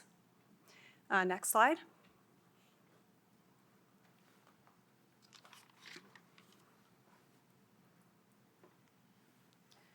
So now we are going to talk about a very impactful and powerful story of Luis. So this one may be emotional for some, but we think it's important to address one related to mental health. So in Luis's story, you will see that the text exchange is real and speaks to suicidal thoughts and mental health. Luis is asked how he's feeling about the start of the fall term, and he responds with, "I want to kill myself." In these instances, students are given immediate information about 988, the Suicide Prevention Lifeline. And then we provide prompt outreach to these students, and campus police are alerted. We reach out to students, give them the attention they need, and luckily, Luis is okay, and he was able to get the support that he needed. On the note of mental health and wellness, we are pleased to share that WNC is working with BetterMind, an online teletherapy platform and on-demand 24/7 crisis and support line. This new resource will weave into Willie's messaging, giving students convenience to access professional help. Additionally, we will continue to maintain a crucial role in high-risk situations. And now Tyler will talk about the student-initiated conversation. Great, thank you, Lauren. So there's a lot of examples there that we just reviewed of where Willie initiates a conversation, but students don't have needs just from 8 to 5 on Monday through Friday. So what happens on the weekend or late at night? Well, they can text Willie as well directly to initiate a conversation. And he, as part of the artificial intelligence, can recognize different keywords and be able to provide responses to the students and let us know if there's anything that the student will need from us. So in this situation, it's a simple question, but it's a good example. So Emma asked when her final exam for her summer class might be. Willie's able to send a link to our academic calendar, and the student has a quick answer just like that to a question that might just be lingering in the back of their mind. This one's not quite as intense or maybe as large a scale as the mental health alert that we just reviewed, but it also shows that this can really help with a variety of needs that a student might have. And if we click just one more time there on the slide, We also get information and data regarding what our students are asking. So that way we can have targeted campaigns to provide information and questions that they might have, or if something continues to pop up, we can make sure there's more up-to-date information on our website or whatever is needed to make sure that the students get their questions and their needs met. So with that, we'd also like to share that we've been able to use this tool specifically for persistence and retention. And that was one of the things that really got us excited about it at the start. So I'll let Lauren talk a little bit about this message as well. So in the fall of 2023, students were asked if they were planning to return for the spring semester. And this visual represents those that responded with no or unsure. 35 students said, no, I don't plan to come back in the spring. And 85 students said, well, I'm unsure. This provided us with an opportunity to outreach to all these students, all 120 of them, and find out a little bit more information so we could see how we could help with whatever is best for them, honestly. And a third of those students returned for the spring semester that otherwise may have not been captured, so that they could continue with their educational goals. So we find it very encouraging and impressive to work with an AI tech system that provides opportunity, purpose, and results. Now let's move on and talk about our institution's student voice score. This is something WNC is very happy to share with the board. EdSites has partnered with hundreds of colleges and different institutions, and they rolled out this new text campaign called a student voice score. With anyone with a business background, you might recognize this as a net promoter score. The student voice score is that same metric, but in a higher education setting. So Willie asked each of our students how likely they were to recommend WNC to a friend. We had 255 responses, and our students, of those 255, 67% were promoters, meaning they responded with a 9 or a 10 that they would recommend WNC. 9% were detractors, meaning they answered a 0 or a through 6 that they would not recommend WNC, and then a 7 and 8 doesn't impact your score. The score is calculated by subtracting the detractors from the promoters, so 67% minus the 9, and we have a student voice score for our institution of 58. The average score for an EdSites institution, again over hundreds of schools, is 16. So we were one of the leading institutions, and obviously that feels great, and we're excited to see that our students are happy here. But the really cool part about this is that 9%. It doesn't stop with just how satisfied are you. It just asks a simple question next, why? And that was both for the positive and the negative. And now we have that qualitative data on both sides to understand what can we do to make our experience a positive for all of our students. Are there any common themes within both the positive or the negative that we can enhance or improve on to make sure that every student has a positive experience here? So that's just one of the ways, along with some of the other conversations we've shared, that EdSites and WNC has used, or excuse me, EdSites and WNC have partnered to use Willie the Wildcat and his messaging to really help our students. So we'll wrap up with just some key takeaways here. Yeah, what we've found exciting about EdSites is they're always coming out with new and interesting things, and they seem very dialed into the student experience and hearing from students, and then helping institutions have that data to move on to make even better programs and opportunities. So with these key takeaways, what I'd like to emphasize is that we believe that it's genuinely helping students. And you could even see from those text samples that we shared, they're authentic and demonstrate what student success looks like at different points in one's academic journey. Through this partnership, we are looking at goals that are focused on student persistence, retention, and satisfaction. We have the ability to run custom campaigns that provide this tailored experience for students to get the help that they need, especially those that are in high-risk groups. We have that data collection that gives us opportunity for data-driven decisions to help students succeed. And student support is enhanced in many areas, some of which may include academic and overall engagement, financial distress, and wellness. So this concludes our presentation for today. We greatly appreciate you guys hanging out in the evening with us, because I would say it's fair enough that we are here. And we'd like to open it up for any questions you might have. Thank you for your presentation. Are there any Questions from board members? Vice Chair Downs. Thank you, Chair Carvalho. I remember this program when we brought it on. It was a lot of remote working time, and students just needed a chance to connect. So I'm glad you guys have taken what we started then and made it into something even better. So thank you. And thank you for your support. Thank you.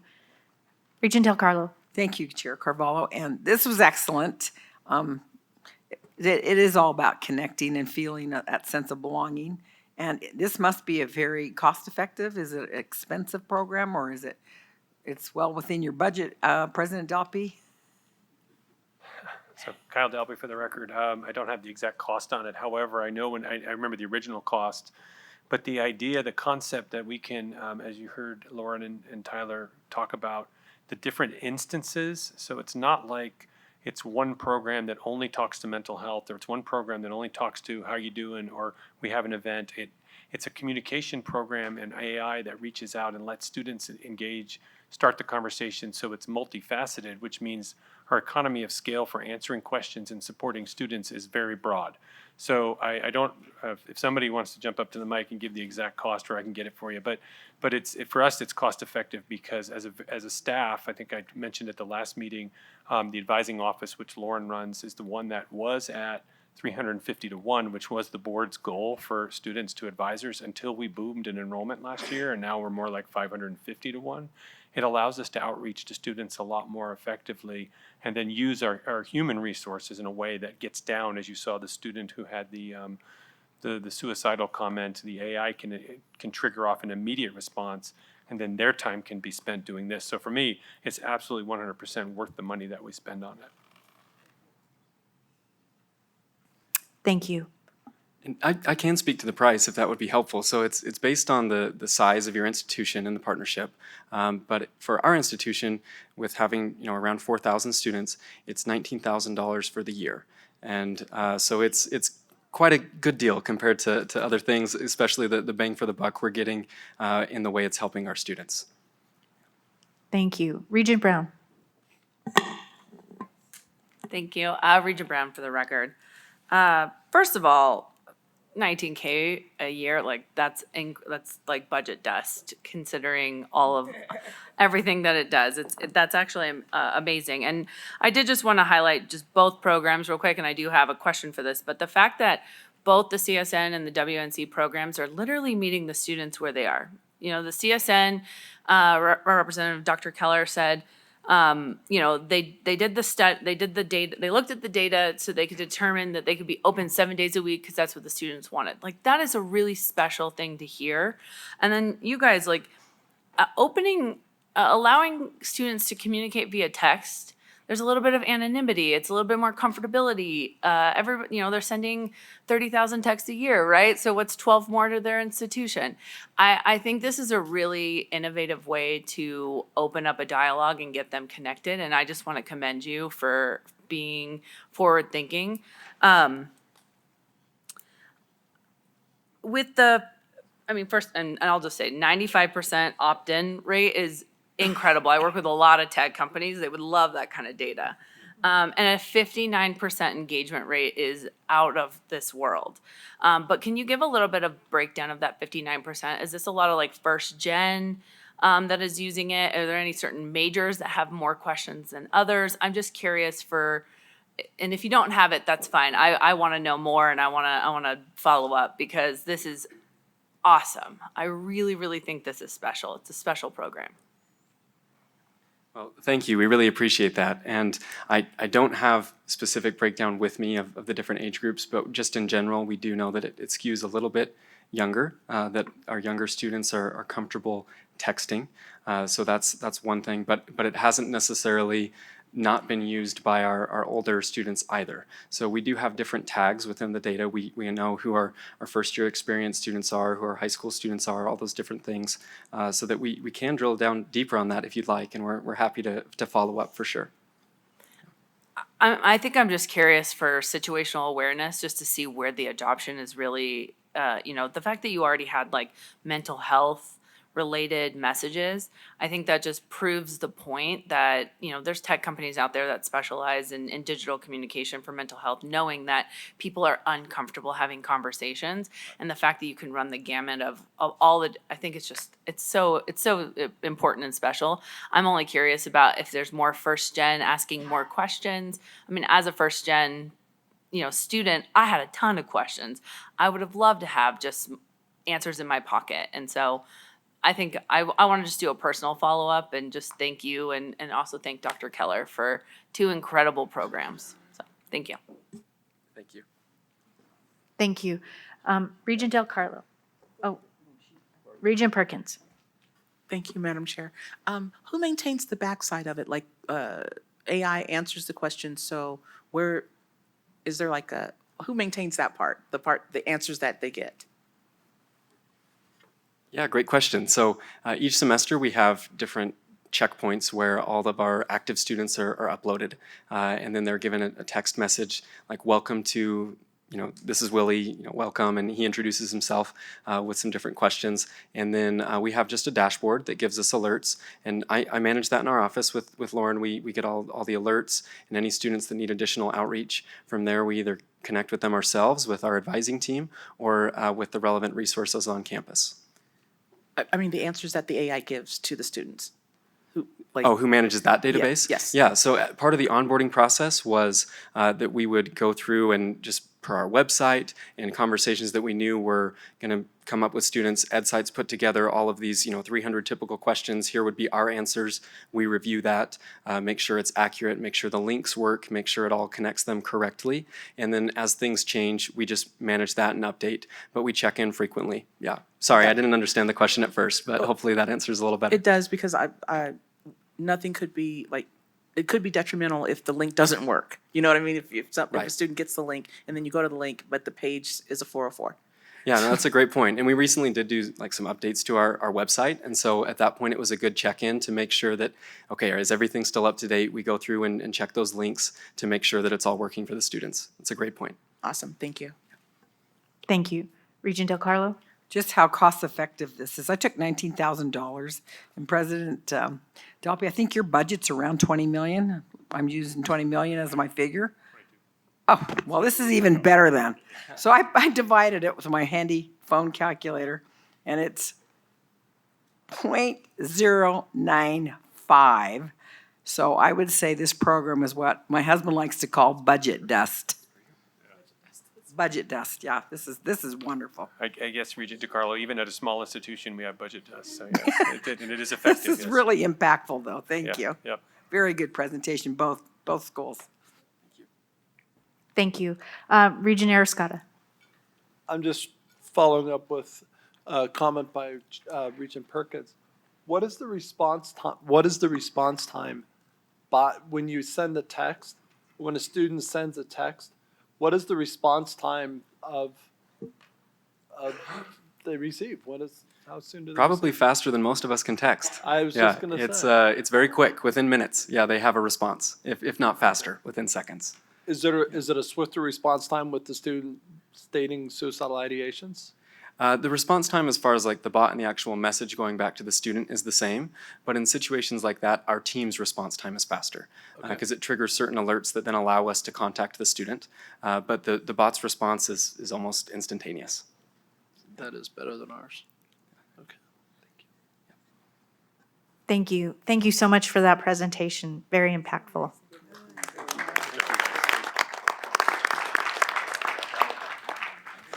So I know that we're really running late at this point. I want to go to item number 14 very quickly. This item really should be done today, and then we'll go to public comment and we'll recess for this evening. So item number 14 is a multi-year employment contract for Dr. Peter Q. I hope I'm pronouncing that correctly. Plastic and Reconstructive Surgeon, Kerkorian School of Medicine, UNLV. And for this, I will go to President Whitfield. Thank you, Chair. And for the record, Keith Whitfield, President of UNLV. I do have a question as we begin. Was this addressed with that previous action that the board took? I asked that question myself, and I will defer to legal at this point for that answer on the record.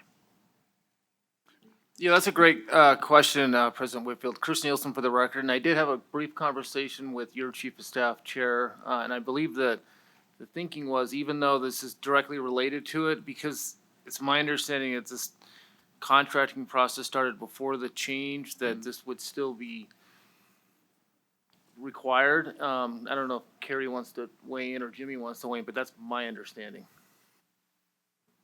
Yes, that was my suggestion. Motion to approve.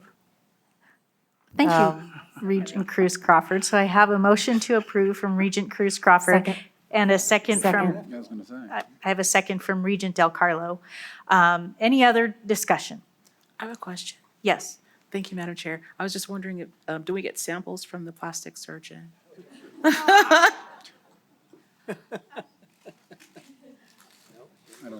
I'll go ahead and call for the vote with that. Yeah. All those in favor, please say aye. Aye. Aye. Aye. Opposed? That motion carries. Thank you. Thank you. With that, I will go to public comment. Is there any public comment at GBC? Actually, I believe GBC, because of a power issue there, is no longer online. So we will go to public comment at the Las Vegas System Office. No, there's no public comment. Thank you. Is there any public comment here at WNC?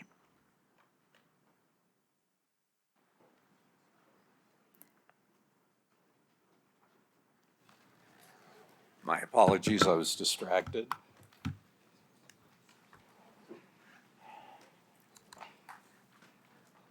Jim New, NEW, Nevada Faculty Alliance. I'd like to share a picture with you.